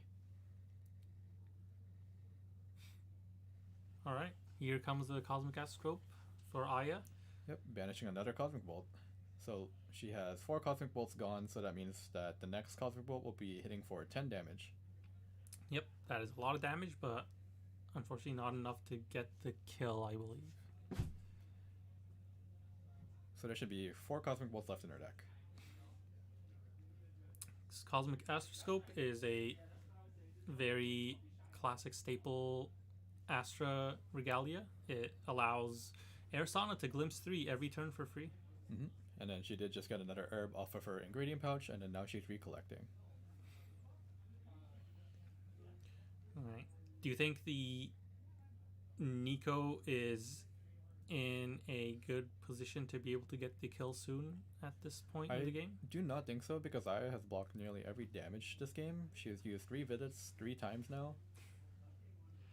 And then Polaris did not clear the Frostborn, but she Cosmic Bolted the Frostborn earlier. Yeah. So it is a little bit of a deadlock right now, but I think Aya is slowly edging towards the game. Mm-hmm. And blocking all the damage from the Icebound Slam was a big hit.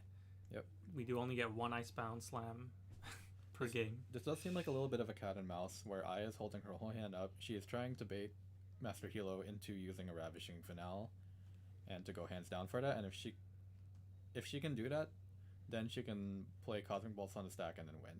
Yep. And then the Vapor Jet Shield is coming out, where 1 damage is reduced. Is this from attack sources or from all sources? From all sources. From all sources. Okay, so it'll be 3 damage reduced from every Cosmic Bolt going forward. And then the Meteor Strikes, not the Meteor Strikes, the Comet Falls, my bad, will only be hitting for 1 damage. Yeah. So Vapor Shield is a unit link Regalia, and linked unit, whenever they would take damage, they take 1 less. or it prevents 1 damage. And Matt did just mill another float off of his Fractal's Rain with the Fracturize. So now he's very comfy with his floating memory. Yep, he should have enough floating memory to cast a Ravishing Finale, but he should also just be able to swing for 6 with the Magebane Lash every turn. I wonder if he'll play another Frostborn here or if he's going to go for the Ravishing. Looks like he's going for that Frostborn he wanted to play. Yeah, it's a very powerful ally for water decks, not only allowing him to cycle and go card neutral, but also applying a lot of pressure every turn. Yep, I do not know if Master Hilo got the Lash counter from banishing for that Frostborn Paladin. That would put him at 7. And here comes the Ravishing. Yep, there it is. He's getting the Lash counter for that. So he's... Oh, and he got 2 more also from the Vapor Jet Shield. Yep. So... Wow, and a second Crystallized Destiny, but... Matt does have a lot of cards in hand. Let's see if he has 2 negates to stop this. He does have a Refracting Missile in hand, I believe, but not enough to cast it to break the shield, unfortunately. Alright. So that is Aya's second Crystallized Destiny of the game, and she only runs 2 in the deck. Yep, but with how much her deck glimpses, it's pretty easy for her to find her 1-ofs. I wonder if she'll find her Noble Dissolution 1-of soon. Oh, and here comes the next Cosmic Bolt, coming in for 10 damage. And Aya did pay 2 from hand for this, so... Yeah. Master Hilo is free to negate this if he wants, and I believe... he can take 1 more before he dies. He is on the Serene Spirit as well. That is true. And because Nico is a Guardian, she has 25 HP at level 2. Yeah. So that means Ersan would have to do a total of 31 damage to kill Nico.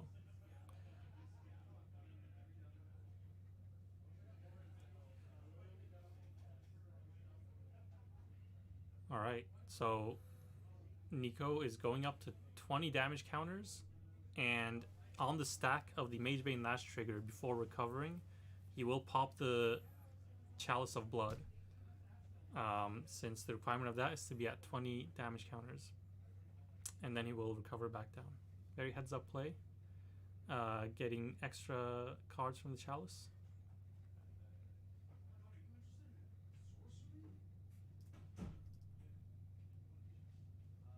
Alright, it looks like Aya is casting another 3 visits.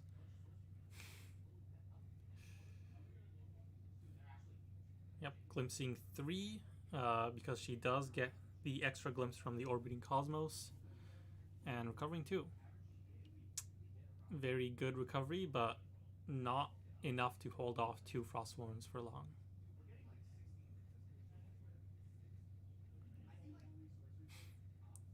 Alright, looks like Aya's doing some mental math here, seeing if she can pull off the combo. Ideally, she really wants to negate a Ravishing Finale, so then she can use Astral Seal on them for free. Yeah, so once the Ravishing Finale is in the banishment, then they will be able to be Astral Sealed for free. And I believe that's why she's also using the Crystallized Destinies early, so she really wants to hold those Astral Seals. And then because it's also tied to her OTK loop, she needs to use her Astral Seals and her Dawn Reversals in the same turn. Yeah, because once a card has been negated, then that does allow the Dawn's Reversals to be cast for free.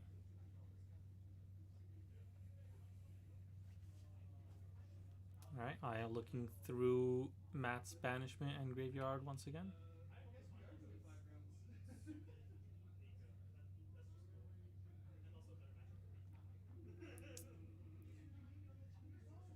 I wonder if she's casting an Astral Seal here. Nope, she's hard casting a Cosmic Bolt. Main phase Cosmic Bolt, okay.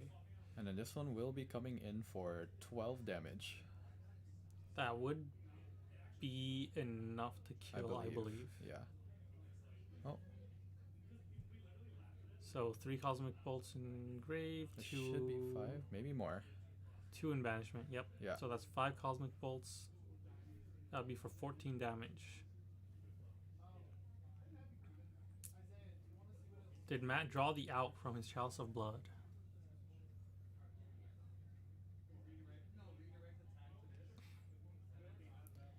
Looks like it seems like I did decide to go for this because she doesn't seem like she has enough negates to last another turn. Right, recovering 6 from releasing the Serene Spirit. Yep, and then reducing 1 damage from the Vapor Jet and healing 2. It seems like Aya got game 1. And Yep, then looks like it she was had the not Hordy enough. counter in her hand. Yeah, very heads up play by Aya. Yeah, her hand did not look like it had any more defense. So there was both Comet Falls in there, and then she had a Stifling Trap. Yeah, knowing that she had to go for the kill, would not be able to survive much longer against the Sneeko, and did have enough damage from the final Cosmic Bolt. All right, so the players are sideboarding now. What do you think will be coming in from these sideboards? I do see that Aya is running the Sensor of Restful Peace in the sideboard. I do think Sensor will be coming in. At the very least, it will be a Fracturized target, and she'll get 1 foot from that. Yep. The Hide and Bush might come in to give stealth for the Frostborn swing turns. Mm-hmm. Honestly, most of her sideboard seems pretty good for this matchup. Yeah, I think definitely 4 Scatter Essences will be really good in this matchup. Especially removing those Fractal of Rains early on is very detrimental to Nico, and being able to get a free floating memory off of that is also very strong. Yeah, between the 4 Scatter Essence and the 1 Noble Dissolution, I believe Master Healer will be having a pretty tough game too. At the very least, he will have his General Respites. Yep. Looking at the Nico sideboard, he does have 2 overpowering defenses. This is also a newer card, but it's a Guardian card that says as long as a Guardian unit is attacking, negate all other card activations on the stack. Mm-hmm. So this negate all card activations on the stack that your opponent controls. So it doesn't negate anything from your side, but it is a 2-cost fast speed, so it is really good for Guardians. And it came out in the CL Distorted Reflection starter deck. Yeah. So this will give Matt a little bit more leeway and ability to get those Ravishing Finales through, being able to negate stuff like the Crystallized Destinies or Astral Seals or anything else that may come out. Yep, I'd also really like to see if Matt will use the Freezing Hail and side deck in the 3rd Freezing Hail for this matchup, because it will come important against these 3 visits that keep coming up. I believe I casted 3 visits in 2 full cycles, so she got maybe 12 or so heals that game. Yep, and heals are very good, and also being able to glimpse so much of your deck lets you really find the cards that you need.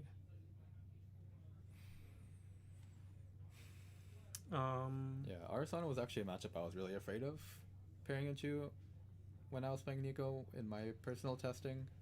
It felt fine for a bit when you're putting up pressure, but the moment they stabilize after Astroscope turns, it doesn't really feel like there's too much you can do once the bolts start coming out. Because you have Water's optional negates in Frostbind, Cerulean, and Tidal Lock compared to Astro Seal and Hordy Counter. Yeah, and Astra also is able to have a very high influence to be able to pay for any of Water's negates. Mm-hmm. And also because Aya runs the 4 Dawn's Reversal, which are really good in this matchup, especially because looking at Matt's list, he has 3 Cerulean Decrees, 2 Frostbinds, and then 2 Tidal Locks. So he has 7 negates in his deck, so that removes half of Aya's work for her. Yep. So she might even want to get some of these cards negated just to be able to play the Dawn's Reversal. Yep, just like we saw in game 1 with the hard casted Tidal Lock, she let that through so that she could play 2 Dawn's Reversals that turn. Yeah. Alright. Looks like players just about finishing up sideboarding here, and we'll get round 2 started soon. Yep, and it looks like Master Healer does have the matching Nico Ascent deck box. And we are taking a quick bathroom break before we go to the next game.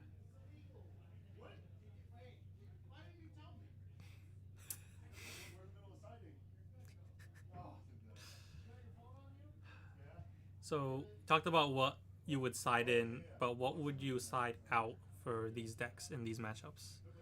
So looking at Master Helo's list, because he's the one who has more of an issue that he has to overcome right now, I believe the Snow Fairies can go in this matchup. They are not really doing anything other than resting a Dungeon Guide. Yeah. Potentially the Bullfrogs. If you want to take a little bit of a risk, you can play a Bullfrog before Aya brings out the Polaris and then try to get more floating memory off of that, but you might just keep it in for the floating memory. The Fishing Accident also doesn't do much here. I believe that rests an ally. Yeah, it rests an ally. Mm-hmm. So, Arizona not really known for playing many allies. Mm-hmm. I believe the only allies in Aya's deck are the 4 Dungeon Guides. So the Glacial Guidance, the Fishing Accident, and the Snow Fairies would be the 4 that would want to go in this matchup. Maybe Matt would even side in 2 Stolen Chances just so he can draw cards too. Or does it? No, you need. You need to counters on your remove a opponent, prep yeah. counter to draw a card. I'm thinking of Reveal the Hidden. Yeah. And on the Astra Arizona side,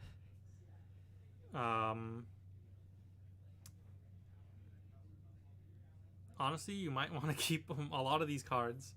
The main deck cards all seem very good in the matchup. It might be a bit hard to make room for these Scatter Essences. Perhaps taking out the Gentle Respites, knowing that you will are playing against a Serene Spirit that is going first. It would be pretty hard to get any sort of value off of that. I believe in addition to the General Respites, you would also side out the 1 Zephyr, because once Temptation's Facade comes out, you cannot target any of the Regalias anymore. Yeah. So the only thing you would be targeting is a Frostborn Paladin, and you don't want to re-trigger the on-enter. That's right. Temptation's Facade, being a very powerful defensive regalia for Nico, allows her to redirect any activations that are targeting another regalia to Temptation's Facade.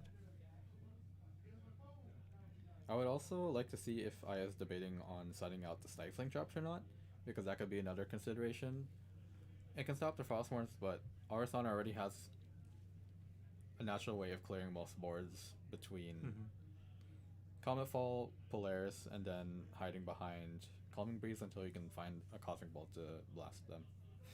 Yeah, I believe the Stifling Traps are mostly useful against Dungeon Guides, and since Nico does not run any, we might be seeing those come out. Do you think that we will see the 2 Hide and Bush or the Spell Receptor come in this match? The Hide and Bush could be very strong card in this matchup as well, since Nico is very reliant on landing attacks to get the kill. But we do see that Matt is running a Peer Beyond, which would allow him to gain True Sight and still hit through the Hide and Bush. But there's only 1 Peer Beyond, right? Yeah. So it is a game of odds. I think having even more defensive options could be pretty good in this matchup.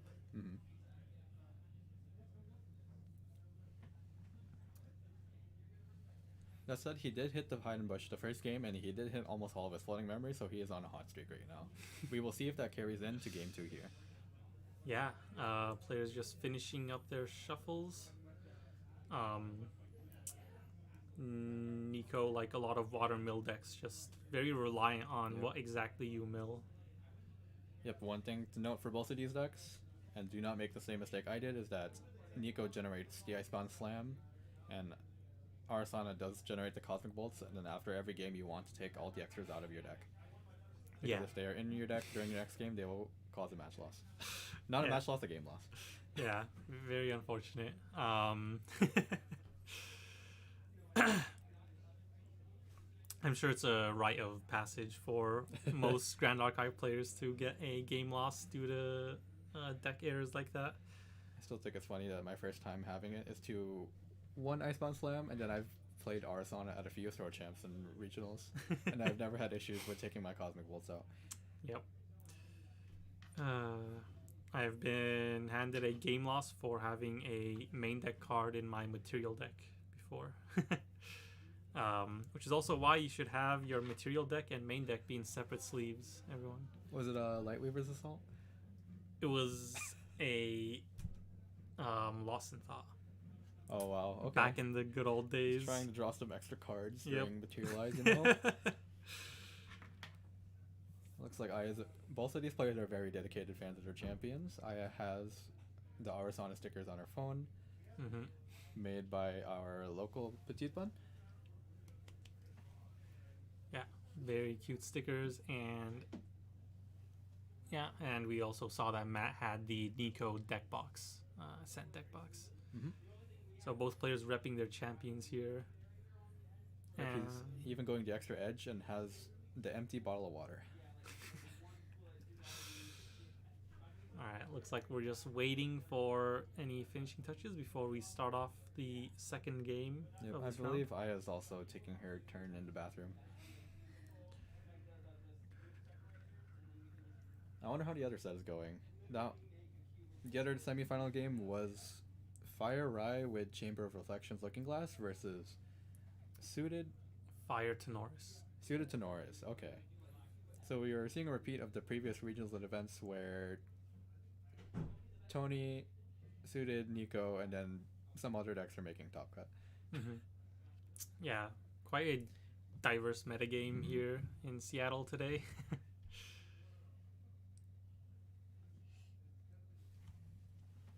Not a single Seiryu, surprisingly, that I ran into. Yeah, that was surprising to me too. I was expecting Seiryu, and that is part of why I played Nico. So how do you feel that Sable Mare has affected Nico's viability and strength in this meta? I think it impacted her a lot. I started a day before Icebound Slam got banned in Grand Archive, so I didn't actually get to experience the Nico times. I got rolled by Slimes, playing Merlin, maybe going like 0-9 or something my first day playing Grand Archive. And then the next day I see Icebound Slam is banned, I'm like, I have no clue what this card does. And then trying it for myself, I can see why it was banned. How are you doing? Good? Not too bad. Next game starting. I heard the camera died. Yeah. Because I don't think it was plugged in. John, is this muted? This is not the camera adapter. This is not able. It needs 1.2 amps. This is Oh, it needs this is- 100 volt? Okay. No, 1.2 amperes. Okay. So this is probably less than 1 amp. That's why Okay. it's not fully capable. So do you still want it? After this game. So you want me to plug it in? Uh, we- there's a real adapter. But I want Yeah, we can do it after this one, like before the next group comes in. Okay. But I can plug it in now, so it's ready. Yeah, that's fine. Switch it in. Alright, looks like Master Hilo on his first turn got a very good start, getting the Imbued Fractal of Rain into the Gentle Respite, putting him at 4 influence, which makes it very hard for Aya to prevent him from getting that drawn to memory.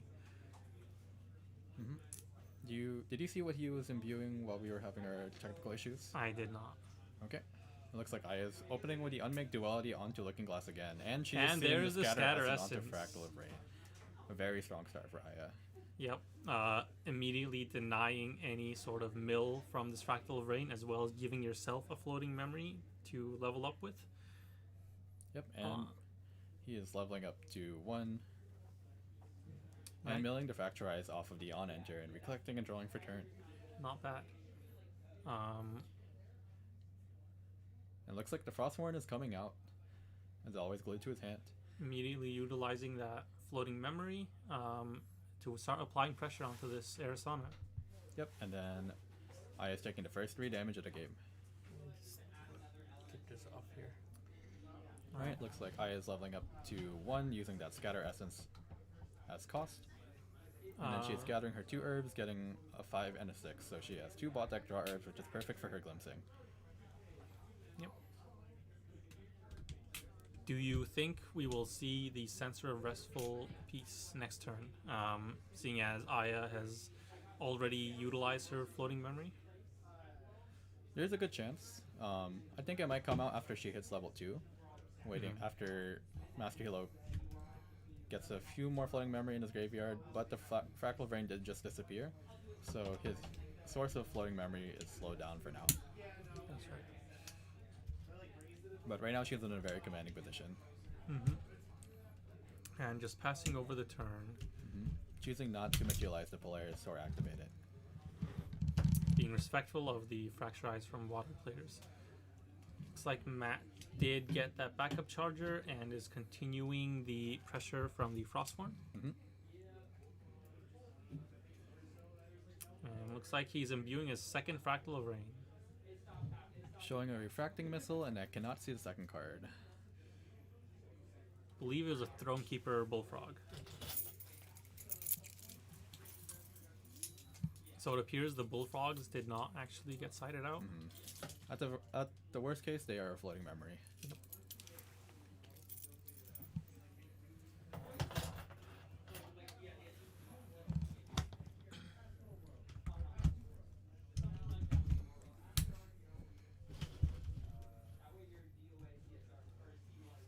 It looks like we are going into Aya's turn soon. Yeah. Matt is just swinging with the Frostborn Paladin and then passing. Aya playing the 3 visits, getting that recovery train going.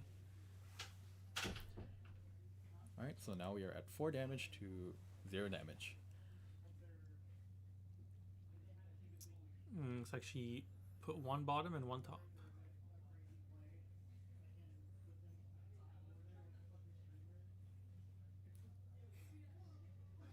What do you think she would want to keep early game in this matchup versus bot deck and see for later after shuffling with Polaris? Yeah, I think definitely you want to have your Dungeon Guide, as most level 3 decks do. Very important here. As well as maybe a couple Calming Breezes, and I think you definitely want a Fertile Grounds to get that herb replication going so you can start getting your draws. The Calming Breeze would help against a lot of the chip damage. Yeah, so since Calming Breeze will prevent any damage below 3, it'll stop all the damage coming from these Frostborn Paladins.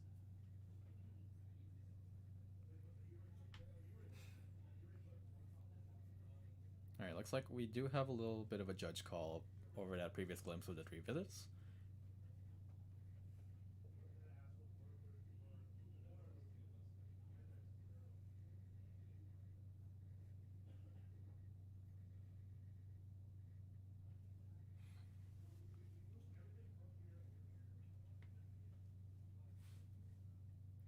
And we will wait a little bit while this resolves, and then we will continue shortly.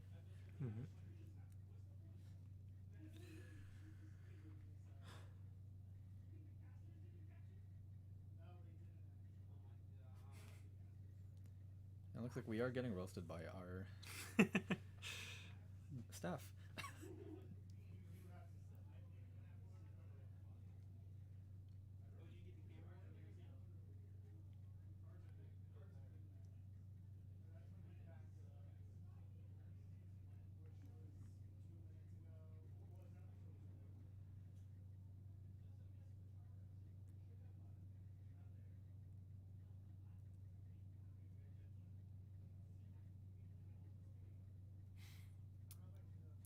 Does it seem like something was on the wrong side of the deck, or was there something that forgot to get shuffled out?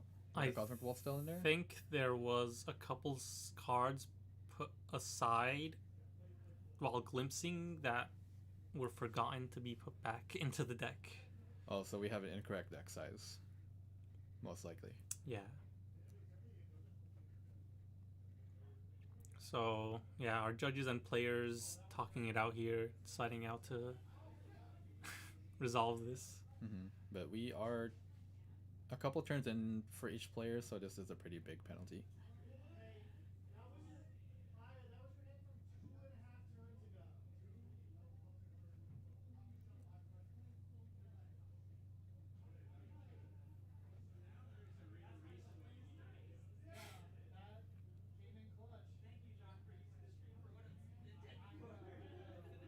looks like they were using the stream rewind to catch the game state previously. I guess what happened was that she forgot her hand on the other side and left it out. It was her hand that she put down 2.5 turns ago. Was stuck on the side? Yeah. Okay. So we were trying to figure out what it was. Yeah, we don't have headphones on, so. All right. That is a pretty big issue. I Playing guess without half your it's hand. not illegal to just not use 2 cards in your hand. I mean, if you for lose 2 half of your turns. hand and then you still win the game, that shows how good you are, right? Yeah. All right. All right, it looks like we are going with the 10 to land. Yep. Gathering some more herbs. Drawing a card. We are Very good. getting one of the level herbs. All right. And moving on over to That- Aya's turn. Looks like that was at Master Healer's end step, and that's why we were confused. Because she had no cards to play to level up.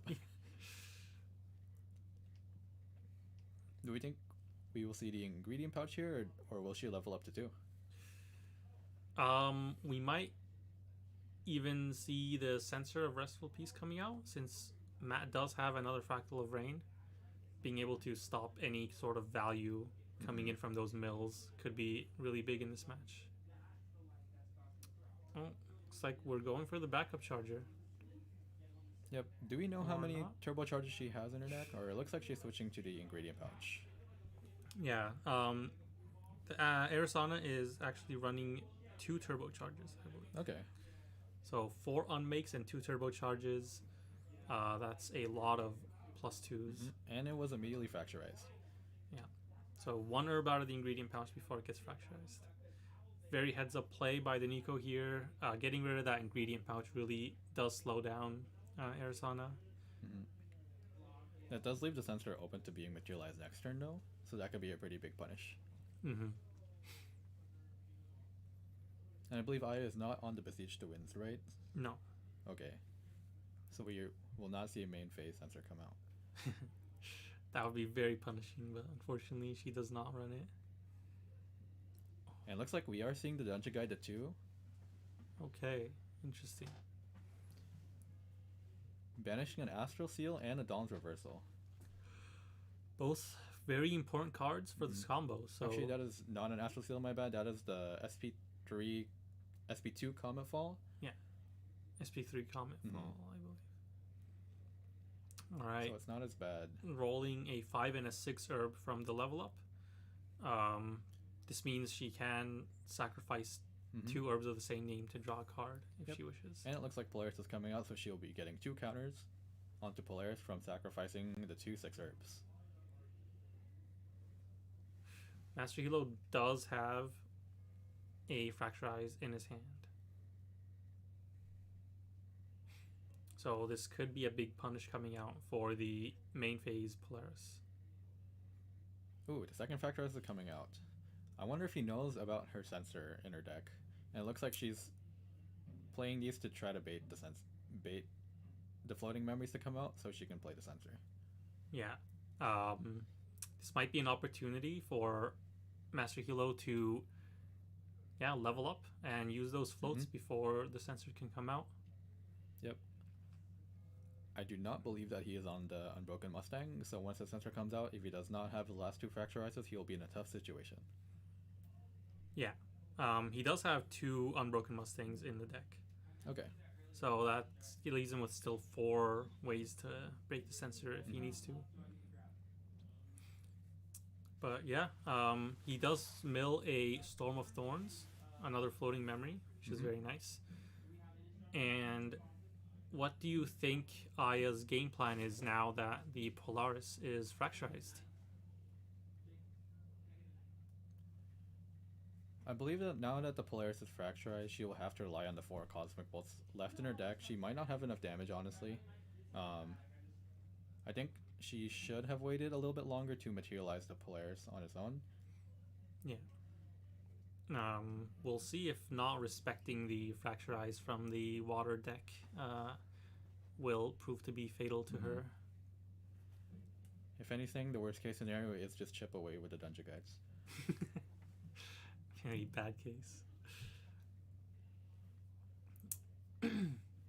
Alright, pondering what to do with the glimpse off the 3 visits here. Looks like she's keeping 1 on top. Okay, see how much damage they're at. Cannot tell. I think it is 7. I'm not sure. So she's playing a Calming Breeze in response to the Frostborn attack. That'll prevent all 3 of the damage coming in. And it looks like Matt is considering to play a Tidal Lock or another negate. Ooh, the Song of Frost is coming out. That will banish the Calming Breeze as it is on the stack. Yep, and because Calming Breeze is a floating memory, that makes it harder for Aya to level up, so she does not have 3 down to level up to 3 next turn. Yeah. She would have to find a way to put another card into memory. This is a very good punish from Matt.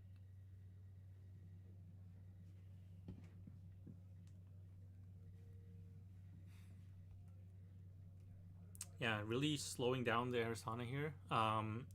She's not able to get to level 3. A lot of her deck, which is Astra cards, becomes unusable.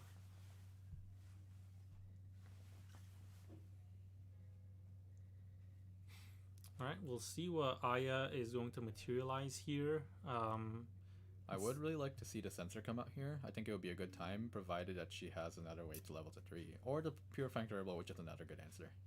Yeah. Looks like she's paying 3 for that.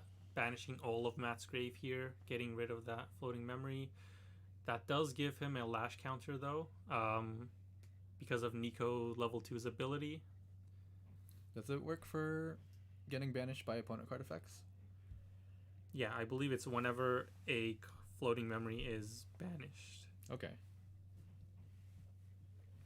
So actually working out a little bit in Matt's favor here. Giving him the first Lash counter of the game.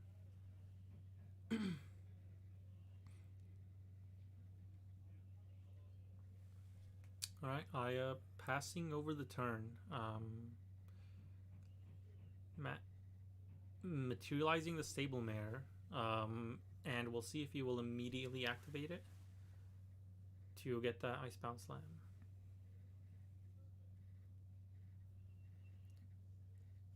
Let's see if he remembers his Fractal Rain trigger as well. Yeah. So he's paying the Sable Mirror for 5? Yep, and getting two additional counters. And then milling a Storm of Thorns. Milling the Storm of Thorns. Very nice. I think he's trying to get this Icebound Slam cast before Arisana hits level 3, as she loses a lot of her potential negates. Or at the very least force out another Crystallized Destiny. However, that would put 3 cards down in memory for Aya to hit level 3. Yeah. See if she has anything to play in response. I do think if she does this, she is in a really rough spot, influence-wise. Because she has her 2 main win cons fracturized right now. Yeah. And due to the Vapor Jet Shield and the Magebane Lash, she cannot rely on just Dawns to win. Looks like we are seeing the 3 visits come out. And since Matt is running a few Norm element cards in this deck, actually, there's a chance that he does not meet the 5 water card requirement to get the +5 damage on the Southbind's Icebound Slam. Yep. But we'll see what he does end up milling. And there is the Crystallized Destiny. Yep, once again. Another thing to keep in mind is that Matt cannot just rely on the Ravishing Finale win con, because Aya keeps putting the 3 visits back on the bottom of her deck. So eventually she will mill them out again, and then she can just put them back into her deck during her main phase or her recollection phase so that she can't deck out. That's true, yeah. So if you activate the 3 visits from your banishment, that will put it back on the bottom of your deck. I think that Master Healer's main game plan here is to push Aya to the 10 to 15 damage range, and then pulling off an Icebound Slam or a Ravishing Finale will just one-shot past the story and release. Alright, I being forced to hard level here, banishing one Cosmic Bolt at least. But without the Polaris here to generate more, that means she only has 3 Cosmic Bolts left in the deck.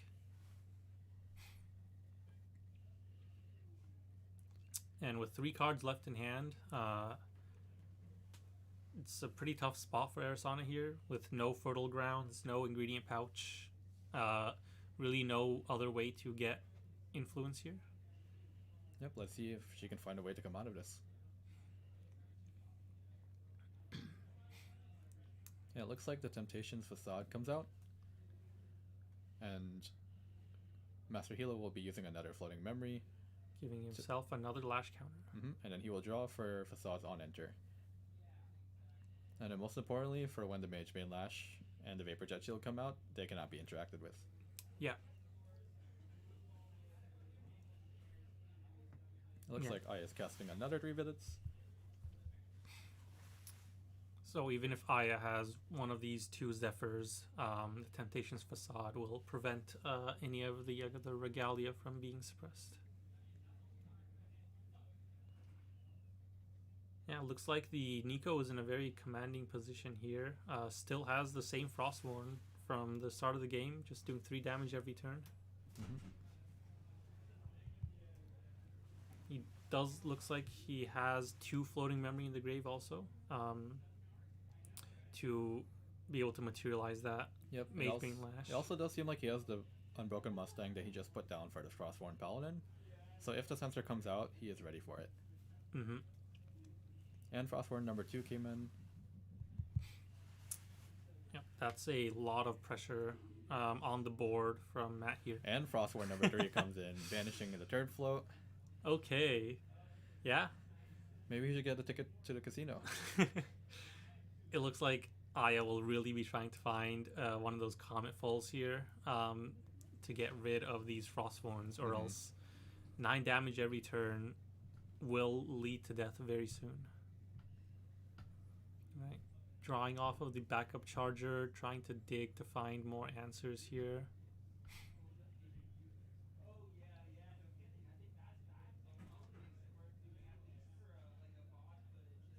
And there is a turbocharge, so getting some influence, maybe, hopefully drawing some defensive pieces. What she really needs to see right now is a Calming Breeze. Yeah. A Calming Breeze, or preferably a Calmifall. Scry the Stars. Okay. She does find the Comet Fall. Yep. And she did banish the other Calmifall earlier for level up, so this should be her last Calmifall in her deck. Master Hilo responds with the Storm of Thorns.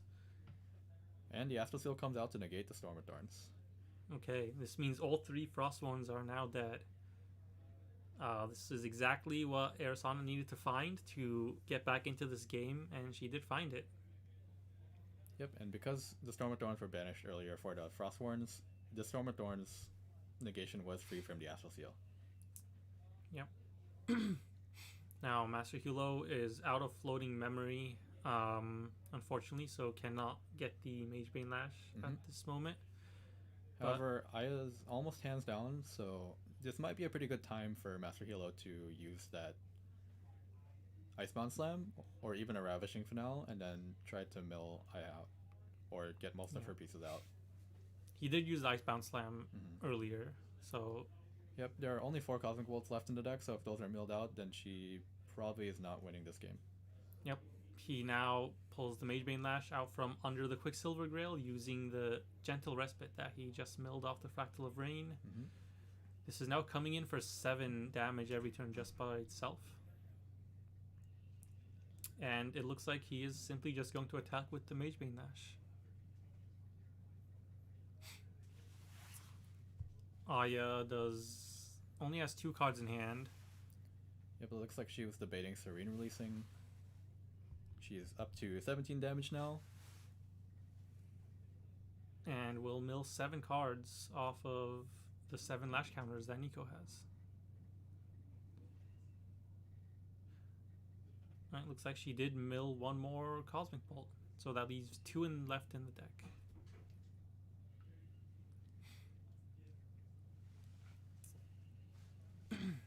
And one thing to note is that Master Hilo still has 2 Revitalizing Cleanse in his deck, and he has the Serene Release, so he has a lot of healing left. Yeah. So even And the Astral Seal just got banished for the Cosmic Astroscope, putting Aya in another rough position. Alright, let's see if she will glimpse anything off of this. Yep. The third Cosmic Third Bolt. Cosmic Bolt. She's on a timer right now. This will be coming in for 8 damage. And then 2 will be recovered after the Mage Bane Lash. Yep.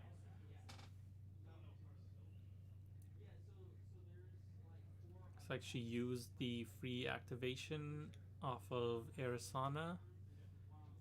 So she does have 2 left in hand to pay for any potential negates. However, Master Hilo has his whole hand up, so even if she can pay for 1 negate, he can just easily play a second negate, and then she can be out of the runnings.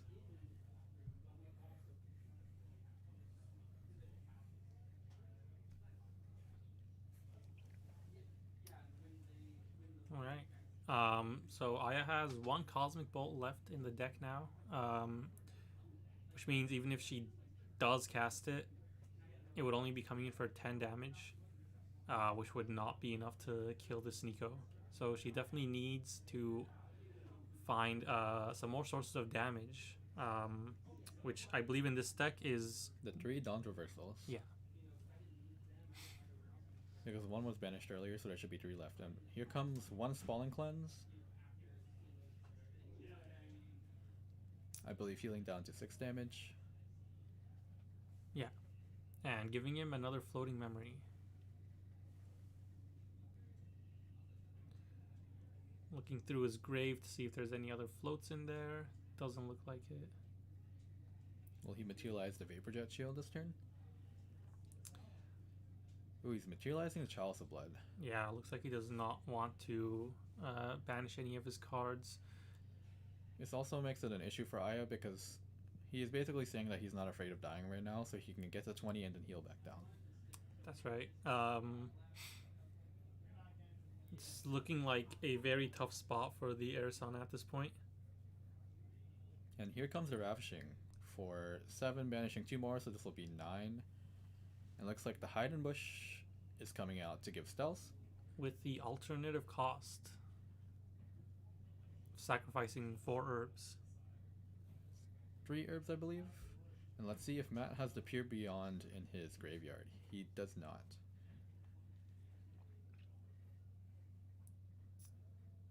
Yeah, looks like the Ravishing Finale will now fizzle as Arisana gains stealth for the rest of the turn.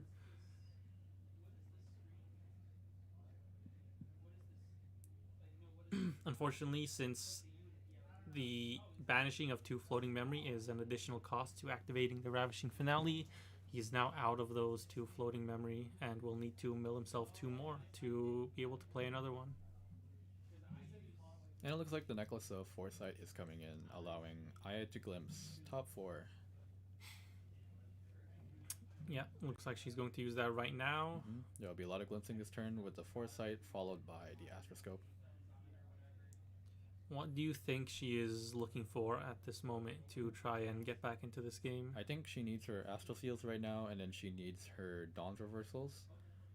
She wants to draw all of her Dawn's Reversals and be able to play them all in 1 turn before Matt can heal down. Yeah. And other than that, she wants to keep seeing her 3 visits. And here is the final Cosmic Bolt being cast from the Glimpse. This would be coming in for 10 damage.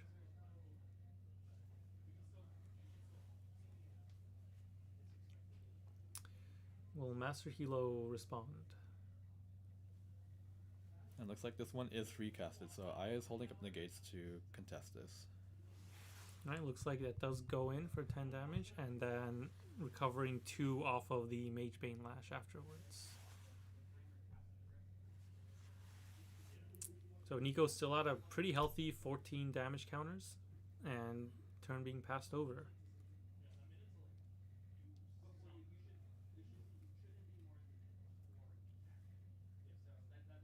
And 22 damage still needs to be dealt. And here comes the first Freezing Hail.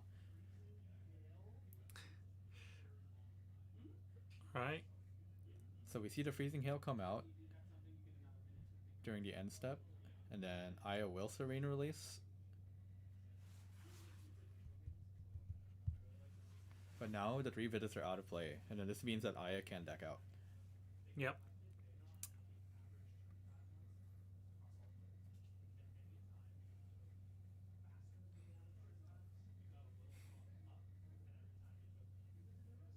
And with 9 lash counters on Nico, this Magebane Lash is dealing a lot of damage every turn just by itself.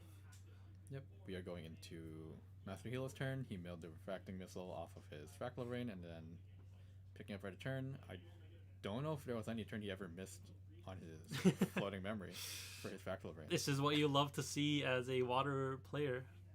Just I wish I milling was every that good float. at the game. Yeah. Alright, let's see what he has in his hand to be able to play this turn. This might just be a attack with Magebane Lash and pass type of turn, just keeping up I believe so. all your interaction. Yeah, the biggest thing is like you can keep all your healing. Looks like Aya's pretty desperate right now. She's just playing Astrocyte, trying to find pieces. Honestly, I don't really know how she wins from here, but it is an on-time game, so why not just play it out? Yeah. You never know how your opponent might make a mistake, so in on-time games, it does make sense to play out.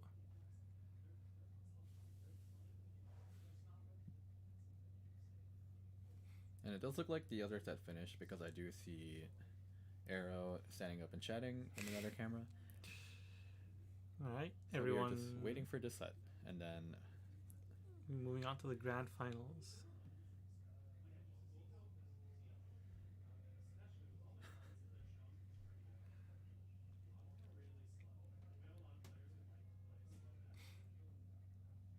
Alright, Aya taking the 8-9 damage and milling 9 cards. there goes another Dawn's Reversal, 3 visits, and another Scatter Essence. Yeah, I believe there is 1 or 2 Dawn's Reversals left in her deck. which does not seem like it will be enough damage to finish out this game. And we see the Fracturize coming onto the Cosmic Astroscope too. 3 Fracturizes. Okay, this will get Astral Sealed. That is crazy that he has drawn 3 of them, and he Yeah. has drawn 3 Frostborns this game. I have seen him draw 4 Frostborns earlier today. And the Censor finally comes out, but it might be a little bit too late now. Yeah, at this point, Nico has materialized Yeah. everything that she would want to.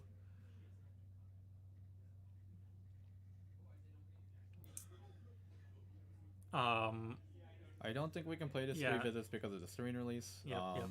Players taking that back.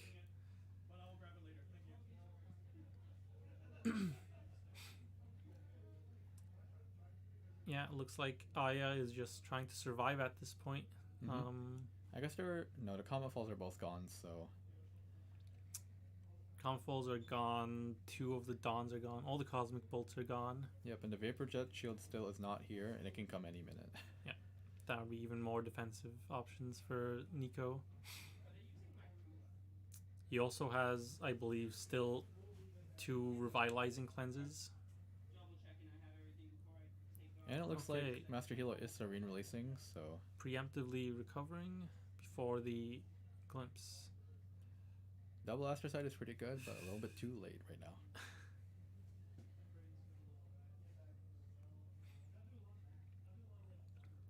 Yeah, not much left to be finding in this deck, unfortunately. Alright, let's see if Master Hulo can finish out the game this turn. One thing I do find interesting is that both of them run different arts of the General Respite arts. One is running the Abyssal Heaven, and then another Aya is running the DOA Alter General Respite arts. The original. I am a big fan of the Abyssal Heaven art myself. I really like the Abyssal Heaven art because it's the first one I saw, but my favorite would have to go to the Merlin Recollection, as I am a big Merlin fan. Yeah. And I think they do have 2 different versions of that. For the Merlin one, Yeah. I believe that one is one of the cards that only has one art. Okay.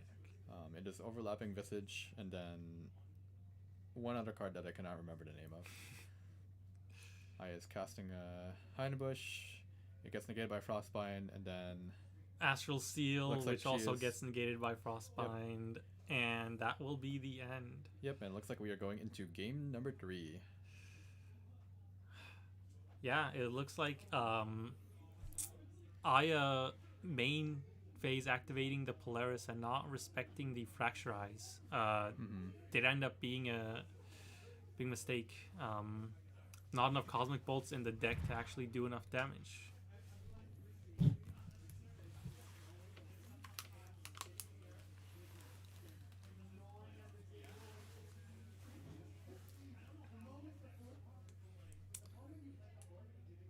Yeah, let's see how game number 3 goes. Because I think this one could go either way, especially because Aya has to respect the Fracturizes this time. I think if she plays around it, she should have the advantage still, as long as she navigates those Fracturizes and Alternates. Yeah. I believe she will definitely have enough damage with the Polaris going off to win the game and stay alive using all of her negates and defensive spells. So just have to make sure your Polaris goes off, and it should be a lot better of a game for her. I don't think she should be worried about dying within the first few turns. I don't think that she needs to rush the Polaris like she did. She could probably wait a few turns and then just spend a turn materializing it, and then she shouldn't be an issue. Yeah, unless, Nico gets really lucky and plays like 3 Frostborns in the first 2 turns. You can usually take it a little slower. Yep. The timing for when Matt plays the Song of Frost and the Freezing Hails will be pretty pivotal for this game. Because if you can play the Freezing Hails to stop the 3 visits from chaining, that would be really good. And then also using the Song of Frost like he did in game 2 to stop the Calming Breezes and deny Aya some floating memory. Because I kept her at level 2 for another turn, and then she did kind of panic a little bit at that point. Yeah, and you can also even use the Song of Frost to deny the Polaris effect. If they activate the Polaris in response to a attack. So that's one thing that you would have to play around as the Arizona player to make sure your Polaris actually goes off. Yeah, one of my favorite things to do when I'm playing against Arizona as a water player is usually to swing with an ally, maybe Frostborn or something, and then Fracturize it on the attack, and then Song of Frost on top of the stack to try to force the players to disappear. Do we think that Aya will see the Unmake Duality again for the opener for game number 3? Well, based on previous experience, I would say yes, we will. She does run 4 of them, and she is playing on a Glimpse Spirit, so the odds are incredibly high. Alright, looks like we are seeing them do their mulligans. Master Hilo did do a pretty aggressive mulligan of bot decking 4 or 5, I believe. Alright. Alright, it looks like Aya is opening with the Skies. Oh, it looks like Master Hilo forgot to take the Icebound Slam out from his deck. We'll have to see how the judges resolve this. Yeah. I believe this would usually lead to a game loss. Yeah, but this being the first turn of the game, might. It's not too far in, so we will see what the judge decides here. Yeah, that would be very, very unfortunate to lose out on game 3 of the semifinals here due to forgetting to take out an Icebound Slam. At this point, it would also be good to double check if Aya does not have any extra Cosmic Bolts in her deck too, just to make sure that we are not having too much extra generations today. Yeah, that's the one downside of these generated cards needing to have the same sleeves as your main deck, is that it's very hard to tell them apart from your main deck cards. The onus is on the player to remember to take them out after every game, and then it is a part of mastering these decks, is remembering and taking them out. Yeah. And it looks like we are consulting the judge now. We will see what they rule.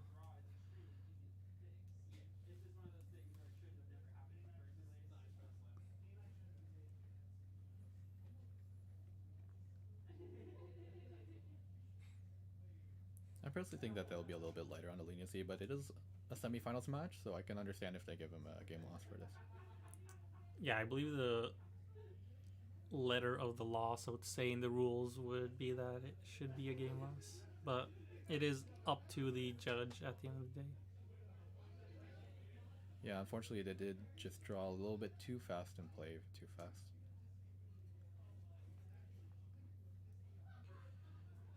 Yeah, mistake like this can definitely happen after a long game of playing.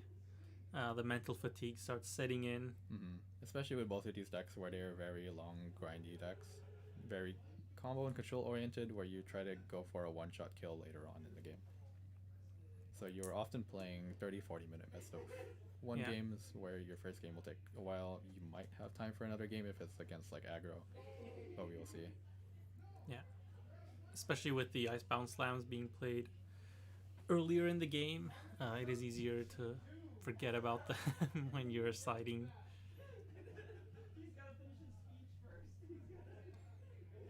Alright, looks like the judges ruled that we will continue playing. Looks like they just reshuffled the deck and let him draw a new card to replace the Icebound Slam. It's also nice because Aya and Master Hilo are two of our oldest players for Grand Archive in Washington State, so it is nice to see our store championships being majority players from our scene that have helped grow it. Yeah. Both very long time players in here. Playing when, the scene was maybe 10 people. And they're both playing decks that they're quite well known for. Master Hilo did have a history of playing Water Nico before, and Aya has a long history of playing Arasana along with Ranger shenanigans. Yeah. Very long time Arasana fan. Pretty much since her release. Master Hilo did even have a brief stint of playing Arasana after a bad streak of Rai. Yeah. I think that's also relatable to all Grand Archive players where, your favorite pet deck is just not doing it anymore, so you try and branch out, play the hot meta champions. I will be there day one when Water Assassin Merlin is at tier 2. Yeah. Alright, Aya going in for the backup charger first turn because she did have that turbo charge in hand, so immediately going for that draw 2 with using that power cell and getting her card back at the end of her turn from the Chilling Touch. Pretty good position here. Believe should be at 8 influence or so. Yep, and Master Hilo is going up to level 1 using that Chilling Touch as the cost, deciding what he wants to banish. He's banishing a Frostborn Paladin and bot decking an Unbroken Mustang. Yeah, unlucky there. Didn't see any floating memory to mill. This is the issue with playing water mill decks. Sometimes you have really hot mills, other times you just do not see anything. Yeah. And he does get the Gentle Respite off. Since Aya had such a high influence off of the turbo charge, he was able to get the drawn to memory. And it looks like I was incorrect on the Gentle Respites that are using. They are both using the DOA Gentle Respites. With Sylvia being gaslit by Merlin. Yeah. Sylvie at a graveyard. Yep, and it looks like Aya is leveling up to 1, banishing the Dawn's Reversal as cost, and then she got, I believe that is a recover, a 4, and a 5.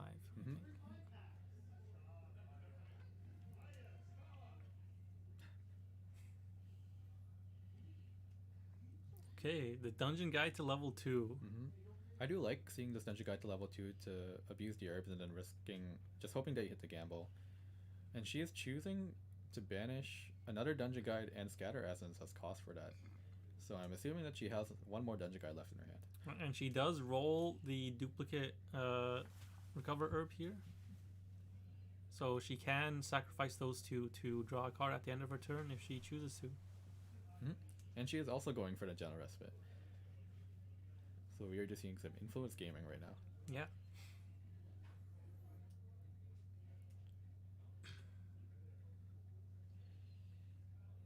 All right, Matt going for the backup charger this time, trying to build that influence back up. I do see he has, I believe that's overpowering defense in his hand. So we might see that come into play this game. That would be pretty notable. I think. Do we think that we will see Aya go into the ingredient pouch next turn, followed by another dungeon guide to level 3? It's possible. Might also go into the Polaris. And it looks like Master Hero did just activate the Sable Mirror in main phase because Aya had 3 cards in graveyard. Yeah. So he paid 3 for that. And then he still has 3 or 4 more up so that he can generate an Icebound Slam next turn. Yeah, and getting that lash counter be very strong.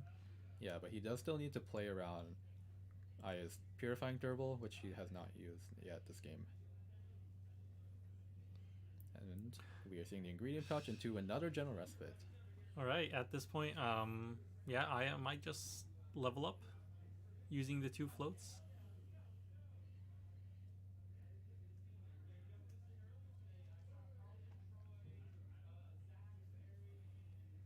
And yeah, it looks like Matt is indeed activating the Sable Mare, generating the Icebound Slam, and should be getting 3 lash counters.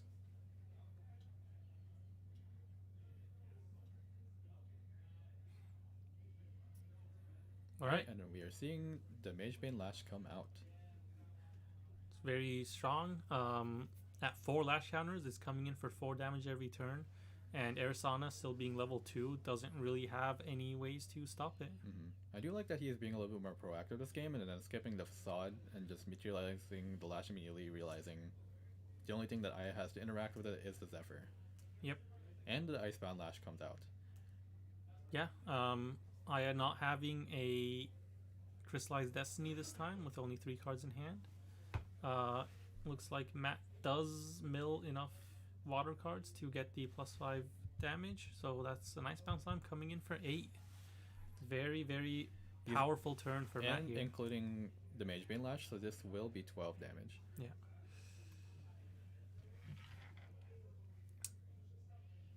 It's a lot of pressure by Matt here. A lot of damage early on in the game. We'll see if he can keep it up. Yep, if he did mill 2 Floating Memory, there is a chance that he can just pull off the Ravishing Finale next turn and go in for the kill. Alright, looks like Aya is indeed banishing 3 to level up here. Yep, and losing the Astrocyte, unfortunately, for level 3. And using Ingredient Pouch again to gather another herb. Looks like she has a 3 heal herb this time. It would be really nice if she sacrificed 5 to play Prima Materia here. Unfortunately, this list does not run that card. I feel like with Prima Materia, every time you put that card in your deck, you don't see 4 different herbs, and when it's gone, then you see all the different herbs.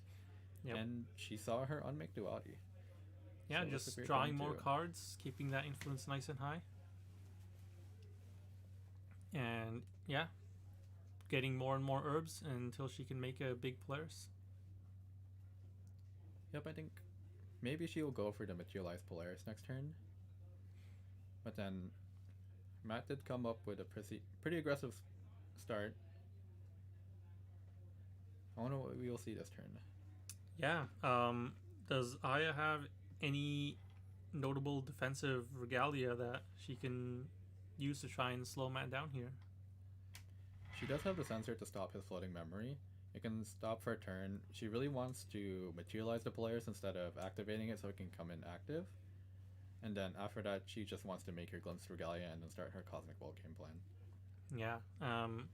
Sensor turning off Floating Memory will also prevent Matt from casting the Ravishing Finale, which is pretty good. However, he does have the Quicksilver Grail that he just materialized, and then I assume that Facade is under there. So if Aya chooses to materialize a sensor, then he can activate Facade or any of his regalias in response using those Floating Memories. Yeah. Alright, looks like she is materializing the Polaris here, paying 1 from memory. Yep, losing her Scatter Essence. and using the pouch to gather more herbs. Yeah, you would probably think that Scouter Essence would do more in this matchup, but what one Fractal Rain seems to be all you need as Nico. Yeah, and Matt has actually not seen any Fractal of Rains this match. This seems to be like a reverse of his last game. Yep, less milling, more just attacking. And Aya is now at a pretty sizable 7 herbs. So that could be a pretty big players coming out. Yep, and we see the Fertile Grounds coming out, so that she will not be running out of herbs anytime soon. Yep, first time this match, finally playing the Fertile Grounds. Fertile Grounds along with the ingredient pouch means she will be able to get 2 herbs every turn that she can then sacrifice to draw a card. And then swinging in with a Dungeon Guide for 3 damage total. She looks like she's in a lot better spot this game compared to last game. Yeah. And then sacrificing 2 of her herbs, I believe the bot deck herbs, to draw a card, and then now she has 2 counters on her Polaris. Now that Polaris is awake, even if there was a Fracture Ice to come out, it could be sacrificed in response to get that generation. And I believe Master Healer does have a Frostborn Paladin in hand, but he hasn't been seeing his floating memory, so he is in a pretty rough spot in terms of generating tempo. Yeah, we really want to be applying more pressure to the Arisana in this matchup. Otherwise, if she just is able to draw more cards every turn, then that will give her more answers.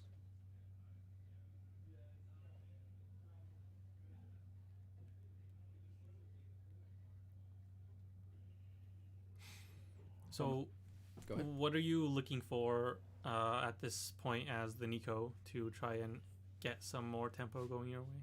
What he really needs right now is just to get some floating memories in the graveyard, and hopefully that they don't get negated. So he needs to see them banished for his level 2 effects. He just needs to get more lash counters and then swing really tall right now. He just needs to keep the pressure up, because any allies that he plays currently will just be cleared by Polaris. Yeah. So getting one big swing backed up by the overwhelming defense is probably his best shot at this moment. I think ideally he wants to get maybe 6 or 7 lash counters so that he can start hitting big.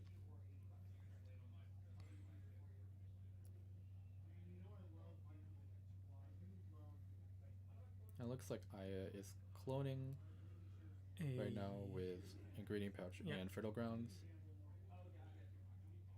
Yep. Giving her 2 of the cycle herbs. Yep, and she did materialize the sensor, putting Matt in an even rougher position.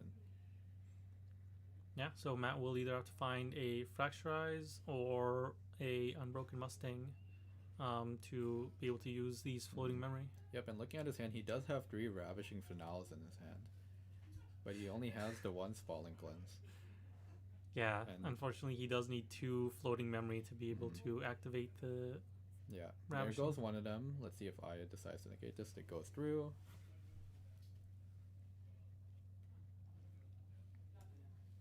I think he's at 2 damage because of the Dungeon Guy swinging every turn. Now I am playing a second Fertile Grounds. However, Matt still needs to Fracturize the sensor before he can start using his floating memory for Ravishing Finale, but then if Aya has any negates in her hand, he's in a pretty rough spot. However, his hand is huge. It looks like he did materialize the Bulwark Sword, giving him another weapon to just apply pressure every turn with. Yep, looks like he is playing that Bullfrog, so that when Polaris goes off, he does get another floating memory. And then he did put his Ravishing Finales down because he won't be able to play them anytime soon. He might be going for a second Bullfrog, we will see.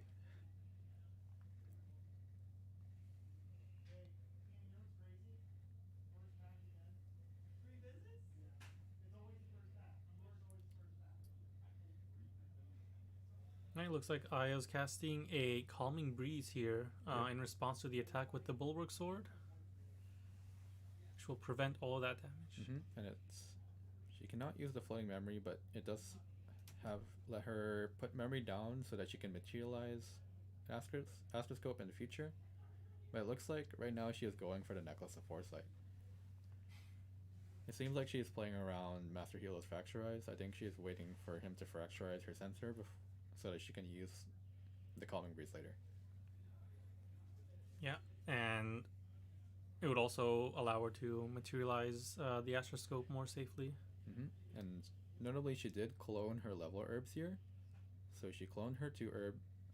This is important for her Dawn's reversals, because when she goes for her OTK turn, she can go up to level 4 or 5, and then her Dawn's reversal will be shooting for 9 or 10 damage each. Yeah, that damage does add up. Looks like she is glimpsing off the Scry the Skies at this point.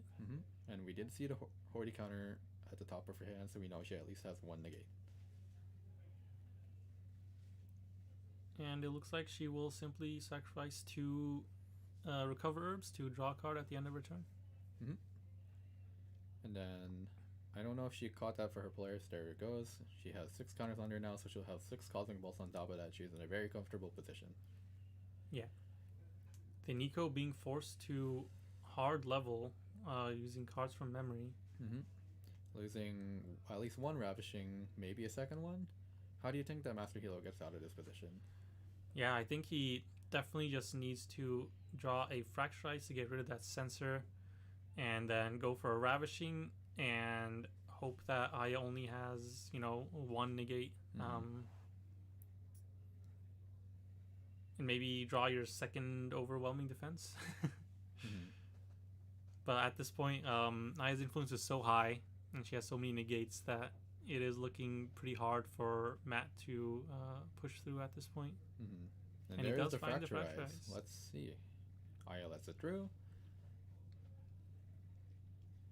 I'm surprised that she did not contest that. I would personally negate the Fracturize. Yeah, I believe one might negate the actual Ravishing instead. We'll see if she has anything for that. She should. Matt did just banish the Ravishing for his Materialize this turn, so she can definitely negate it for free. Yep, she might also be considering the Horda counter, since Matt only has 4 cards in hand. Maybe she doesn't have an Astral Seal and only has the Hordy counter for negates. And that might be why she's gathering so many herbs. Looks like she is paying 4 cards and 1 herb for the Horda counter for 5. Okay. She should be going up to 7 herbs on her Polaris then. And we Matt, see overpowering defense coming playing through. the overpowering defense. This will negate the Hordy counter. Does this trigger Dawn's reversal? I believe it does.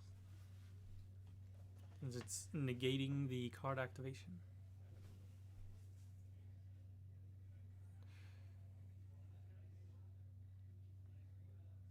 I believe the overpowering defense does not work, however, since the Horda counter is cast in response to the activation of Ravishing Finale. That is true. Because the attack is not resolved yet. Yep, that means the Ravishing Finale is being negated and banished. And then that is now 2 Ravishings out. I don't know if the third one got banished, because I know he put at least 2 down for his level up earlier. Yeah, very unfortunate turn of events for Matt here. And I believe that I will most likely materialize the Astroscope this turn, using that Calming Breeze. Yep, very comfortable position for Arizona here. She's having a lot of level herbs being generated by these 2 fertile grounds, and is not really at risk of dying anytime soon. Yep, and both of them have the Serene Release. Oh. And I believed that Matt is just scooping there.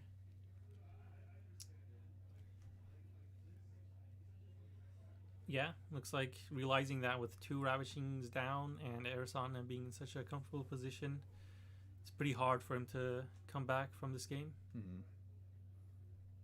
Probably on top of the Icebound Slam issue at the beginning too.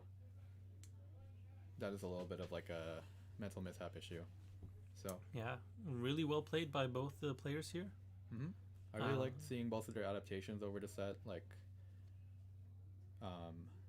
Master Hilo was struggling game 1, and then he adapted in game 2 using the Song of Frost to banish floating, and then stopping the Calming Breeze, and then punishing Aya's Polaris, and then Aya adapting in game 3, materializing the Polaris, and then keeping it active the whole time, kind of just as like a giant wall against the Frostmournes. Yep, and materializing the sensor much earlier, turning off that floating memory from Matt at a crucial moment where he was looking to level up, really swinging the tempo in her favor. Mm-hmm.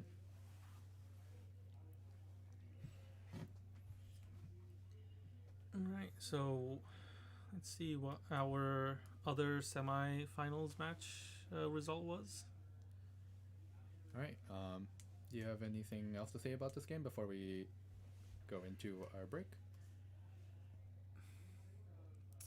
Yeah, it was just really nice seeing two maybe different takes on these deck archetypes. You don't really see Dawn's Reversal played in Astra Arizona, and I think a lot of the Nico lists going around these days are more like allies focused and not really running the level 2 or the Serene Spirit for the hard control. So it was really cool to see these different takes on these decks and how they worked out. Alright, and then lastly, who do you think will win in the finals? So it looks like we had Nolan or Arrow win using Suited Tenoris against Water Genbu, so our finals will be Wind, Arasana, Dawn's Reversal Ulticave versus the Suited Aggro. Yeah, suited aggro, I think, might be able to apply enough pressure early game so that Arizona can never really recover or find her footing. I think it will be a pretty uphill battle for her in that matchup. I think if she can find enough defensive pieces such as Polaris and then multiple Calming Breezes, she might be in a pretty good spot. But then because her build, I believe, runs less defense than the average Aurasana, it can be pretty tough, especially because Cardistry is one of the fastest fire aggro decks. Yeah. With the very fast combos using 4 of Hearts, 3 of Spades, and such to keep their allies alive, and then multiple are swinging for 4. Well, it looks like we are wrapping up, and then we will take a break and then move on to our next game shortly. All right.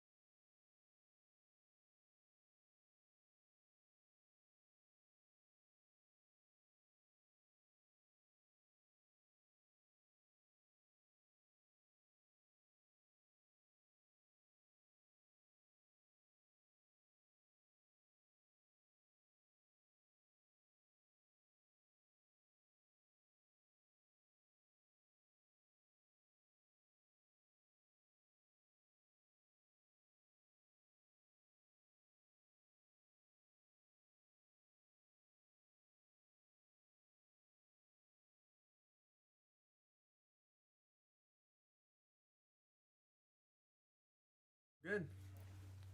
Hello. Hello, everybody. And we're back. We have grand finals. The players are setting up just about now. Just a quick introduction. I am Afifi. I got 3rd/4th. Mm-hmm. It's like not they're the same, and so I'm here, and I lost to actually one of the grand finalists right now, and that is Arrow. Yeah. Arrow is. I can talk about his deck, I think, at this point, right? I think so. The deck lists are public. Yeah, I don't think it's a secret anymore. Yeah, he's playing suited. Fire suited versus Aya, who is on Arisana. Dawn's Reversal Reversal Arisana. Now, this Okay. is a very interesting matchup. What do you know about this? Not much, but Okay. I'm guessing it plays a little similar to the classic Wind Arisana, but with the addition of Dawn's Reversal. Yeah. Yeah. Like, Dawn's is a big deal. However, I think the biggest thing that's really going to come down is how is Arrow playing? How is he going to deal with Polaris? Polaris is the name of the game. It is a board wipe, and Suited is a deck that wants to build a board. In fact, more than any other ally deck, it is a snowball deck. If you get several allies on board and you get your board going, you are very difficult to stop. You become your cards cost nothing. Mm-hmm. You can just play dudes and you build a massive build a board. It's insane. However, Polaris is a board wipe. It is a board wipe, but Cardistry can usually pull around maybe 1 or 2 board wipes. That's true. So if he can get maybe like 1 board stabilized, if it still gets wiped, he can still set up another play. But we'll see what the timing is when the Polaris does come out. Yeah, and we see that the first card, and I saw him play this card every single turn against me. He's playing 4 of Hearts. It's a 4-cost, 1/3 ally. Has an effect, Cardistry 4, that's reduced by 1 for every unique Cardistry ally you have on the board cost. You pay 4, and you just bring out another one from your memory, and you draw one to memory. So it is 3 costs or less. When you oh, bring it out. 3 costs or less. Yeah. Yes, and it is the most important card Yeah, in the it deck. seems like he is using that effect to bring out 3 of Hearts from memory. He's putting dice to show that he's used it, and that's a lot of pressure going on. Now he's a 4-cost and a 3-cost. He can get a 2-cost and then start doing some math. Adds to 10. I think it does stuff. And so Suited is a really unique ally deck that no other deck in the game plays like the way it does. It came out in, I think, DTR. I believe so, yes. And it's not been a very successful deck. It's had some peaks here and there. But overall, the deck, like I said, is really hard to get off the ground. But once you do, it's really hard to deal with. So we have to see if Aya is able to stop and look and playing I think two of that's 2 of spades. Yeah. That's the one that comes with the buff counter, I believe? Yes, it is fast speed, 2-cost, get a buff counter so it becomes 2/2. 2/2. Now he has a 2-cost, a 3-cost, and a 4-cost. That adds up to the 9. And so 1 Rouge would be doing 4 damage here. Exactly. 1 Rouge or 1 Nor would be able to get the 10-cost bonus. Yes. And that is the goal there. Do Arisana lists run any early defensive options against some of these aggro lists? Or I think they have like ways to prevent damage, but the thing with Suited is that you really want to blow up their board. And I don't think Aya has anything other than maybe a Stifling, but Stifling would only kill like one of the allies on the board. So I think what Aya's going to really want to push for, and looks like she does have Fertile Ground. Fertile Grounds is a very powerful resource generation card. Yep. That is what you want to see. Aya is on Serene Spirit, so that gives her a little bit of a buffer. And I think what she's going to really want to do is stay at a healthy amount of life, and then board wipe. And I think Arrow, I mean, I don't know if he has if he gets board wipe, is he just like, geez? He can build 1 more maybe back up. I mean, a lot of the Cardistry cards do replace themselves, so it's not like you're going down too much in influence while playing those allies. I'm wondering if Aya can bring out the Calming Breezes a little bit early on to mitigate some of those damages and kind of stabilize. Oh, she is looking GG to 2? Straight to 2. That's a very greedy play. Because GG, you usually want to use that for level 3, but I think she recognizes that this is an aggro deck. I want to get level 2 as fast as possible so I can start drawing cards with her passive effect. For sure. I mean, if her hand is that bad too, it easily fixes her bad hands just so that she can get the like the end of the phase that draw a card from the level 2 effect. Yeah. And so she is going to face. Now, a thing with Suited is that it is one of the, I would say, like, no champion decks where it doesn't really need a champion. In fact, none of the Suited cards allies require a champion to do it. It doesn't, but no, Arrow's list is running Trump set. So he does get that benefit from going Guardian, which I believe that is. He have Guardian? He does have Guardian. He does go Tony. I have seen Suited list running 3 different champions because it just enables class bonus for different cards. He's bringing out G-Star. He's trying to push his deck. He's trying to snowball. Yeah, he knows that she probably can't. Aya can't board wipe here with the Polaris being rested, so he's gonna do as much as possible in order to pump the damage with the allies that he has on the board right now. I don't believe there is a Oh no, there is a Polaris. I do see that now. Looks like it's an altered version, very pretty. It's got 2 counters. If I was able to push that to 3 counters, that would kill all suited allies unless you have like some kind of defensive option. But at the same time, she maybe want to be pushing more. Now I know with her version, she's playing a Dawn's reversal version, which is very different from the traditional list that Ari's run. Yeah. Hers version does not need as many cosmic bolts. Doesn't actually even. That chest. Can I get that little chest? Yeah. They need the ability used twice. She doesn't actually need cosmic bolts to kill. Dawn's reversal on its own is able to finish off your opponent. So I might just pop Polaris at 3 board wipe and it's like, yeah, 3 cosmic bolts, that's good enough. If she for wants me. to, yeah, it's not a bad play. I wonder if he's pushing for another. He 3. is doing a lot of damage right now. Yeah. She is at 16. 16. Oh 2-1. no, it's like this is what I mean. It's such a build-a-board deck, and you just go crazy there. And suited has a couple breakpoints. There's one at 6, there's one at 10, and there's one at 21. Looks like he's already pushed past 10, and 3, 3, 6, 10, Yeah. 14, and 16. okay. Yeah. So if he plays a 4-cost ally, which he does run them, He does run and they them. play a Rouge, that is an 8 He damage. can get that blackjack. Yeah, he get that blackjack. I've never 8 seen it happen damage. on IRL, so I'm hoping that we get to see that maybe this game. But I mean, with the Polaris already having 2 counters, I don't see a world where she doesn't pop it next turn. Yeah, Arrow would have to pop it right. He would have to go for the blackjack right now, and 8 damage would. I don't think it would quite finish it off. Is Aya on Serene Spirit or is she on Fragmented? Actually, is she on Serene? Serene. Okay, yeah. I was actually talking to her when she was building the deck. She was like, "Oh, I don't know when to run Serene. I might run Fragmented." But yeah, I don't see a like Spirit Fragment out. So Yeah, I was Serene, and that gives her the buffer. I think even if she got blackjacked right now, she would take 8 plus 2 plus 1, 11, heal 6. So she He's would going for another 3 of Okay, hearts. Wow. is Irene blackjack? No, she Not yet. two off. Now this is bad because only way to now blackjack is to play 2 Rouges / 2 Noirs, and that's fairly inefficient. This is very risky coming from Arrow, especially he's going wide board like this. He's full sending it.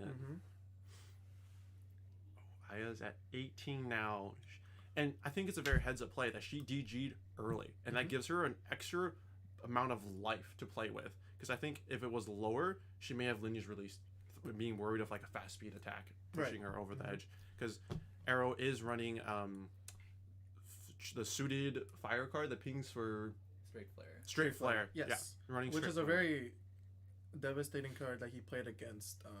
Against you. me. Yeah, he Yeah, double to win. straight flared me. Yeah.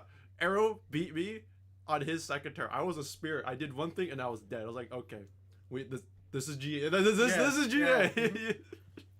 Yeah. you got that 10 on me. Okay. Aya's looking to backup charge here. She Okay, she's a is trying to fix more of her hand and really see more pieces that she needs. Arrow is hands down with that massive board. Aya has Polaris Awake. Definitely has enough herbs to pop and wipe the board. Arrow now is just playing Aya's game at this point. Aya is in control of the board. Now, Arrow still can push lethal. She's going for another dungeon guy right here, though. Ooh, okay. As I say, if you see a DG to level 2, I would assume you usually have 1 for 3. And that's why you go for that play. This is very efficient from her end. She was able to get her resources from backup, and now DG saving a card, leveling up. And now she can play her Aster cards. And those are very scary. She has ones that just block all damage. Or, I don't know if she'll be able to go for the kill just yet. Her influence is quite low. But on the next turn, could be happening. Oh, there comes the board wipe. The Polaris is being popped for, I believe, what was the counter on that? Did you get to see? It was more than 3. There was like a couple dice on there. Probably 4. Probably 4. I mean, if the 4 of hearts is dying, I guess. I don't know what the 4 hearts is 3 health. 3 health? They're all 3 health. I would say 5 actually because of Fertile Grounds. Oh, possible. Oh, okay. Oh, Zero Arrow is he's going to be pushing a lot of He damage is to that pushing for card. a lot. So we see one Arthur in hand. I don't know if he's going to be playing that on this turn or not. I don't know if that was a fire interference that I saw. Fire interference is a very scary, and I'm kind of surprised Aya didn't just lineage release when Arrow was hands down, because now at any point Arrow's holding 3 cards in hand, he could have fire interference. It's gonna have a very difficult situation to like heal with For sure, effectively. Yeah. I mean, if she is playing a little more greedy, she wants to have access to that 3 visits. Yeah. Oh, he's revealing. He's counting his grave. I wonder if Veritas is probably. Veritas is coming out. Now this is one of the few. Oh, or never mind. It's a Duchess. This is a Duchess. Okay. She is kindling for 6. Kindling for 6, and it does 4 damage. Looks like she's trying to. This is a good call from Arrow. Is Arrow gonna fire interference, which I think would be a bait.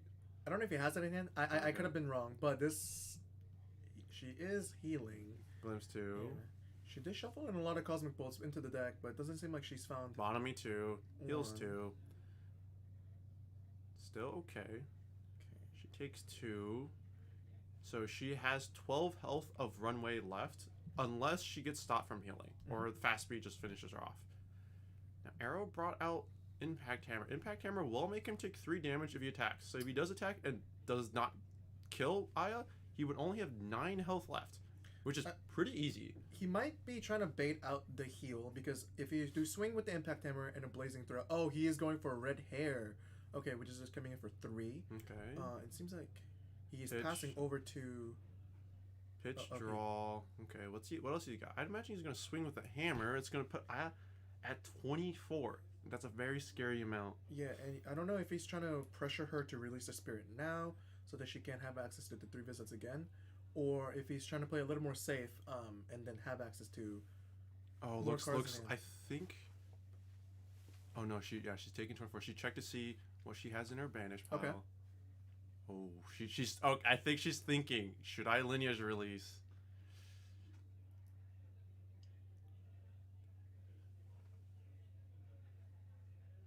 Can't tell me. I think Arrow does. Yeah, Arrow definitely has enough cards to play fire if he does have it. Because he's about to throw something down. He's gonna attempt a Blazing Throw, which is gonna force her to.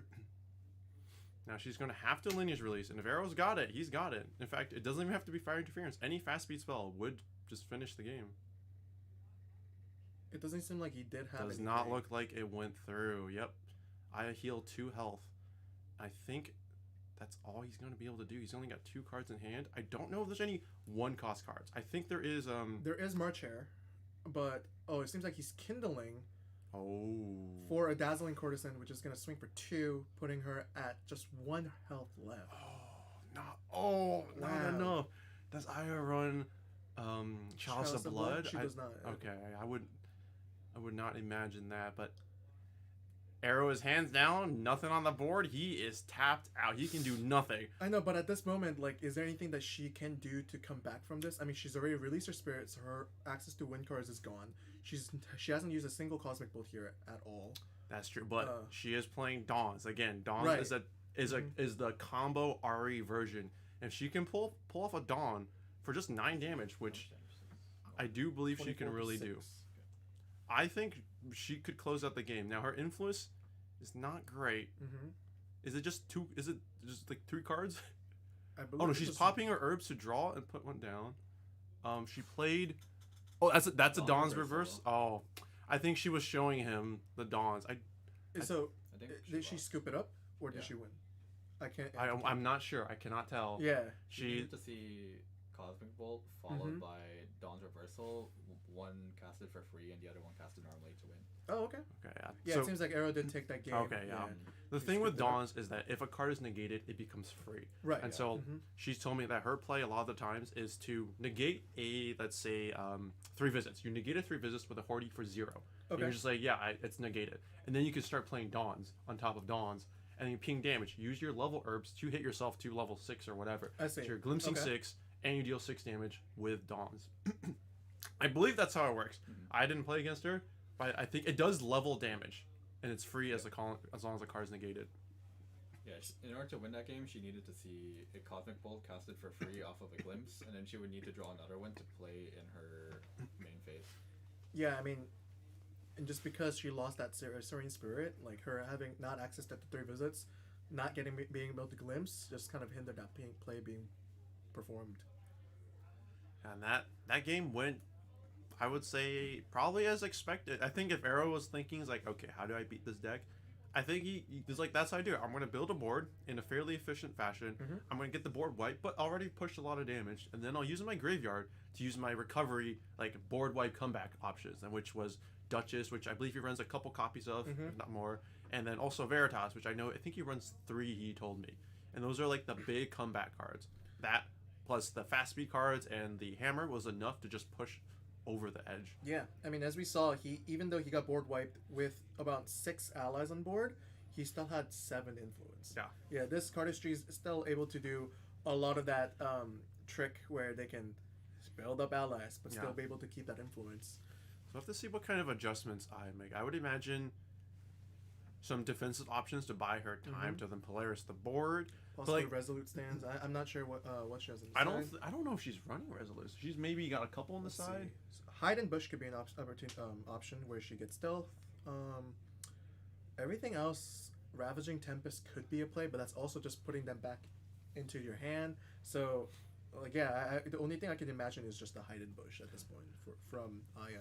I do want to comment real quick though on the players and the decks they're playing. So Arrow is the well-known fire aggro player. Yep. However, for the last store champs, he did not do super well. He took a step away from fire. I even asked him, I was like, hey, why is that? I was casting his badge, and he said like, oh, fire aggro's not been doing well. It's like the meta's really bad for it, and so he shifted away to a non-fire aggro deck.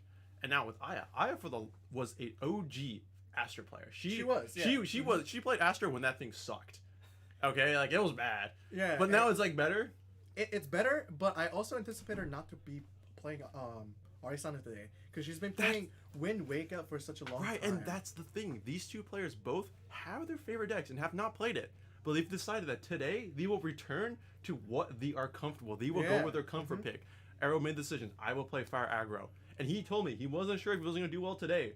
But he came as like, I'm going to play my best, and he is playing his best. Same with Aya. I was with Aya. Aya almost did not want to come today. She was on the edge. And I told her, like, you should play what you want to play and just have a good time. And you love Astra.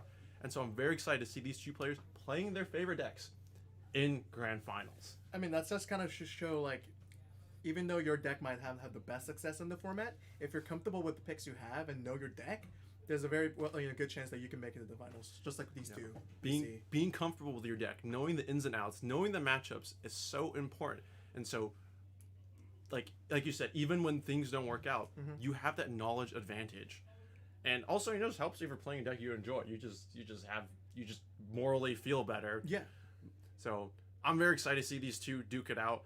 I would say Aya has not been performing very well lately because she did pretty well in other decks, but she was sad that like she couldn't play her favorite. I know Arrow was also not super happy, so now they're playing decks they enjoy, and it is what a match. I know Arrow's told me before that and also the Astra players is difficult. It's a difficult matchup for him because of Polaris, and I'm wondering if he plays like his more traditional one, if it would be a worse situation. But Suited does have comeback mechanics from where you can get your board wiped. They do, yeah, absolutely. I mean, even just putting out 1/3 of spades can stop one ally from dying, which is sometimes enough. And it seems like looking at Nolan's side, he is running Inferno Vessel on the side, which will probably come in. Intensify Pyre is pretty nice.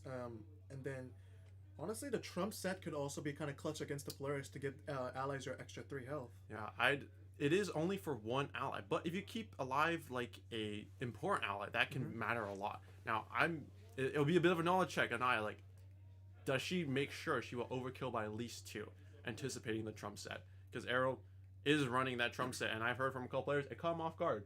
It comes off guard a lot. Because you're like, oh, he's an aggro deck. Aggro fire, they don't do anything. They're just usually they don't really have allies. a reaction that your opponent's pretty anticipating. Oh, it seems like Aya just did a blind Scry Disguise. I call that, like, as a Ride player, if you have to scry at level 0, we call that a homeless scry. Yeah, homeless scry. That's a welfare check right there. You are going nowhere, doing nothing. It's just to get scry in the grave, but it does enable one of Aya's cards. Aya is playing Scry the Stars, which if you have Scry the Skies in the grave, it is free to activate. Oh, I had no idea that's what it did. Yeah. So that's why she is running that, because it is a homeless scry, but it's not like like broke on the streets Mhm. homeless. You know, you got maybe like a friend's place you could crash at. It's like you got somewhere to go. You got a little bit of unemployment yeah. coming soon. Don't worry. However, I'm sure she's would have preferred to see a Fertile Grounds. That is Right. like the best start. And Most of the time. I would say Arrow probably wanted to see 4 of Hearts, but this is still pretty decent. I mean, a 3 into a 2, you're still pumping in at least 5 damage here to start. Exactly. So, And that puts you right at 5. So if you play 1 Rouge or 1 Nor, that hits 6. Magic number. Looks it like seems like she she's... hit the unmake, which she probably wanted that. Oh. What was she... I would assume she has an extra one then, right? You No, don't but you then- would not put that down. But then she blind scry. Oh, she So blind... Was that the card- blind scry? It could have been the card that she blinded. No. Okay, we'll yeah. see. If she scries right now, or no, she unmakes right now, well, no. Then she probably had to. Yeah. But if she did didn't, if like, she doesn't, then ooh, she probably ooh. got that off the blind. Oh, that's a feels bad. The other card down was probably a Cosmic Bolt. Very, very likely. That's definitely which a good feels card really to banish. bad, Yeah. extra bad. Cosmic Yeah. Bolts banish would empower your future Cosmic Bolt, Mhm. so that's a great thing to put down. Also, 3 Visits is another good card to banish because it has an effect in its banish pile. There's very few cards that actually do, but Astra runs, I think, like 2 of them, which is Yeah. a lot. I mean, as a right player, you kind of have that same sense of how Arisana plays, where you want to put your advanced element cards down into banishment so that you That's can true. banish them. Yeah, we want to be careful, although. You know, you mentioned Rai. I think that's a bad idea. I'm going to talk about Rai now. It's like, you know, we got to buff Rai. Rai is a bad deck. I only got 4th place. Oh, There is the okay, so unmake, she yeah. did maybe have a second one. Okay, so I mean that's why she's in grand finals. Like, you know. Oh, true, She- true, she, true, she knew what she was Yeah, doing. she knew what she was If it was me, I would lose. That. I was like, oh, geez, you know, that's, Oh man. put me in the caster's room. You know, I'm done. I've lost. I mean, that's why I'm here. She saw unmake every game in the semifinal set. Wow. Okay. Yeah, Maybe. unmake is Cat 1. it's I think you should go, but yeah. I love that card. You know, It's a very good card, It's but a it very does good cheat out your card. materialization phase. It is a better GCR. It is a better GCR, and Oh, how the mighty has fallen. GCR has become a lot cheaper now. I love unmake. Please keep it. If you love Rai, you would not ban it. You talk like a GA player. We love drawing cards. We love Yeah. drawing cards. I know I love drawing cards. Like, she's had a pretty chunky influence for Astra Ari player. I would say Astra Ari before level 3 usually doesn't have like the largest influence. They don't. Yeah, they usually like going down in influence, but because of unmake, it seems like she can fix her hand a little bit You know? and keep that influence. Especially like because Polaris got nerfed. Polaris used to be 0 cost. Now it's 1 cost, which is You call it a nerf? I call it a no. buff. It's like a buff slash nerf. I call it a right? buff. It's an adjustment. So I that mean, definitely it- cuts suited. influence. Yeah, I mean, if this was pre-eroded, like obviously, I think we would have seen the reduce come in. Oh, the reduce would have been very spooky. Oh wait, okay. He brings out the bauble. Is she gonna lineage release? Wait, she's like I was just thinking. It's like No way, she's thinking about it. Right she there. has taken 5 damage. She has. So she's but, like, thinking, do I need any more win cards for the rest of the game? Do I deny him the draw? Which for suited is a big deal. It is a big deal, and she does get the heals. She heals. It Yeah, seems like she is thinking Oh. about doing it. Wow. do it. No. Okay, it seems like she no, said it's okay. Yeah. She gives I'm him not- she gives him the go. I'm not saying that's a good idea. I'm just saying it'd be more exciting if she did. I it, mean, if you know? don't see any 3 visits in your hand, Yeah. and your plan is to level the 3 anyways, Oh. it is not a bad play. Yeah, like you want to kill him fast, and this is the Ari list that can kill your opponent fast. Mhm. Okay. It seems like pre-rec he is using the 3 of Hearts effect, and he dumped a 3 of red hair into grave. Okay, so maybe he doesn't have a unique ally, or maybe he's got extra copies. But either way, he's filling the graveyard, cycling cards for his Duchess and or Yeah, his mhm. Veritas, I or mean, at his this point, Rending. he can do a lot of things. I don't think he's running Rending actually. If he's on He's Guardian, not. He's okay, not. No. that is very odd for Arrow. That is one of his favorite cards. That and Blazing Throw. He still's got the Blazing Throw. I think he's got the CPR Blazing Yes, Throws. He mhm. shelled out the big bucks for those. So this is the situation where I was talking about earlier, where he brings out the 3 of spades, so that and then it seems like I only has 2 herbs right now. So even if she pop Polaris' next turn, chances are one of them are still gonna be alive after No. that. She would need at least 5 to kill, I unless mean, Arrows had a trump set. if he puts the effect, it's because it's plus 3 health.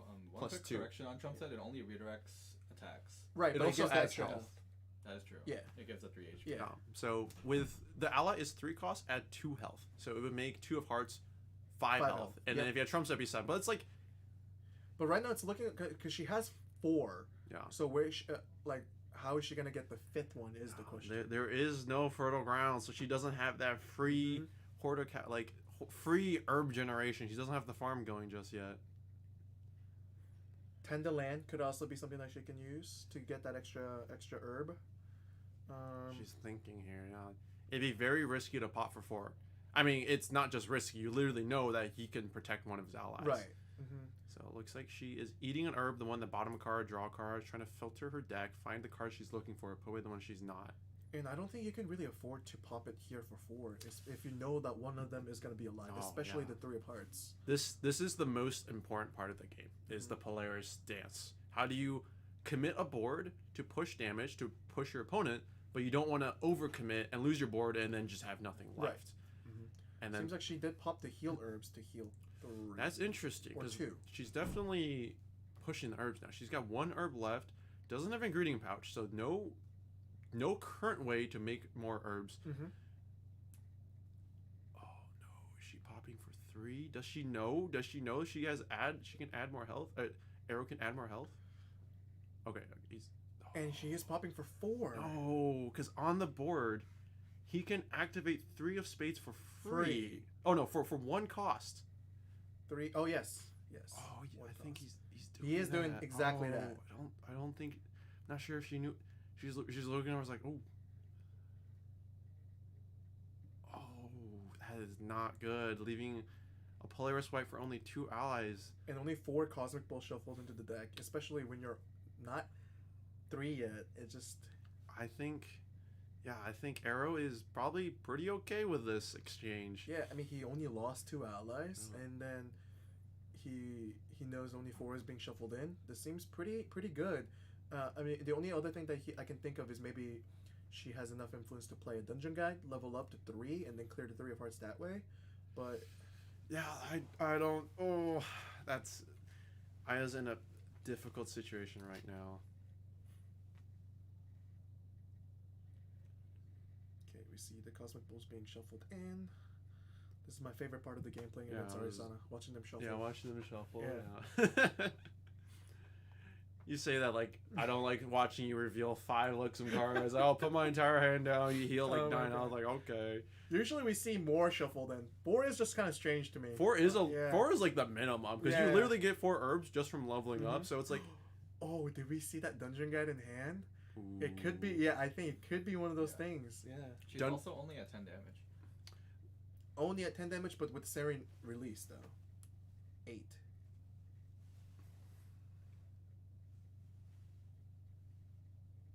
I mean, it is still pretty risky. She's not technically in that safe zone just yet.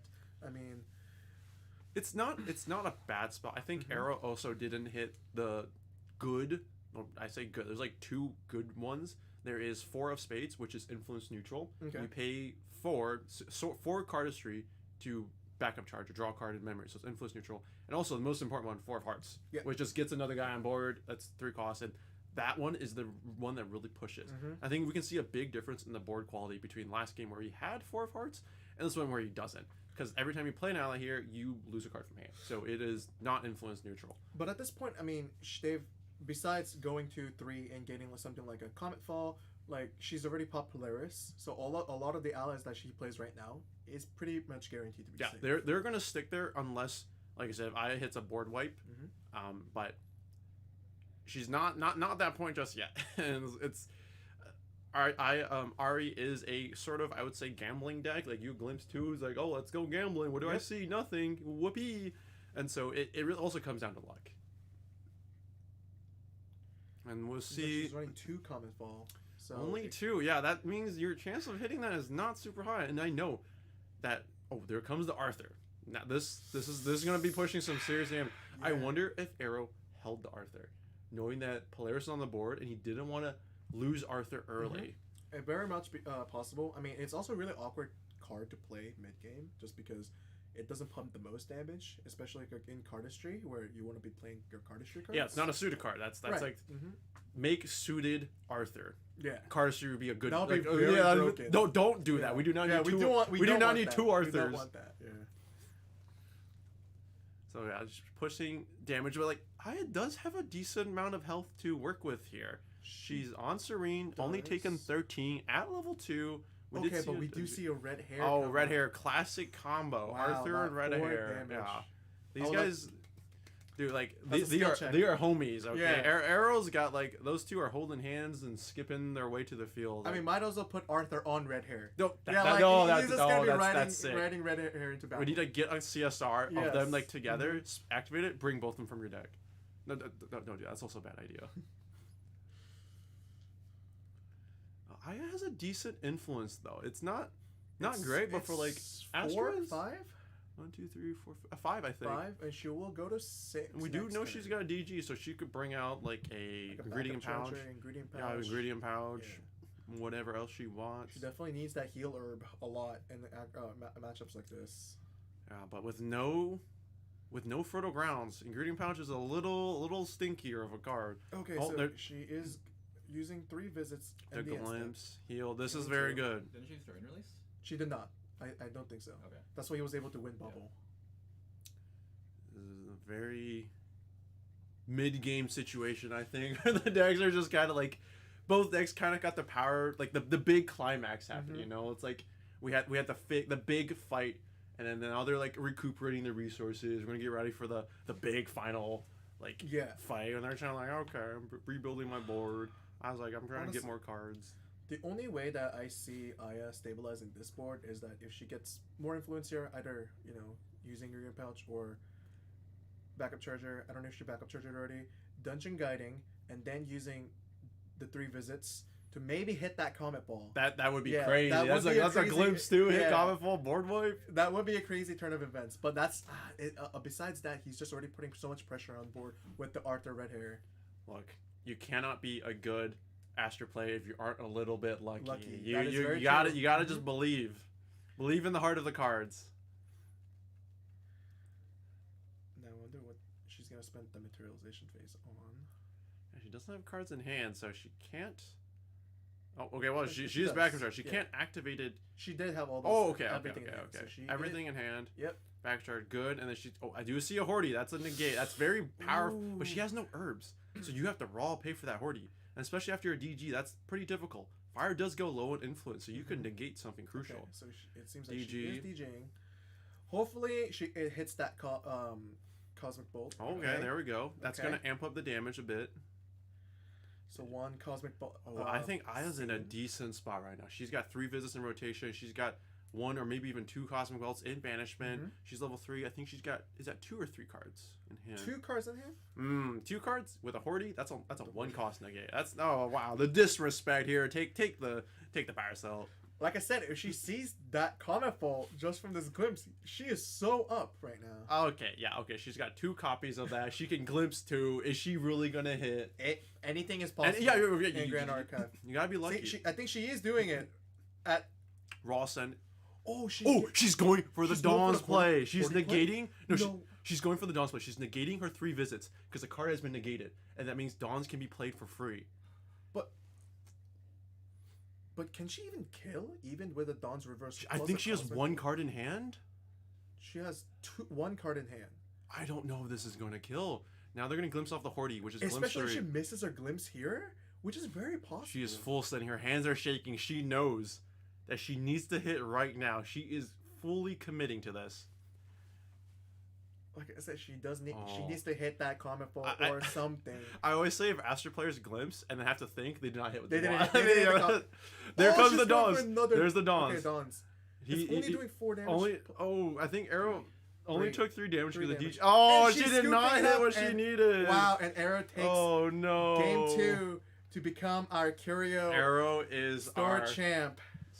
Wow, what a game! Now this is What a very game. amusing because I heard the previous game took like an hour and a half or so. It was Close like to 2 hours. yeah, it was a Yep. very long game, and we have Arrow taking his second Star Champ victory, I believe. The first one he took from the Canadians. You know, Mhm.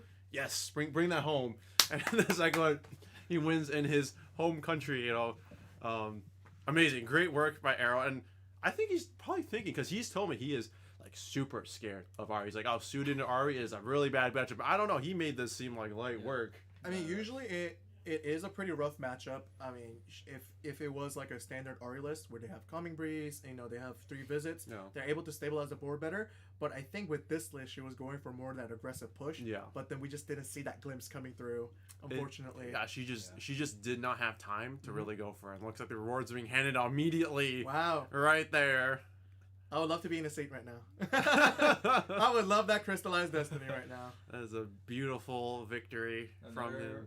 Funny thing about Arrow is that his last store chance win was against me, also Yeah. with Ari, and he was also playing Fire. Arrow is the Ari's. You know He what? is the Ari Maybe. killer. Wait, Yeah. maybe he says like, "Oh, Ari's a bad matchup," so people play Ari into him, and like secretly he's like, "This is the freest win of all. I want more Ari players." He's like, "Give me those free